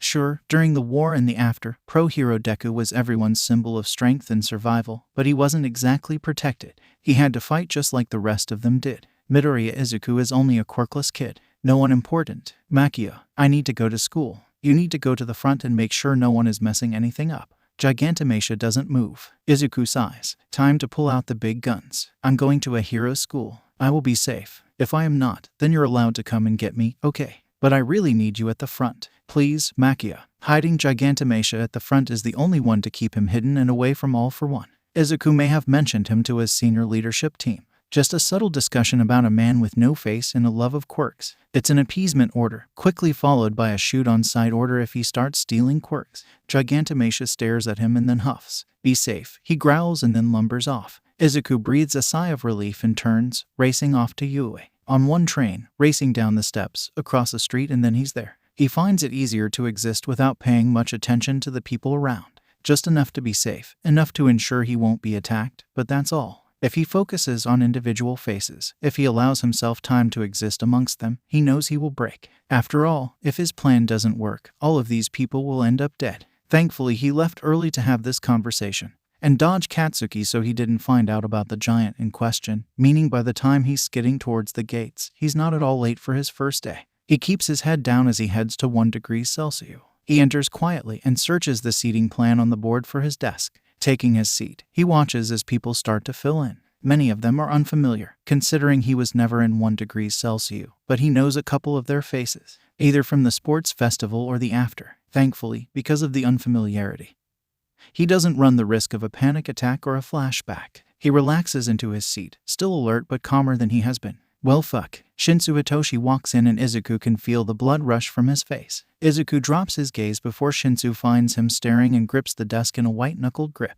He takes a deep breath and focuses on a breathing exercise Aizawa taught him in the after. In, hold it, out, again, in, hold it, out. He imagines calm waves lapping at a shoreline, sun on his face and birds in the sky. Slowly, his heart rate slows, and then he realizes Shinsu is sitting next to him. Their desks are centimeters apart. When Izuku looks up from the distance between them, Shinsu is already looking at him. His hair is shorter, and his eyebrows are raised, but his face is so familiar it hurts. There is no scar across his throat, no jagged line through his eyebrow, no raised skin on the side of his skull from the time they nearly burnt together. The last time they saw each other, the last time they spoke, Izuku was trying to get Eri out of the country and Hitoshi was with the others trying to draw All for One away. Izuku doesn't know if he died there. Izuku only knows the look in those purple eyes as he took Yuuei from Hitoshi's grip and powered up one for all. A look of desperation and determination. "Hi," Shinsu greets. His voice is a little higher than Izuku remembers, and there is no lilt to his words that indicate he's using his quirk. "You're looking a little pale." Nervous, Izuku croaks out. "Didn't sleep." Shinsu's lip twitch. "Mood." Shinsu Hitoshi. "Midoriya Izuku." Izuku replies and sees the way Shinsu slowly looks at his green hair. Izuku snort, frantically trying to stop himself from losing it. I know. He's still tense, ready to run if he's thrown back into the after because Shinsu is acting more like the Shinsu he knows than the Shinsu he first met. He's calmer, willing to start a conversation. He's still not asking questions, but he's actually interacting with someone he doesn't know. His Hitoshi only reached that point when the war was in full swing and the after required teamwork. Before Izuku can continue the conversation, their teacher walks in. Once again, fuck. Izuku forgot Yamada was 1 degree Celsius homeroom teacher. He looks younger, his smile is easier. And the only ghosts haunting him is Shirakumo. He's not lost Ida or Kayama or Aizawa yet. He's not been forced to find out his best friend is still alive but is a Namo. He's not had to choose who lives between his adoptive children. "Hello, listeners," he shouts and everyone perks up. Some are gasping, some are wide-eyed. Shinsu shuffles in his seat, clearly embarrassed that his adoptive father will be teaching him. "Welcome to your first day at Yuuei." Everybody say yeah. Yeah, multiple people shout back and Yamada grins. Before we go to induction, the induction Izuku missed first time around because Aizawa wanted to test them. Let's introduce ourselves. I'm Yamada Hisashi, also known as Present Mike. Let's start row by row. Izuku only half-heartedly listens. These people are not a threat and nor are his priority. It's cruel of him to think that, but he's not making any more attachments. He refuses to. The last time he grew attached, everyone he loved died. He couldn't live with himself if that happened again. Shinsu Hitoshi. Shinsu introduces himself and Izuku snaps out of his thoughts. "Midoriya Izuku," he says and finds Yamada's eyes on him. He tenses before realizing Nenzu has probably informed the staff about the first quirkless person in Yuuei. Now it makes sense as to why they're not mentioning quirks, although that might also be because of Shinsu's own discrimination for having a supposed villainous quirk. After introductions, they're led from the classroom to the assembly hall. Izuku is surprised by the induction. Nenzu stands before all of the classes except Aizawa's, reading out the rules and explaining their no bullying policy. Izuku zones out for most of it, trying to stop his hands shaking. He can see Monoma and Kendo and Tetsu a few rows in front. To the side is Vlad King and Midnight. Snipe is standing away, fiddling with his gun. He struggles to stop the images flashing behind his eyelids, the ringing in his ears of their screams. All of these people died. This entire building became ash and dust and broken bodies. Izuku grips his hands together and struggles to stop hyperventilating. He's fine, he reminds himself. He's alive. Everyone here is alive. He has time. He has time. He can fix this. Nenzu claps his paws together and Izuku flinches. Shinsu's watching him now, but Izuku doesn't care. He's too busy trying not to throw up. "Welcome to Yuuei," Nenzu shouts. "We hope you enjoy your time here." When they're led out of the hall, he keeps his eyes focused on Shinsu's back, so he doesn't have to look at anyone else. He steps when he steps, and he keeps breathing as steadily as he can manage. Sitting at his new desk, surrounded by people he doesn't know, lets his heart rate settle. His hands still shake. "With that over, you're free to go home. Tomorrow is when classes actually start," Yamada explains, and when everyone rushes to get up, Yamada speaks again. "Midoriya, could you stay behind, please?" Izuku returns to his seat and waits for everyone else to filter out. Even if Shinsu is lagging behind, he'll probably go and wait in the staff room for his parents to take him home. Once the room is empty, Yamada shuts the door and smiles at him. He leans back against his desk, hunching his shoulders to make himself look smaller, a tactic used to make Izuku feel more at ease. "Hey, listener," he says, softly. "I wanted you to know that I know about you being quirkless. Nenzu told the staff because he wanted us to be safe for you to approach. I'm saying this with my whole heart. You can trust me. If you're being targeted or bullied, you can always come to me. If you don't trust me, please speak to another member of staff or go to Nenzu. Yuuei is here to make your future brighter, not duller." Izuku blinks, a little thrown. "Oh," he says, dumbly. Everyone is okay with it." The brief flash in his yellow eyes tell Izuku no. Not everyone is happy about Izuku being here. He thinks he knows who. If that's the only one, there might be more. If anyone says anything, student, staff, anyone, you come and tell me or Nenzu, okay. We'll do something. Yamada reiterates, and Izuku wonders if they can do anything about the #1 pro hero. "I understand," he says, because he does. He doubts he will tell anyone if he is being bullied because he doubts it will affect him. So long as he can continue to fix this timeline, he really doesn't care what anyone says or does to him. If he can continue to fight, That's all that matters. Yamada smiles. It doesn't reach his eyes. He knows Izuku has yet to trust him. Good. You're free to go, Midoriya. Just remember I'm on your side. Thank you, Yamada-sensei. He says and leaves the classroom. He wonders if, considering only half the day has passed, he could swing by Deku City. It would help soothe Gigantomasia's protective nature. He could also check in with Skeptic and Trumpet. Or maybe he could finally do Curious interview. She's been hounding him for it. But Izuku seems to be having the worst luck. Because as he's stepping out of the doors, Class 1A are one returning from their own induction. All of them are here. Kirishima's red hair and Ashido's laugh. Uraraka's bouncing and Ada's karate chops. Asui chatting along with Yaoyorozu. And Todoroki walking away from the rest of the group. Kaminari and Shiro are discussing something animatedly while Katsuki shuffles after them. Aizawa is bringing up the rear. Red meets green. Where the fuck were you this morning, Deku? Katsuki snaps and Izuku focuses on him and only him. Left earlier because I was anxious about the trains, Izuku lies, and Katsuki rolls his eyes. Wait for me, he instructs and Izuku sighs. Kakin, wait, Katsuki repeats, disappearing into the building with the rest of Class 1A, all of whom stare at Izuku and then turn to Katsuki. Izuku briefly makes eye contact with Aizawa before turning and fleeing. He waits by the gates, eyes fixed on the busy streets. The cars, the people, the breeze in the air, the sun in the sky, the cloud that looks like a dinosaur. When he checks his hands, he finds the shake to them has stopped. His heart, however, continues to race. All of them so close and yet so far. They will not know him in this life. They will not have to watch as he destroys himself over and over again. They will be safer like this. They will be protected in their ignorance. He will miss them. He already misses Shinsu's jokes and Todoroki's smiles and Aizawa's hair ruffles. He will miss hearing Ida instruct the others and Uraraka's giggle. But this is better for all of them. Izuku got them killed the first time. He couldn't master one for all quick enough and Shigaraki created the league. With most of the members currently residing in Deku City, Izuku can keep watch over them and Mirio will hopefully use one for all in ways Izuku couldn't. Maybe then, Izuku will be able to rest knowing his friends are alive and happy, even if that means he's not there to see it, to be with them. Yo, someone shouts in his ear, and he jumps, hands raised before he has to purposefully lower them when he sees blonde hair and golden eyes. Kaminari grins at him. How'd you and Bakugo know each other and how hasn't he killed you for calling him Kakin? We're childhood friends, Izuku tells him, trying to ignore the image of Kaminari drowning in his mind. Cool, Kaminari says, bubbly as ever. Deku, right, I'm Kaminari. Got any embarrassing stories about Bakugo? Midoriya Izuku, yeah. Izuku replies, Kakin calls me Deku.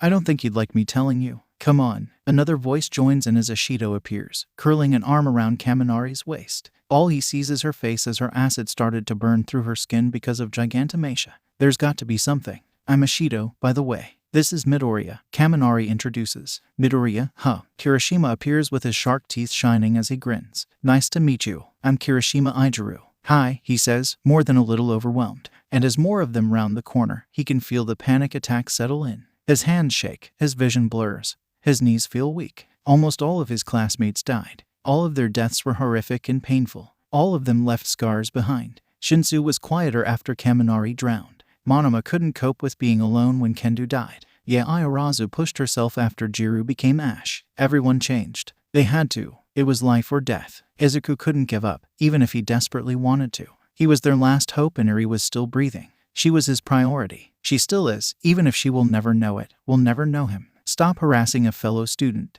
Ada's voice cuts through the masses and Izuku clenches his fists tightly, feeling his nails dig into the meat of his palms. But Ida, he knows Bakubro. Kirishima shouts back and Uraraka bounces over. Yeah, you two were together at the exam, she comments and Izuku thinks he's going to cry when she smiles at him. His friends, so young and light and carefree, unaware of the horrors that will break them, that will kill them before they have even really lived, are surrounding him and the pain from his nails and his skin isn't helping. He can't breathe. They're all alive and smiling and not bleeding or dead with eyes unseeing and bodies still or destroyed. Uraraka and her pink cheeks, Ida and his hand chopping, Ashido's constant movement, Asui watching behind them, Kirishima nudging Kaminari, Sato and Ajiru laughing between themselves. He shallowly breathes, focusing on Ida's chest, trying to follow the steady rise and fall as he breathes. Because he's alive. Because Stain hasn't cut him down yet. He is alive. Nails dig harder into his palms. He wonders when he will break through the skin. Wonder when blood will start to well up. Focus. He inhales when Ida does, ignoring their voices as they start loudly speaking over each other. He exhales when Ida does, letting their voices wash over him. Don't faint, he begs himself. Don't make a scene. Keep breathing.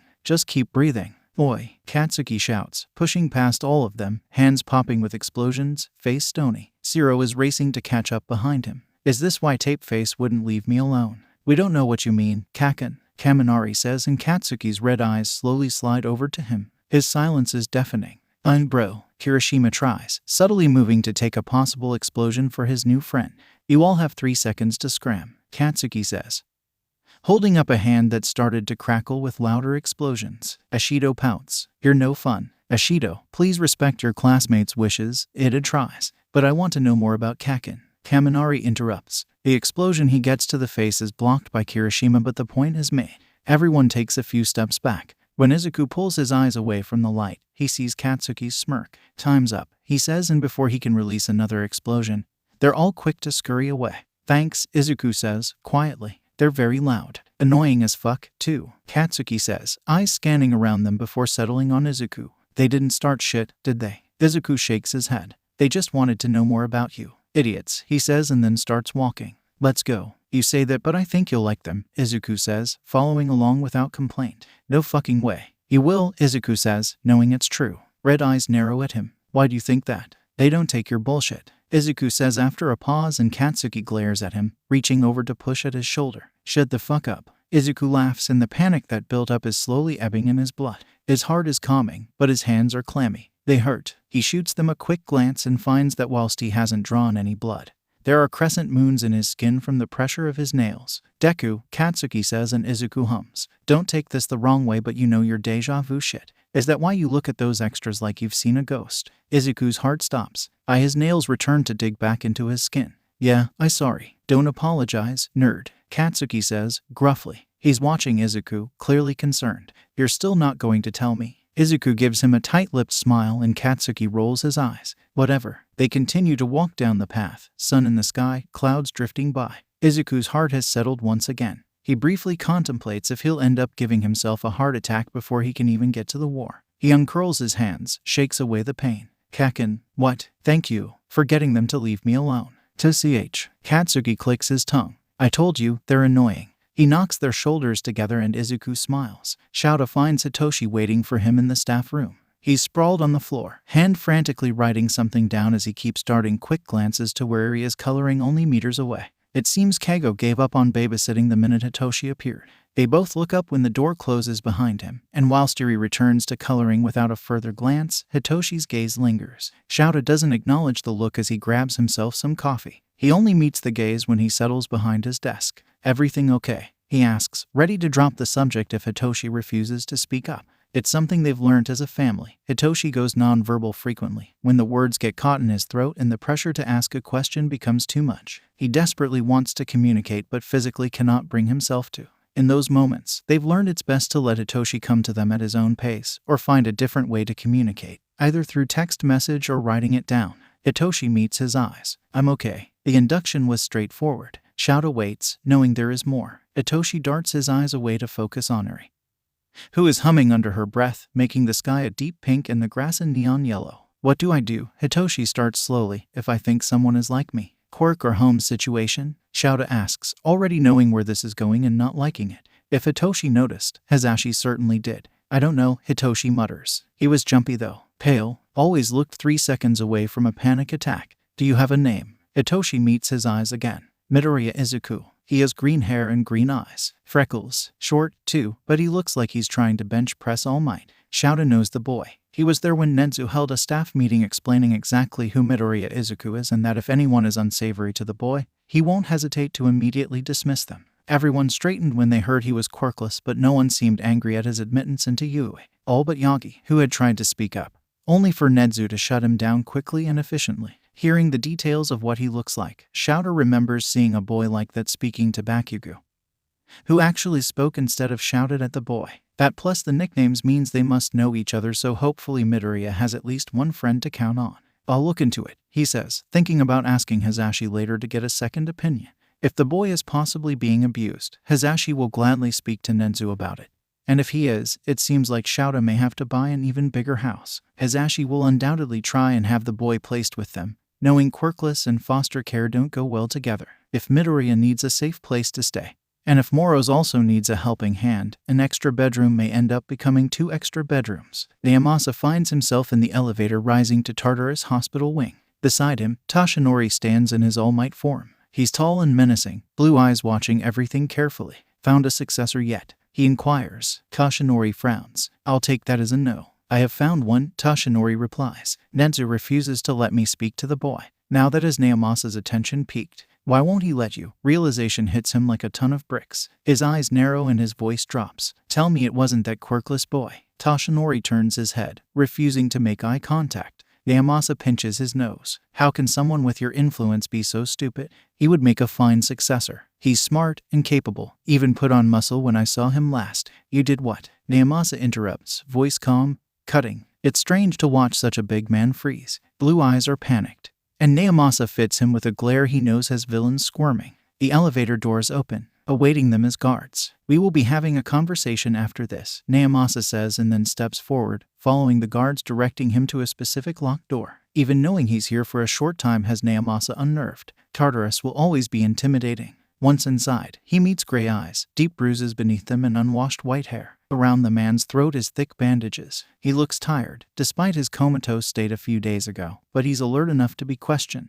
Kuronohari, known as Chronostasis. He greets. I'm Detective Tsukachi. I'm here to ask you some questions about. No comment. The croaky reply interrupts him. Naomasa blinks at the man. This vigilante killed your team, your friends, and your boss. They tried to kill you. I'm here to catch them. I know who you are, Kurono says, voice gravelly. I know your Quirk. Naomasa tilts his head. You know something. Kurono smiles at him. No comment. Do you know why you were targeted? No comment. No twitch, no movement. Not even a blink. Eyes narrow. Do you know who the vigilante is? That smile wavers for a split second. No comment. You do, Naomasa breathes. Why don't you want me to know? No comment, detective. Kurono says. If you ask any more questions, I'll have to call for my lawyer. You're a villain, Toshinori snaps, but Naomasa waves him off. Who has the right to an attorney? Naomasa says with a sigh. He meets those gray eyes. You won't say anything other than no comment. Kurono just keeps smiling. Yuuei finishes up in the locker room, fixing his tie and tying the laces on his shoes. He watches Bakugo storm past Zero, shouting and sparking, and smiles to himself.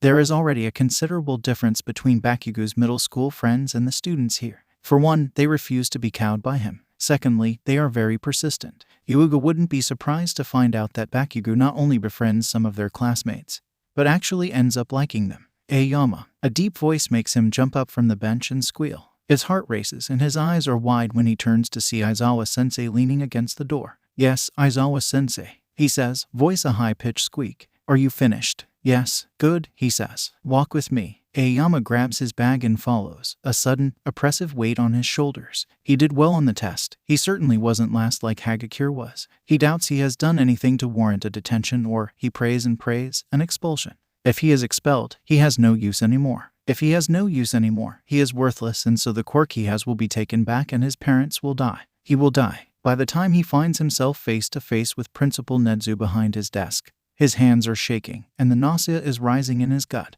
Thank you, Aizawa-kun, Principal Netsu says, and Aizawa leaves them both alone, shutting the door closed behind him. Two dark, beady eyes stare down at Aoyama. Hello, Aoyama-san. Take a seat. We have a lot to discuss. Netsu sits back and lets Aoyama be held by his parents, all of them sobbing behind the safety of Yuuei's walls. Are you sure this is the right decision? Tsutsumi asks, lowly. Netsu likes her. Unlike the many people he encounters that think with their heart rather than their brain, she is straightforward and detached. He knows she's not being cold, knowing the other options include letting the boy spy on them or cutting him loose and letting him die.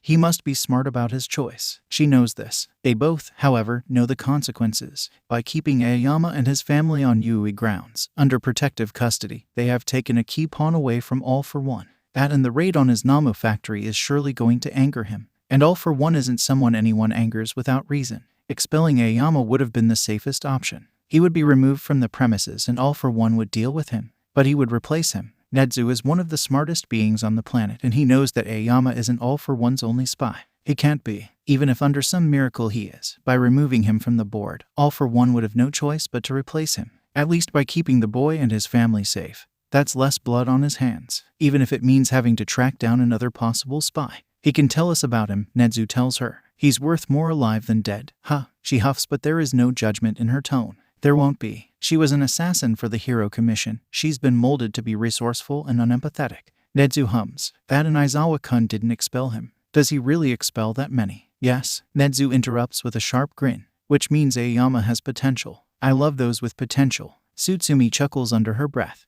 When he tilts his head to meet her gaze, her eyes are sparkling, fingers fiddling with her hair. Like that quirkless boy. Do you think he has hero potential? Nedzu chuckles back. He doesn't ask how she knows. She was there when he gave the meeting about Midoriya Izuku. She probably witnessed the way the other staff members shunned Yagi. Even if she wasn't there for when Nedzu shut him down when the man asked to meet him. I think he's overflowing with it. Nedzu replies. It's simply about shaping him to fit that potential. The minute they're back at the apartment, Eri in tow from being watched over by the third years, Shouta waits for his kids to leave for their rooms before he leans against the kitchen cupboards, coffee brewing, and eyes Hisashi. His husband clocks his stare immediately but busies himself with removing his boots and jacket, running his fingers through gelled hair. Stepping towards him, he crowds against Shouta, body defined with muscle and warm against his own as he reaches above his head for a cup of his own. What's up? He asks, pressing a quick kiss to Shouta's cheek and dancing away to the sink to pour himself some water. Shouta must love his husband because he can't believe he married someone who enjoys drinking plain water. Thoughts on Midoriya Izuku?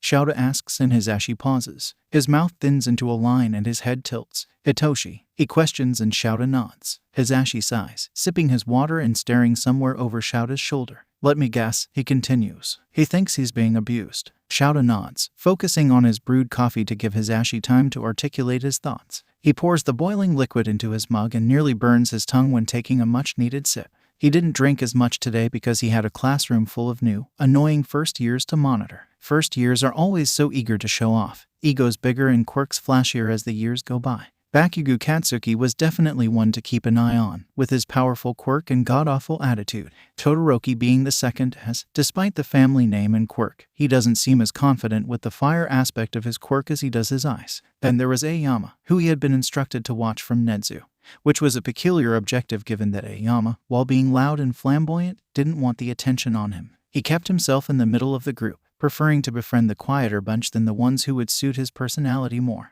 Nedzu's schemes are Nedzu's schemes, and despite the rat being terrifying, Shouta, above all else, trusts him. Plus, he is Nedzu's favorite and was once his personal student. He'll soon find out why Nedzu wanted a chat with the boy. Thinking of the devil, Hisashi says. Nedzu is focused on the kid, which honestly, let's start praying now. Shouta scoffs. Being his personal student isn't that bad, Hisashi. Pretty yellow eyes narrow at him. You started out a menace and he fueled that and made you worse. He made you dangerous. Hisashi isn't wrong. The entrance exam, which is set up by the commission, is skewed to physical, powerful quirks. 14-year-old Aizawa Shouta had no chance against robots, especially with him being in his third foster home. He was shorter than the average boy, and bone-thin, panting after a mere 5-minute jog as if he'd run a marathon.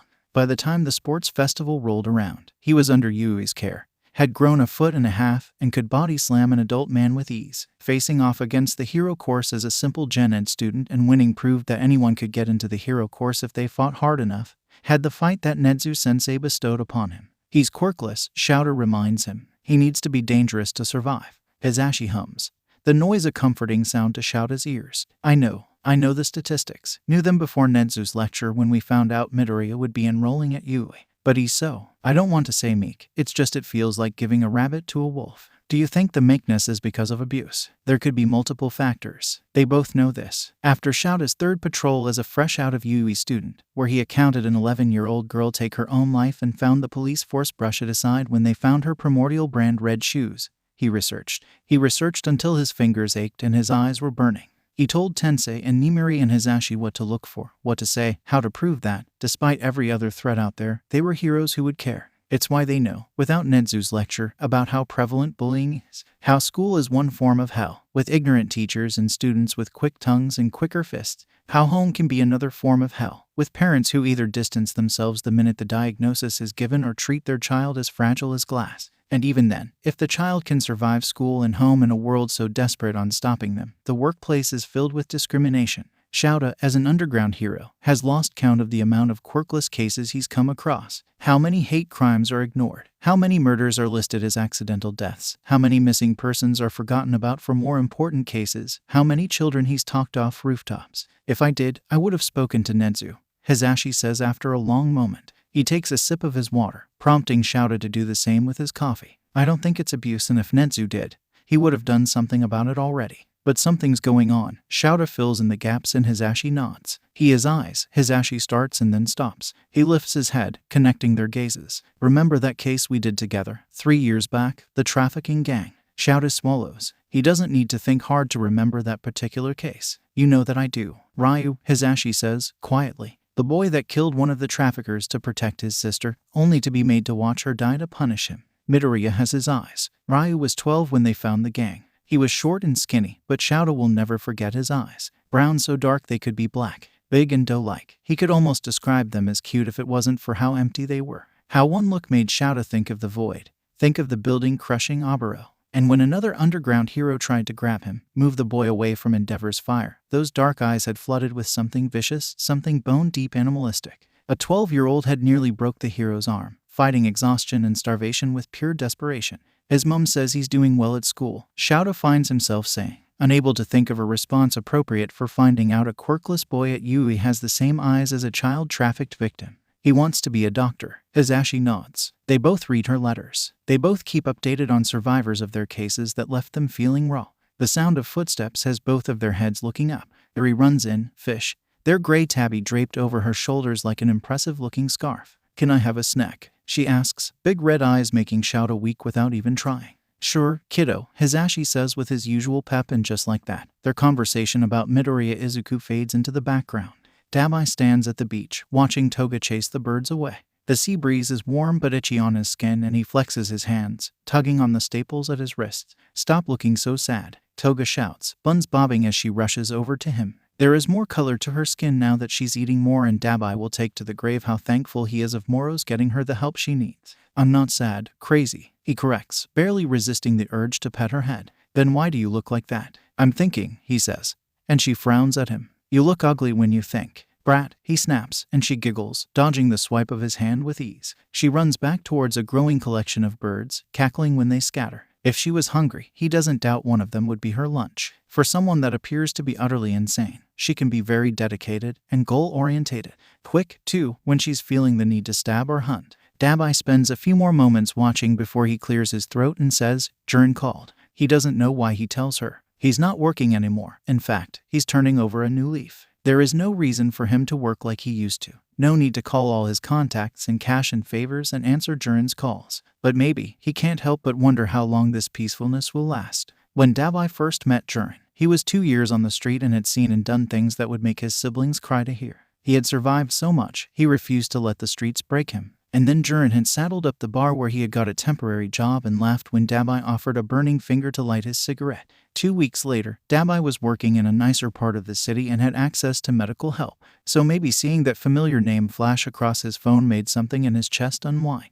Jiren, for as much as he is an absolute asshole, knows people, and the pay is always worth whatever the job is. Maybe that's why he tells her. Maybe it's because when they first met, she was thinner than paper, driven half mad as she drank from a rat, shivering and hissing when he tried to get close. Maybe it's because Jiren took one look at her when Dabai called in sick to work trying to hunt down some rapist for her to feed from and grinned, offering an illegal blood bank. Maybe it's because Dabai will always be a big brother, deep down. Gold eyes meet blue. He called you too, she asks, and Dabai pauses. What? Were you not listening? She coos, all sugar sweet and sarcastic. He wants a team of us. You remember twice, right? Guy that's crazier than you. He retorts, and she darts over to punch him in the ribs. The force behind it has him wheezing out steam. Don't be mean. She hisses at him, gold eyes daring him to say another word. He's also been invited. Don't know who else though. He takes a second to get his breath back to ask, you considering it? She shrugs, but her gaze is distant. He knows without having to ask that she's thinking the same thing he is. How long before they're turned away? How long before they have to be monsters in the name of survival? Thought you had a family now, she mutters, fingers twitching by her sides. So do you, he reminds her, as gently as he can, but with his ruined voice, it still comes off harsh. Her shoulders relax, though, so she understands. He said it was important, Toga says, quietly. He can barely hear her over the waves. Said it involves changing the world.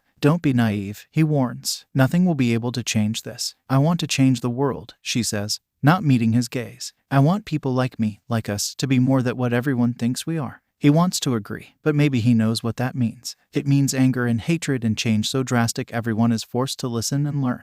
That won't be easy. It won't be solved in one heart-filled speech. For this type of change to happen, The government needs to be stopped, and with the way the heroes defend the politicians so heavily, that change won't happen without bloodshed. Toga lifts her head, meet his eyes. Don't you want a world where Endeavor was stopped before he could hurt you? Don't you want him dead for what he did to you? Dabai tenses on reflex. Blue flames flicker across his hands until he forcibly clenches his fists to put on the fire. I want my parents to suffer, she continues, ignoring the fire. Yuuei are trying to find them, but they seem to be out of the country at the moment. Even if they're found, they'll only get a few years in prison. She laughs a broken sound. For everything they did, for everything I am now, they're only going to serve a few years. Dabai thinks back to the news. Spending time with his family has meant he has learned a few things since he was last there. Fayumi is almost as quiet as Mother. She works diligently, quickly, flitting in and out of spaces as if she's used to hiding, used to not drawing attention. She probably is. Endeavor never wanted a girl in the first place, and considering her less powerful quirk, she wasn't seen as useful. Natsuo has become the opposite.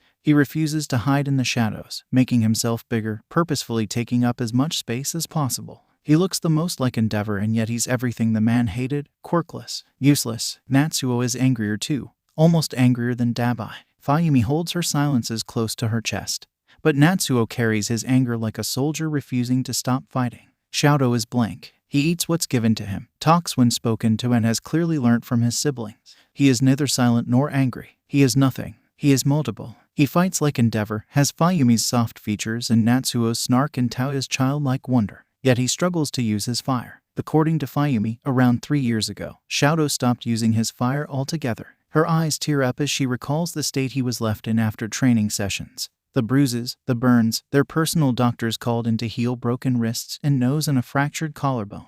It took 6 months for Endeavor to realize Shadow refused to budge. And then, just before Endeavor got arrested, she found him outside, holding a flaming hand up to his face and watching it flicker with something like curiosity. Dabai doesn't know what finally made Shadow use his fire again, but he's thankful. Even if it's a trial to get Shadow to use it more. Endeavor will get out in 10, he finds himself saying. Even with the evidence, he didn't kill any of us and all the wounds were healed. It was supposed to be 15, but he had a good lawyer. Shadow will be my age when he gets out. Toga gasps dramatically, eyes narrowed. Will he be a hero again? Fuck knows, he replies. Probably. There are already people online who defend what he did. By the time a decade has passed, people will have forgotten. The lapping of the waves passes between them. Dabai itches at his chest, his skin burning under the salt. Toga runs her boot through the sand. I want to go, she says, finally. Just a meeting. Just to see what it's about. She faces him and pouts. I don't want to go alone. Please come with me. Fucking menace, he sighs. And she giggles. Just one meeting, he tells himself. That's all. When Hari wakes up, he's met with blinding lights and a throat that burns. He finds himself in a hospital of some kind with no recollection of why or how he's here. At the sight of a nurse gasping as their eyes meet, he promptly passes out again. The next time he wakes, there is less of a haze and more awareness. He may be on a ward, but he's certainly not in a hospital. His hands are cuffed with quirk-canceling handcuffs, and when he turns his head, he finds guards standing outside of the door. A nurse enters, the same one from last time, and she's flanked by a guard. If she's surprised by his wakefulness, she doesn't show it this time. She methodically checks his chart, the machines connected to him, and then starts undressing the bandages on his neck. She's slow but not gentle, and he's impressed that she doesn't flinch under his watchful gaze. Checking the wound, she hums and redresses it before leaving without a word, the guard following easily until he's alone once again. He knows the guard's uniforms. Any criminal worth a dime in the underground is familiar with it. Tartarus. He's in Tartarus. With that one thought, he wills himself back to unconsciousness. On and off again, he wakes, sees the same nurse, and falls back to sleep. She asks him questions on the 5th day. Does he know his name? Does he remember what happened? Is he in pain? He answers dutifully, his voice a low croak, and she nods, leaves soon after. On the 6th day, something changes. When he wakes, he finds eyes already on him. A middle-aged woman with cold blue eyes and ash-blonde hair slicked back. Her stony expression and expensive-looking pantsuit makes Hari watch her carefully. He's been around enough people in power to know when he's facing down a predator. And he knows who she is. He thinks he has an idea of why she's here. Kurono Hari. She speaks, calm and focused. Pronastasis, Madam President. He responds, voice low and off, and her head tilts in recognition. What would someone like you want with someone like me? Information, she replies, bluntly. He smiles. What do I get in exchange? I can hold off your execution. Boring, he tuts. Death does not scare me, and since when did Tartarus kill its inmates? Her expression does not waver. I can have you move to a more appealing place. Hari laughs. The sound is harsh and grating, irritating his already ruined throat. He does not require a more comfortable cage. He's a criminal, has been for a very long time. Ending up in Tartarus has always been a possibility. What is it that you want, Kurono? Madam President asks. It depends on what information you're after. She leans back in the chair. No one knows you're awake. The police have yet to be informed. What's stopping me from using more of a harsher tactic to get the information I want? He smiles again. The 8 precepts are trained for this, Madam President. There is nothing you could do to me that hasn't already been done. He tilts his head. But you know that. That's why you're here and not one of your employees. Her blue eyes narrow and then her face returns to that stony expression. You know what I'm after. The question is what you want in return. Something that is beneficial to both of us, Hari tells her. I want the vigilante. For the first during this whole exchange, Madam President smiles and Hari knows he's won. Izuku spends the rest of the week in a haze. He gets up and gets ready, ignoring the ache in his healing arm, waits for Katsuki so they can walk to Yuuei together. Ignores everyone unless the attention is focused on him. Namely from Yamada and Shinsu, and when he can leave, he books it out of the building before anyone can stop him. He doesn't wait for Katsuki then, knowing Aizawa occasionally kept them longer in training. That's not the only reason he leaves in a rush, of course. He doesn't want to speak to anyone, doesn't want to see the same faces he watched die more than he must. Sometimes he sees Kirishima, lurking by the gates, no doubt waiting for Katsuki himself. Sometimes he sees Shinsu on the way home, crouching behind dumpsters, talking to the stray cats. Sometimes he can feel eyes on the back of his head, usually Stain or someone from the front, checking in. There is another reason why he tries to leave before Katsuki is let out. As the days go on, most mornings have Katsuki sending him quick glances before scowling, clearly his own form of concern. Izuku can't bring himself to try and reassure. He's tired and a little overwhelmed. With the start of school, Izuku is out of time. Now, it's simply a waiting game. Soon, the USJ happens. Izuku doesn't know how to change that, doesn't know what more he can do. Befriending Shigaraki and slowly trying to challenge his ideals is the most he can do as a quirkless teenager. He can't hope to defeat all for one. Trying to do that without one for all is practically impossible and a definite death sentence. It's why he finds himself at a park, after spending a few hours training with Stain, sitting beside Shigaraki. The man is huddled in another large, dark hoodie, artist's gloves adorning his hands. You seem in a good mood, Izuku comments, rubbing his eyes and trying to stifle a yawn. He's really not been sleeping great. Shigaraki side-eyes him and nods, fingers fiddling with the drawstrings on his hoodie. I have a plan, though, Izuku asks, perking up at the idea of getting more information. You know I want to change Hero Society, he says, and Izuku nods. It's been a discussion point in many of their texts. Not that Izuku needs to read their messages to know Shigaraki wants to do more that change it, he wants to destroy it. I have a plan for that. A plan to show everyone how bad Hero Society can be. Hero Society isn't all that bad, Izuku mutters. Shigaraki scoffs. In the eyes of society, you're nothing and I'm dangerous. Izuku dramatically grips his chest and fake collapses back with a gasp. You wound me, he cries and dodges the half-hearted punch in the shoulder aimed his way. Look, he says, sitting up and meeting the same red eyes that haunt his nightmares. I know you want change, I do too, but I have a feeling your plan is more destruction than rehabilitation. We can start anew. You won't be able to create nothing from nothing. Izuku interrupts. It's a conversation he's had many times with Stain, with the front members. If all that's left is ash and dust, nothing can grow from that. That isn't freedom, it's punishment. His friends' deaths being live-streamed for the world to see. Rescue efforts being futile as Namu surround collapsed buildings and attack any hero who tries to get close until the screams inside the rubble go silent. Everyday people having no choice but to fight in a war that they can't win, choosing a side in the name of survival more than belief. Izuku may be 15 right now, but he is older than his looks. He has weathered the war before, survived the after, and is trying to do whatever he can to never get back to that point. He doesn't know how many dead bodies it took for him to grow numb to it. Katsuki's death opened a hole in his chest that never closed, a wound rubbed raw that never stopped bleeding. By the time half of the class were gone, Izuku was only Deku. Not a hero but a soldier, pushing forward and refusing to stop. Heroes are a disease. If I shoot you right now, who will you blame? Izuku speaks over him, refusing to drop his gaze. Is it me, the person behind the trigger? Is it the manufacturers of the gun? Is it the lawmakers that allow me access to firearms? Is it you, for being here for me to shoot? Shigaraki scrunches up his brow. What does this have to do with heroes? Izuku sometimes forget the man that destroys his world is the same man who never went to school, who learns via gaming metaphors. Heroes are like a level 1 boss. Izuku says, well, I suppose more like a side quest boss. They're not the problem, not as a whole. Endeavor being a piece of shit doesn't mean Eraserhead is. By removing all heroes, the entire game will crash. Heroes are doing their jobs, helping people, and yes, stop looking at me like that. I know not all of them are good people. I know some are in it for the fame alone. But people need hope. People need to feel like there is someone out there who will protect them. If you take that away, the people have nothing. That's not change, Shigaraki. That's fucked up. Shigaraki stares at his shoes. Izuku follows his gaze and swallows his question about them. Primordial and red. Izuku can't believe he never noticed them before, never realized during the war. A lonely, scared kid and a destructive quirk conveniently falling into All for One's path. But who protected us? He whispers, and Izuku doesn't know how to answer that. He realizes he has no answer, at least not a good one. From the moment he was diagnosed as quirkless, he was told his life was as good as over. He still remembers after his dad left when his mum broke down, telling him to be as careful as he could because she knew too what being quirkless meant. It was a death sentence, one made evident when he was 10 years old listening to his mum discuss what his funeral would look like.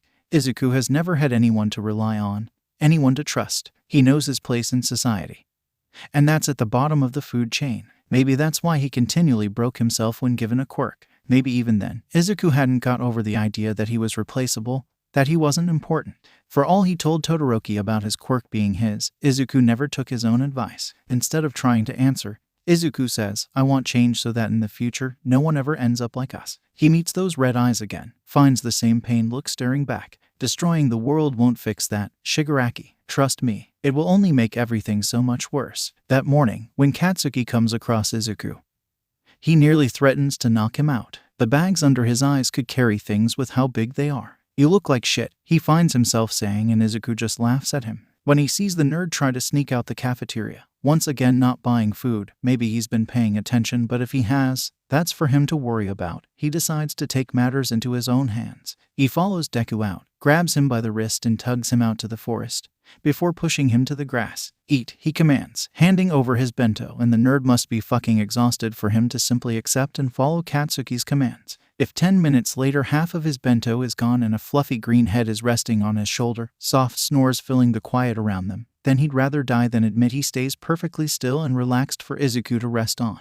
Maybe it's because of the war. Maybe it's the leftover inherent need for community after surviving the after, but whatever it is, Izuku finds himself resting upon Katsuki like he would Todoroki. And then Shinsu, knowing they would watch over him, keep him safe when he was vulnerable. He'd rather not investigate why he's feeling those same emotions when it comes to Katsuki. Izuku's head collides with the rooftop, a blade millimeters from the glass of his goggles, protecting his eyes, and groans as the pain registers. Fuck, he hisses, flexing out his arm. The ache still registers even if it's lessening day by day. This teen body of his hasn't gained the insane pain tolerance he had as an adult. It's annoying as hell. Red eyes gaze at him before narrowing. The katana is pulled away, loosely held in a calloused grip. Stain is clearly judging Izuku, and Izuku can't even bring himself to try and glare back. There's no point. They both know he's off his game. Sloppy, Stain comments, voice dry. You left your side vulnerable. I know, Izuku replies, and Stain tilts his head, bandages blowing in the cool breeze. He won't ask because he knows there is no obligation for Izuku to tell.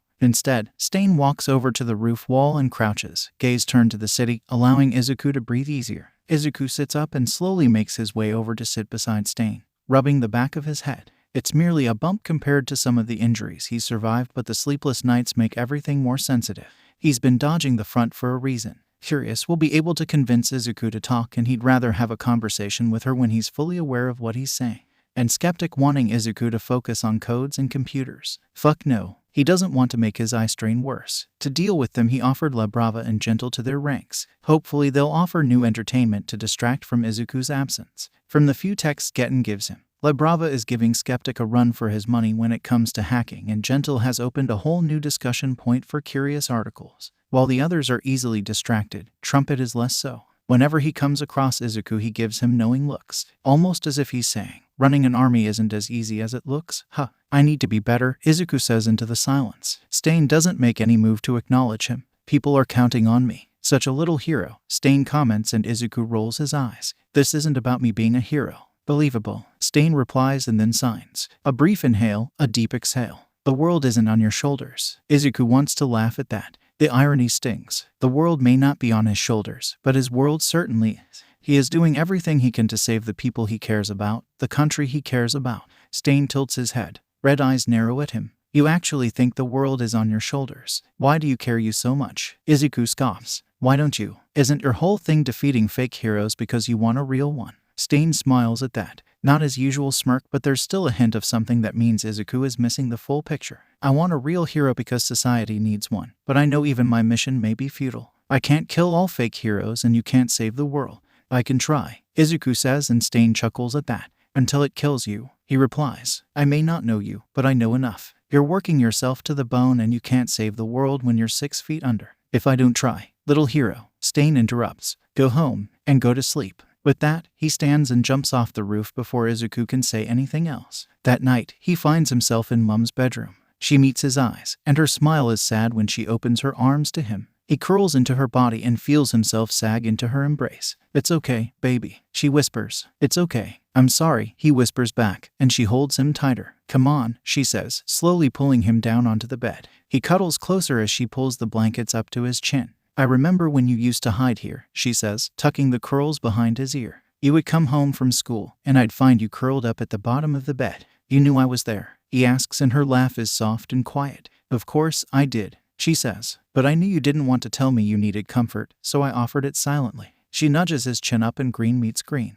I'm always going to be here for you, Izuku. Always. Despite everything Deku told him, Katsuki can't help the hero worship running through his veins at the sight of All Might in his Silver Age costume, smile wide and voice commanding. It takes his breath away and thanks his flawless poker face as he knows without a doubt it's hiding the stars in his eyes. I am here, he loudly proclaims, and Katsuki is awash with something akin to awe. This is the hero he has idolized since he knew what heroes were. This is the man that made Katsuki want to be a hero, made him want to be better than him. At the end of the day, he is the reason why Katsuki is here now, sitting in Class 1A amongst other hero kids, knowing he will be the future number 1. But as the class fawn over him, Katsuki remembers what Izuku told him. This man, this hero, doesn't think Deku can be a hero. Doesn't think he should try because he's quirkless. Sure, Katsuki may have also held some prejudices when it comes to quirkless individuals, when it comes to Izuku. For everything he said and for everything he thought, he never thought Izuku couldn't be a hero because of his quirklessness. Katsuki fought Izuku so much on the matter because he didn't want to see how reckless he could be, to what lengths he would go to help people. Because Izuku would kill himself in the name of saving someone else, and it may be selfish of Katsuki to say. But he refuses to let that happen. Looking at All Might in all his glory, tall and broad and rippling with muscle, all that hero worship seems to ebb out of him. Slowly, he sees the joy on the others' faces, sees even stone-faced Todoroki smile a little, eyes widening and sparkling, and yet he feels nothing. This is someone that took Deku's hopes and dreams and shattered them within a single conversation. Even as Katsuki finds himself stepping out of the locker room, dodging Shitty Hair's arm trying to wrap around his shoulders, and vaguely pays attention to everyone's costumes as he thinks about how his entire views have frozen in time. Gone is the boy that would play in the park with Izuku, laughing as they play heroes and villains. Now it's just him, wearing the costume Izuku designed for him, glaring at the hero he once idolized. Standing in Ground Beta, the fake city from the entrance exam, Katsuki can't help but wish Izuku was standing beside him. Most of the time, fighting villains takes place outside. However, statistically speaking, the really bad villains appear more frequently indoors. Imprisonment, house arrest, backroom deals. Truly intelligent villains hide in the shadows. All Might explains. For this training exercise you'll be split into villains and heroes, fighting 2-on-2 indoor battles. Isn't this a little advanced? Frog Girl asks. While Katsuki loves a fight, he can't help but agree. Especially if he's meant to go all out on some of these extras. Explosion as a quirk makes him dangerous, so inviting him into a building with the order to win isn't the greatest plan. The best training is what you get on the battlefield. All Might disagrees. However, the key this time is that there's no robot you can just beat up. You'll be dealing with actual people this time. How will you determine the winner? Ponytail asks, and the floodgates seem to open for the rest of the class. How much can we hurt them? Katsuki grins. Will the punishment be expulsion like with Aizawa-sensei? Cheeks pipes up. How shall we be split up? Robot tilts his head. I wasn't finished talking. All Might growls out in exasperation. Listen up, he shouts, pulling out oh for fuck's sake, a script. Katsuki's entire opinion of this man is really crumbling. Izuku would find this hilarious. The number 1 hero, and he can't even teach a class of heroes in training. The setting is, the villains have hidden a nuclear weapon somewhere in their hideout. The heroes are trying to dispose of it. To do that, the heroes need to catch the villains or get the nuclear weapon back in the allotted time. Likewise, the villains succeed if they protect their payload or capture the heroes. All Might leans down and grabs a box. He then holds it up to face them all. Time is limited, so we will decide the teams by drawing lots. Isn't there a better way than random selection? Robot asks and goes ignored. Katsuki knows Izuku would be saying something about pros having to team up with other heroes on the go when a crisis is happening. He can practically hear the muttering now. Let's draw. Through the draw, Katsuki once again is reminded of their names. Ashido and Uraraka are chosen together, facing Sato and Kuda. Yaoyorozu is chosen with Mainta. Katsuki wonders how long it will take before the girls decide killing him is the best option to fight against his perverted way, going against Kaminari and Jiru. Then it's Tokoyami and Asui against Hagakure and Ajiro. That's when All Might frowns and faces them. Due to your class missing a classmate, and because another classmate is taking a brief break from schooling, Katsuki swears he hears the man mutter something under his breath about not being told why. The last group will be split into teams of 3. Katsuki knows he's about to be picked, and from those left, he'd rather be paired with a Todoroki than against one. Based on the others' faces, they also agree. Shaoji is picked, along with Shiro and, well fuck, Todoroki. Guess Katsuki's going to have to take on a goddamn Todoroki, who, if the news about him is true, able to harness both fire and ice. Katsuki stares at his teammates. Hiroshima, red hair and can turn himself into a living rock. Ida, big shot family name and the legs to match. As the first team starts, Katsuki starts to plan. Shaoji's quirk makes it hard to be stealthy, but Katsuki isn't really built for stealth anyway. Why come in the back door when you can blow the front door off? Shiro has a tape quirk, which makes capturing others easy. Katsuki isn't concerned though. Shiro may have a few inches on him, but the guy is skin and bones, lanky in ways Katsuki could never be because of his own quirk. Plus, while Shaoji and Shiro may be the opposite of each other physically, both are susceptible to getting an explosion in the face. It shouldn't be hard to take them out, so long as Ida follows in his family's footsteps. No pun intended, and Kirishima can hold off any of Shaoji's hits, then the win is easy. Well, so long as Todoroki plays ball. He's not like his father, that much is obvious. He's withdrawn, rarely makes eye contact, and doesn't speak to anyone. It's almost like he's cosplaying a ghost. And he's quiet. The type of quiet that has Katsuki's hackles rising. Because he uses his anger to deflect, to intimidate, to get people to leave him alone. He knows he's powerful, and the quicker everyone else realizes that, the better. But his anger is also a shield. Everyone learns to expect it. So, he can live life the way he chooses. He can do things quietly, surprisingly. The quiet Todoroki has is like Deku's. Suspicious. Izuku is always planning something. His quiet is deadly. The news says he was abused. The news explains that the abuse inflicted killed his older brother in the hopes of making them stronger than All Might. The news depicted a toddler being taught how to fight, how to win, which means facing him is going to be a problem.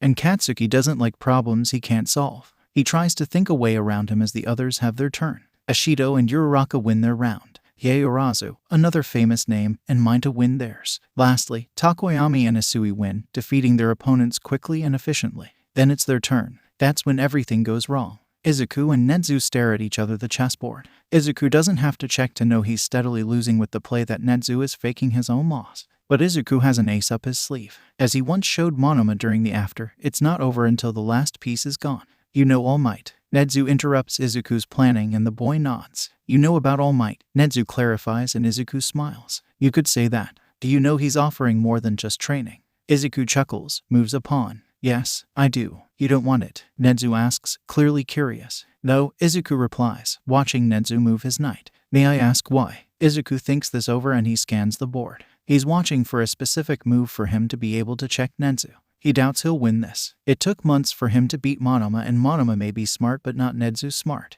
I don't want to be a hero, Izuku says. Netsu tilts his head as Izuku moves his piece. One pawn moves his own piece, the other picks up his teacup. Izuku checks him and Netsu smiles. Being a hero is a lucrative job and this is a hero school. Netsu comments, you have potential. I don't want to be a hero. Izuku repeats and watches as Netsu checkmates him in 3 moves. Beady eyes meet his own and Izuku huffs a laugh. He knows that look he's being given. I could be a quirkless hero. It's not the discrimination stopping me. Then why don't you want to be a hero? Is this what you meant by picking my brain? Netsu's smile sharpens. Yes. Izuku withholds the urge to smile. He's forgotten how intelligent Netsu is. I don't want to be a hero because I know what it means. And what does being a hero mean? Netsu asks, watching Izuku as he stands to collect his bag with a look similar to a lion staring at a human behind the glass of his zoo. Izuku walks to the door and pauses before he leaves. Black meets green. He decides to be honest. Being a hero means death. It means sleepless nights and nightmares and injuries that never heal. It means watching the people you love, the people you're trying to save, die in your arms. Don't look like that. Mainta hisses to Kaminari.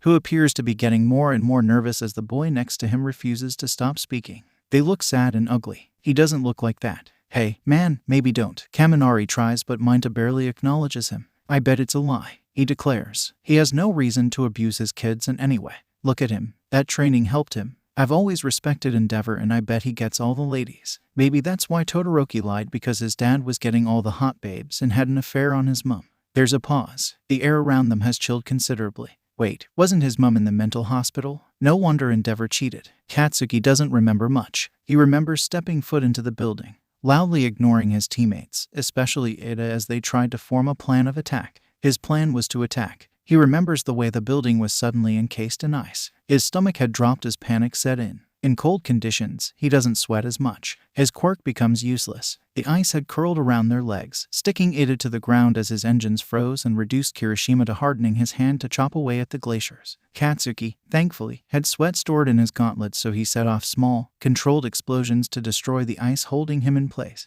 And that's when they felt the air drop in temperature considerably. Then sharp, burning heat. Katsuki remembers thinking that Todoroki's quirk would be dangerous if he cooled the air down and then rapidly heated it up again before he was thrown into a wall. Ice exploded around them, and as his body crashed down, a large icicle had smashed over his arm. Maybe it was fear. Maybe it was pure adrenaline. Maybe it was something Katsuki can't explain. Whatever it was, in reflex, he triggered an explosion to free his arm. After that, everything snapped into darkness as the world burned and exploded. Izuku is in the middle of an English lesson when sirens sound. Yamada-sensei shouts at them to stay in their seats before sprinting out of the room. For the record, Izuku is a very calm person. At least he likes to think so. He weighs up his choices, deliberates, and then chooses the best outcome. He's had years spent in the after formulating the best plan of action to ensure the future is better than the one he lived through. He knows there are some events he cannot mess with and others he can. But when those sirens sound, Izuku doesn't sit in his seat. He can't. Not when this hasn't happened before. Not when that could mean someone is dead.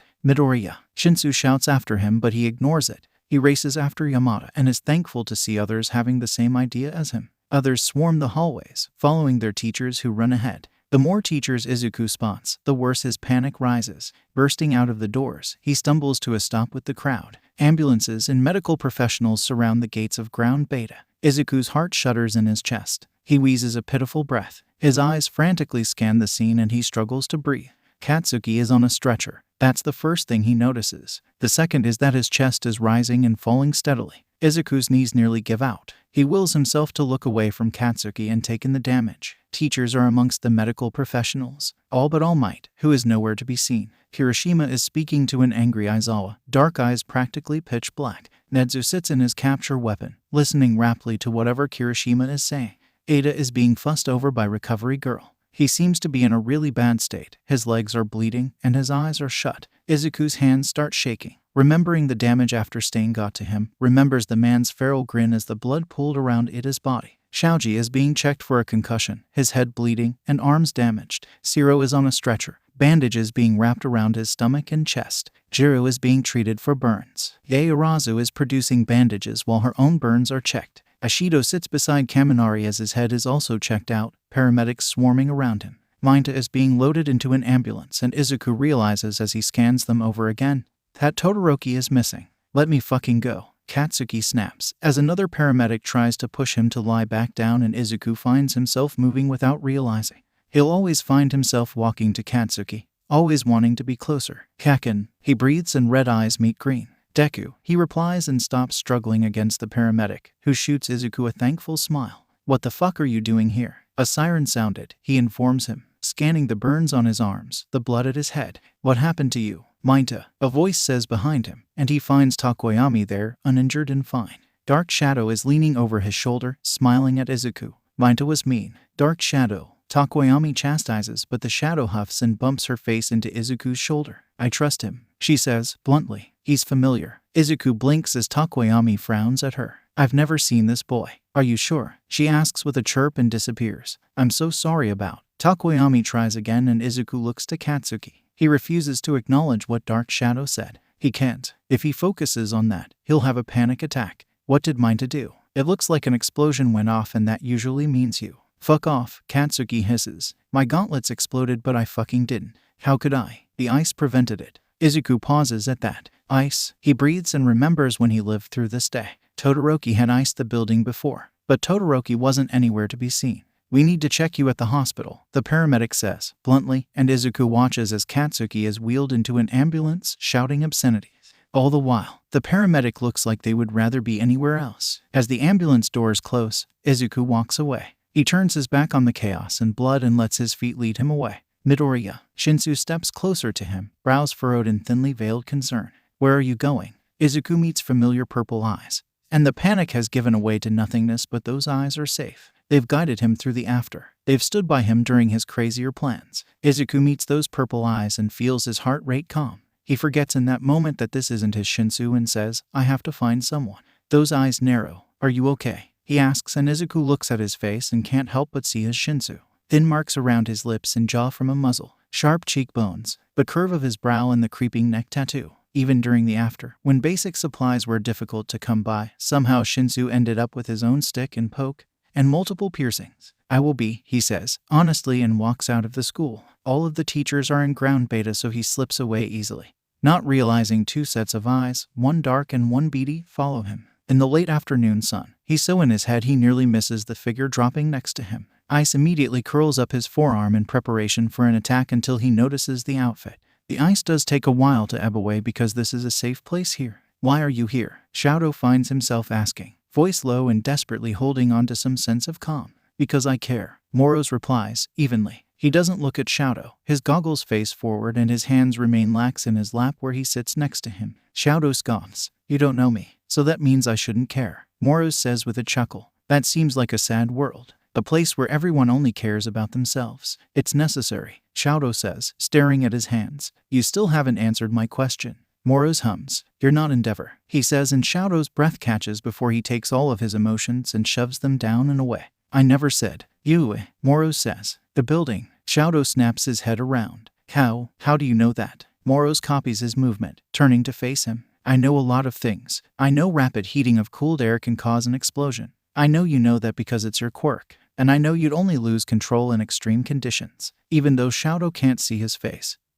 He thinks Moros is smiling sadly at him when he says, I'm guessing it was something about your family and now you think you're Endeavor. Shadow doesn't have the mental stability to call him out on how right he is. So he settles on, I hurt people. You reacted, Moros says, and you're a teenager. Where was the adult supervising you? We're training to be heroes. Shadow defends and Moros laughs. It's a brittle laugh. It makes him pause at the harsh sound of it. You're still a kid, he says. You shouldn't be put in a position of danger, hero student or not. You're training to be one. Keyword, training. Shadow frowns. I have to be better than my father and if you say you're like him, I will shake you. Moros says and then mutters, gently. Shadow opens his mouth and then closes it, tilts his head. You don't need to be gentle. You deserve gentle after the shit you've been through. Moros responds and Shadow is confused. Life is confusing. Why does this vigilante care so much? Why is here with Shadow when he could be anywhere else, helping people who need his help? How did you even know I'd be here? He asks, gesturing to the corner of his family's land, a place hidden by trees and bushes. Flowers grow in the sunlight, and the trees at the edge will bloom into beautiful cherry blossoms. It's calming. There are no expectations here. Moros shifts his weight and then says, quietly, intuition. Shadow stares and Moros doesn't look away. He doesn't even look uncomfortable. It's almost as if he's scanning Shadow's face, ensuring he's okay. It makes Shadow feel warm, and not the warmth of his quirk. That can go from warm to boiling hot. This warmth settles in his gut and makes him feel soft, makes him want to relax into it. It's the warmth of a hot water bottle, soothing the ache in his bones. This was the only place I could escape my father, he finds himself saying. It feels safe. Moros leans over and bumps their shoulders together. Gently, I'm glad you have a safe space. You made me safe, he tells him, and Moros freezes. I just probably saved my brother's life. And my mother's. In mine, Shadow says, the words spilling out in an honest ramble. I haven't thanked you for that. You don't have to. Moros squeaks and Shadow's lips twitch. Damn this vigilante. He might have to beat the crowd and marry him. No, he agrees. But I'm going to it. He faces those goggles full on. Thank you. Moros groans, holds his hands up as if he's trying to cover his already hidden face. Shadow's lips twitch again, and he turns before the vigilante can see the smile trying to claw its way onto his face. An entire hospital wing is filled with his students, and he can't do anything to help them. He's stuck pacing the floor, arms crossed, and eyes guarded as he waits for any news on their condition. From what he saw when he arrived at ground beta, most of them are superficial wounds that will be easily healed. Others, like Ida, are in a worse condition. Shouta remembers being there when Tensei suddenly left school after a phone call. He remembers being invited to his house with Nimuri, Aburo, and Hisashi, all of them gathered around the small bundle in Tensei's arms. 5 hours after giving birth, and his parents were back to being heroes, leaving their teenage son to care for his new baby brother. Even then, Tenya had some lungs on him, something he never grew out of. Shouta thought having to teach his best friend's brother would give Tensei some time to relax. He guesses he was wrong. Noise behind him has him immediately spinning around. Speak of the devil. Where is he? Tensei asks, frazzled and panicked in a way Shouta has only ever seen when his brother is involved. The man could face off an army of villains with an easygoing smile and a quip, but when it's his brother, Tensei crumbles. Shouta gestures to the end of the hall. In surgery, he says, blunt as ever because Tensei wouldn't appreciate false platitudes. He's alive, but the damage affected his legs. Tensei's shoulders shake. He ducks his head and Shouta averts his eyes. He gives his friend the privacy he needs. How bad? He asks in a defeated tone. His left leg suffered the most damage. His bones shattered. The pressure of the debris on top of him saved his life by slowing the blood loss. Tensei swallows. Will he be able to walk again? Shouta nods. Yes, he says with conviction. This much he does know. Tensei slumps in relief. He'll need physical therapy, but with how quickly Chiyo worked, the surgery should fix any internal issues and realign the bone. With his priority being somewhat safe, Tensei turns and takes in the sight of the crowded hospital wing. Parents sit in the waiting room as their children are checked by doctors. Most of the beds are filled with the faces of his class, his children, because they are his. They became his the minute they came into his class and showed potential, and the anger burns in his veins, sustaining him. Seeing the blood and the bruises makes him want to hunt the #1 hero down and skin him. These kids are his responsibility. And the 1 second he wasn't looking, they nearly died. Because of All Might. Because the commission forced Nedzu's paw, and so All Might is now a teacher who doesn't even possess a fucking teaching license and was trusted with the lives of 18 hero students. What happened? Tensei asks and spends a second glancing at the murderous intent in Shouta's eyes before his own expression shifts into surprise. That bad. My students are injured because someone without a teaching license decided to ignore my notes and do whatever the fuck he wanted to. Shouta says, voice tense, and Tensei's eyebrows rise. Ah, Tensei says. Where are we burying the body? Shouta finds his lips twitching at the seriousness to his tone and relaxes. He switches the subject and asks, when are your parents arriving? Tensei turns his head and Shouta's eyes narrow. He knows what that means. His healing is going to need extensive quirk care and therapy. I can look after. You have 3 kids now, Shu. Tensei says, facing the wall. I'm staying. My brother is more important than my agency. Shouta nods and then pauses. 2. Tensei asks. I only have 2 kids. Tensei laughs at that. Not with all those photos Hisashi's been spamming the group chat with of Hawks. That's a 3rd child if you ask me. Tenya can't look at his legs. The doctors offered to remove the blanket covering them and the bandages if he wanted a closer look, a way to see the damage for himself, but he refused. He can't face them. Blood filled with pain medication means he can feel the metal pins in them, the still healing burns, the cracks and splinters in his bone that will remain for his life, but he can't look. His brother was there when he woke up. Tensei had that look in his eyes, the same look he had when Tenya broke his arm in middle school and their parents were on a mission. It's a look that reminds him of when, a month later, they were both finally home together for more than just dinner or sleep, and Tensei had told Tenya to go to his bedroom. Following that were angry voices and more than one slamming door. Whatever was said had worked for 6 months. They showed up to Tenya's parent-teacher conferences, helped with school projects, actively took him to the park, and even learned his friends' names. Tensei had told him the first night they stayed longer than dinner to ask about his day, don't get your hopes up. His big brother is always right. After 6 months they were back to being distant. Tensei showed up to the parent-teacher conferences. Tensei helped with school projects. Tensei took him to the park and knew all his friends' names and their parents' names, and the fact that an American exchange student called Lucy had made Tenya blush when she told him he looked cute. Tensei being right also falls in the same category as Tensei being overprotective, which is why Tenya loudly disagrees when Tensei says he's moving for him. Not only moving, but staying with Tenya because their parents can't and Tensei can. Your job, Tenya stresses, and Tensei rolls his eyes, ruffles his hair like he's still a 7-year-old, and ignores his squawk about it. My job means nothing next to you. He grins. I'm going to get coffee. Want anything? Orange juice. Tenya huffs because Tensei is as stubborn, if not more so, than him. Get some sleep, Tensei says, lightly, and walks out of his room. Tenya sighs, leans his head back on the pillow and fusses with the edge of his blanket. His legs ache, but there is no pain. It's a strange sensation, being able to both feel and not feel his legs connected to him.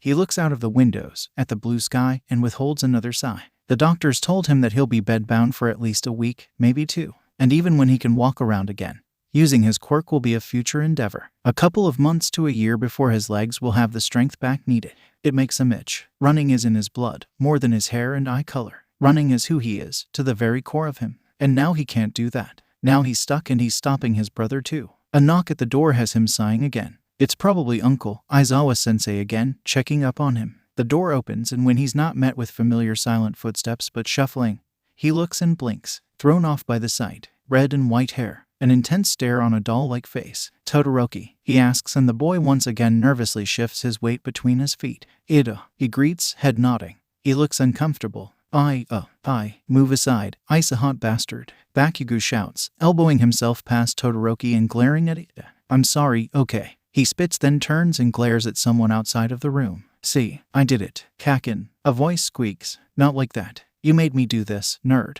"No, I didn't." "Yes, you did." Todoroki interrupts, turning to look at the person outside of Tenya's room. Midoriya. Tenya watches as a green head pops into the room. Big green eyes and fluffy curls, freckles dotted over a nose and cheeks. Despite the face that looks like a chipmunk's, the boy's shoulders are broad. "Hello, Todoroki-san." He turns to Tenya and bows his head. "Ida-san, what are you doing here?" he asks rather bluntly and winces at his own sharp tone. He opens his mouth to apologize, but Midoriya's eyes soften, and he smiles. Kakin wanted to apologize and needed some help. "No, I fucking didn't, shitty Deku." Bakugo snaps, sparks dancing from his fingertips warning of an explosion, but Midoriya just rolls his eyes. There is no hint of fear on his features. Todoroki seems confused by the exchange, but his eyes are firmly fixed on Midoriya.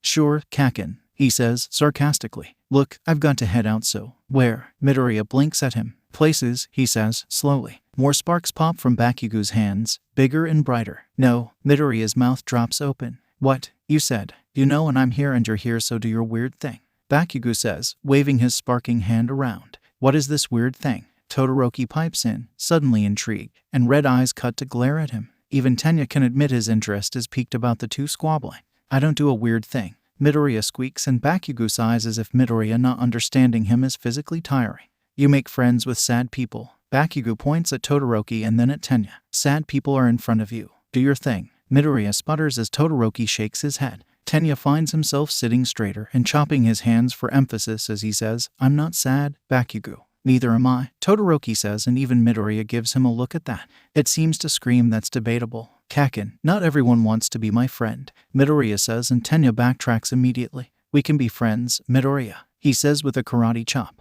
Tensei always said to make his points clear and concise. Midoriya shuffles on the ground, eyes wide and ears red. "Oh, Ida-san, it's okay. I would like to be friends with you, Midoriya." Todoroki interrupts. "I would also like to know how you've tamed Bakugo." The sparks that died out return brighter and louder. Bakugo's grin is full of teeth. "I'm going to kill you." Before he can lift his hand, the doors are thrown open and Uraraka waltzes in, holding an envelope and a bouquet of flowers. She skids to a halt at the sight of them all, cheeks blushing. "Ida, I didn't know you had visitors," she says, and Midoriya sidesteps her, getting closer to the door. "Sorry," he says with a bow. "I'm just..." "Nope," Bakugo says, ruffling his hair, and though it appears rough, his hand lingers, almost as if he's disguising the fact he wants to touch Midoriya's curls. Not that the other boy seems to mind. Whilst he dodged Uraraka's hasty entrance, he relaxes into the intense hair ruffle he's receiving. "Kakin," Midoriya whines, and Bakugo smirks, nudging him over to the chairs. Despite his hesitation, he goes willingly, even if he is scanning the room like he's a soldier behind enemy lines. In fact, as Uraraka bestow the flowers at Tenya's bedside, and Todoroki keeps asking Midoriya questions that have Bakugo puffing up like an angry dog, Midoriya has a familiar look to his eyes. He tries to think of where he saw it. The lifelessness to them, the emptiness. He puts on a good show, and even if his eyes are like a green void, if Todoroki's small smiles and Bakugo's incessant need to touch him are anything to go by, Midoriya hides it well. It's only when the light hits his eyes, turning them a dark bluish, does he remember a time when Tensei returned home from a day of being a pro hero and hid in his room. He didn't come out to eat, and Tenya knows it was bad because his parents stayed for the entire weekend while Tensei disappeared. After that weekend, when Tensei finally reappeared, he was no less Tensei. He was just missing something. A sparkle in his eye no longer there. The smile that flashed at babies and kittens took longer to show up. The relaxed dip to his shoulders became tense. Tenya notices how Midoriya has stationed himself in the corner of the room, back to the wall and clear eyesight of the windows and doors. He notices how he methodically scans Bakugo. then Todoroki, then Tenya, and finally Uraraka before sighing in what can only be relief. Kaken, stop being mean, Midoriya says, interrupting Bakugo's rant, and Tenya settles back into the conversation. Midoriya, can I ask you something? Uraraka asks, and Midoriya nods, smiles her way before dropping eye contact. He seems to do that frequently. Why doesn't Bakugo blow you up when you call him that cute nickname? What the? Bakugo starts, but Midoriya laughs the question off. With a small grin he says, oh, he tried. Bakugo, Tenya snaps. That is unheroic behavior to explode your friends. We're not fucking friends. Todoroki looks absolutely delighted by this news. He shifts his weight to fully focus on Midoriya and asks, does this mean I can be your best friend? Bakugo is smoking. Fuck off, Izuku. Izuku isn't panicking. He's not. Even with multiple eyes on him and familiar faces so close and so eager to get to know him, and Uraraka's laugh and Ida's karate chops and Todoroki's small smile.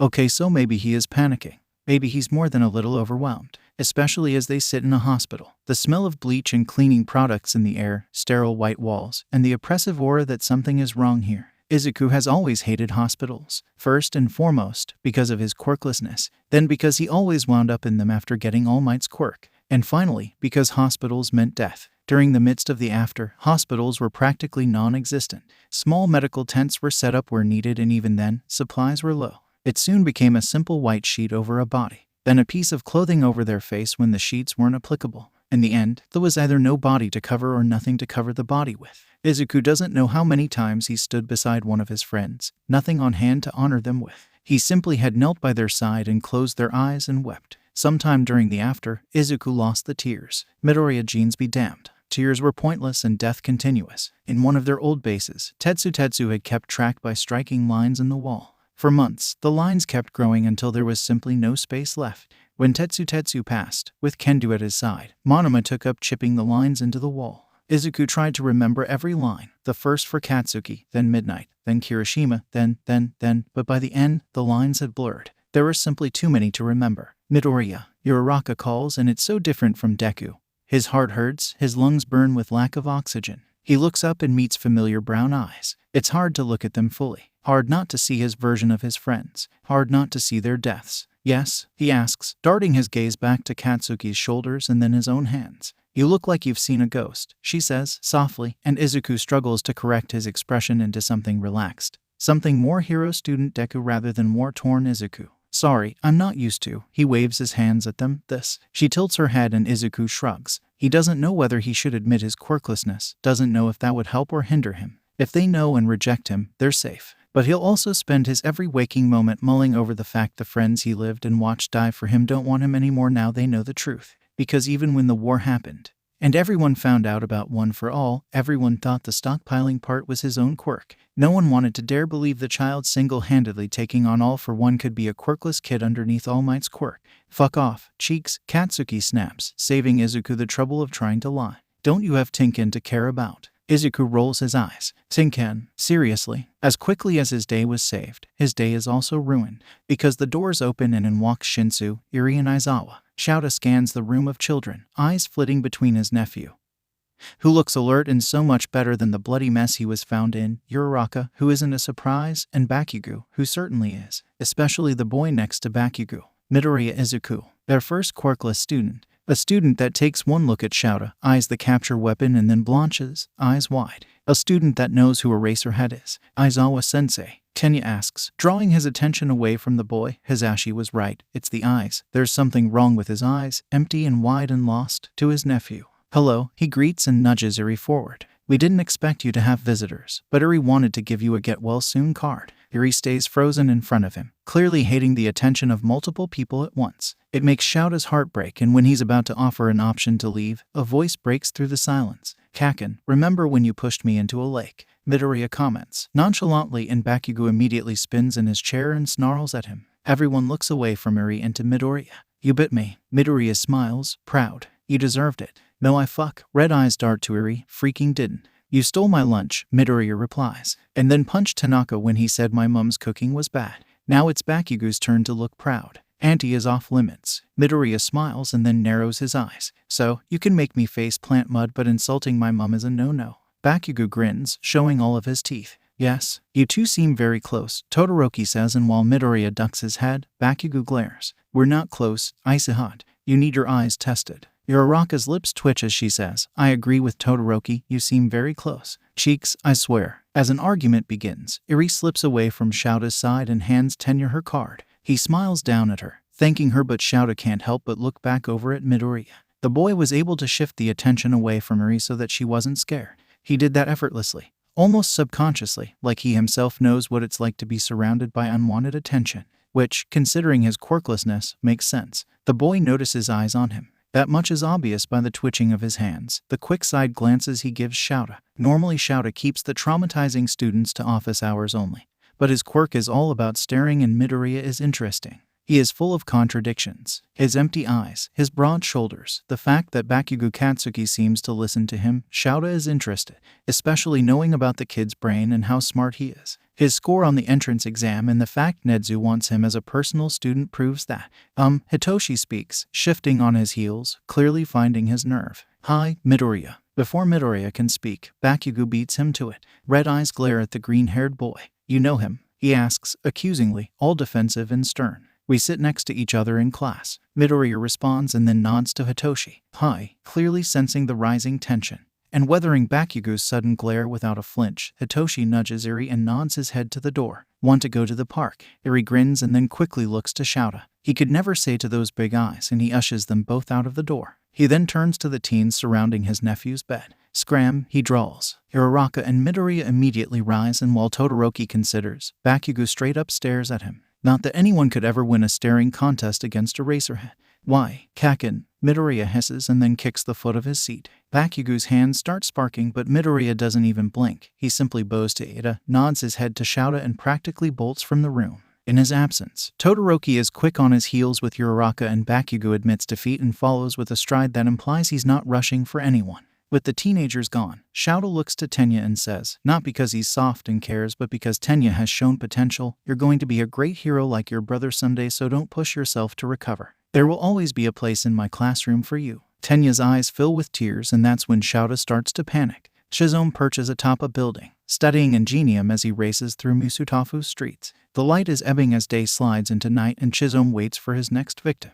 As much as he tells Moros he's changing his views, he can't change all of them. Heroes may try to pretend to be good, but Shizome knows how they operate. He sees the TV commercials, sees the adverts and films made about their wins but never their losses. Heroes are placed on a pedestal, and someone needs to knock them down from it. Ingenium disappears from sight, and Shizome jumps to the next roof. He has a vigilante to train. His plans can wait until tomorrow. If Shouta has to encounter another reporter, he's going to let Hisashi rip them apart. Standing outside and asking for All Might is one thing. Hounding Yuuei's students, his students, is another entirely.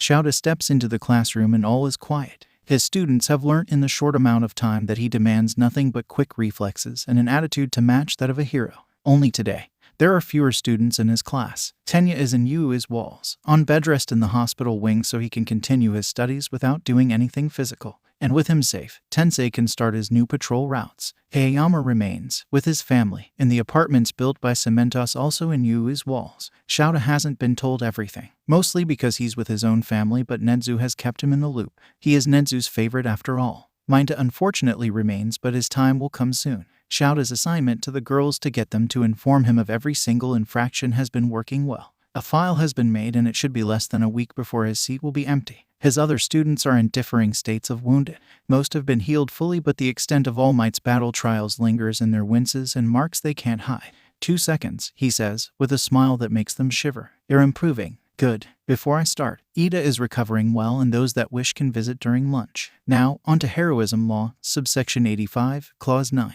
The groans make his grin wider. It starts on Monday. As he takes his lunch outside, he has the vague sense he's being followed. He relaxes his shoulders and finds his usual seat under a tree. The height of it hides him from sight, offers a great backrest, and also gives him a full view of his surroundings, which is how he spots Shinsu walking closer. Purple eyes dart around uneasily, but his stride is confident.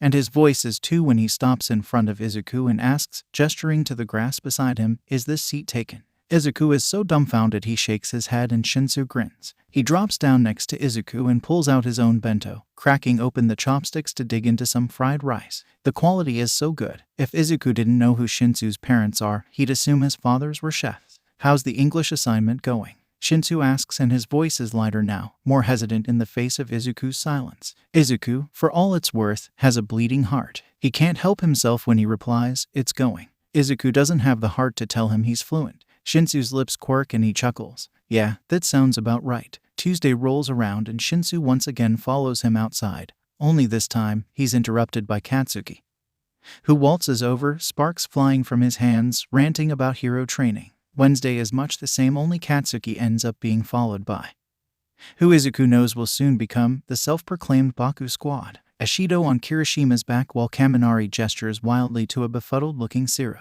Thursday, Izuku moves to a new spot. The quiet lasts 3 minutes before Shinsu drops down with a cheeky, "Trying to hide from me. How mean." And then Katsuki shows up, spitting and hissing about, "Why outside, Deku? Yuuei has a perfectly capable canteen. You fucking scared, nerd. You're so weird." With Katsuki comes his friends, despite his protests that they're not friends. Ashido bouncing over with Kaminari clinging to her arm. Kirishima laughing to something Zero says. And then, because Izuku seems stuck with these people, bringing up the rear is Todoroki. He looks unsure but Zero taps the grass beside him, and Todoroki sits down in an awkward fashion. "I apologize if I'm interrupting," he murmurs. "You are, Isahut." Katsuki snaps and Kirishima, being the brave soul he is, wraps an arm around Katsuki and gives him a shake, even as Katsuki hisses at him like a feral cat. "Nah, bro. Of course you're welcome," Kirishima says with his wide, shark's grin. "Right, Midabro. Shinbro, please stop calling me that." Shinsu sighs but nods when red eyes turn on him.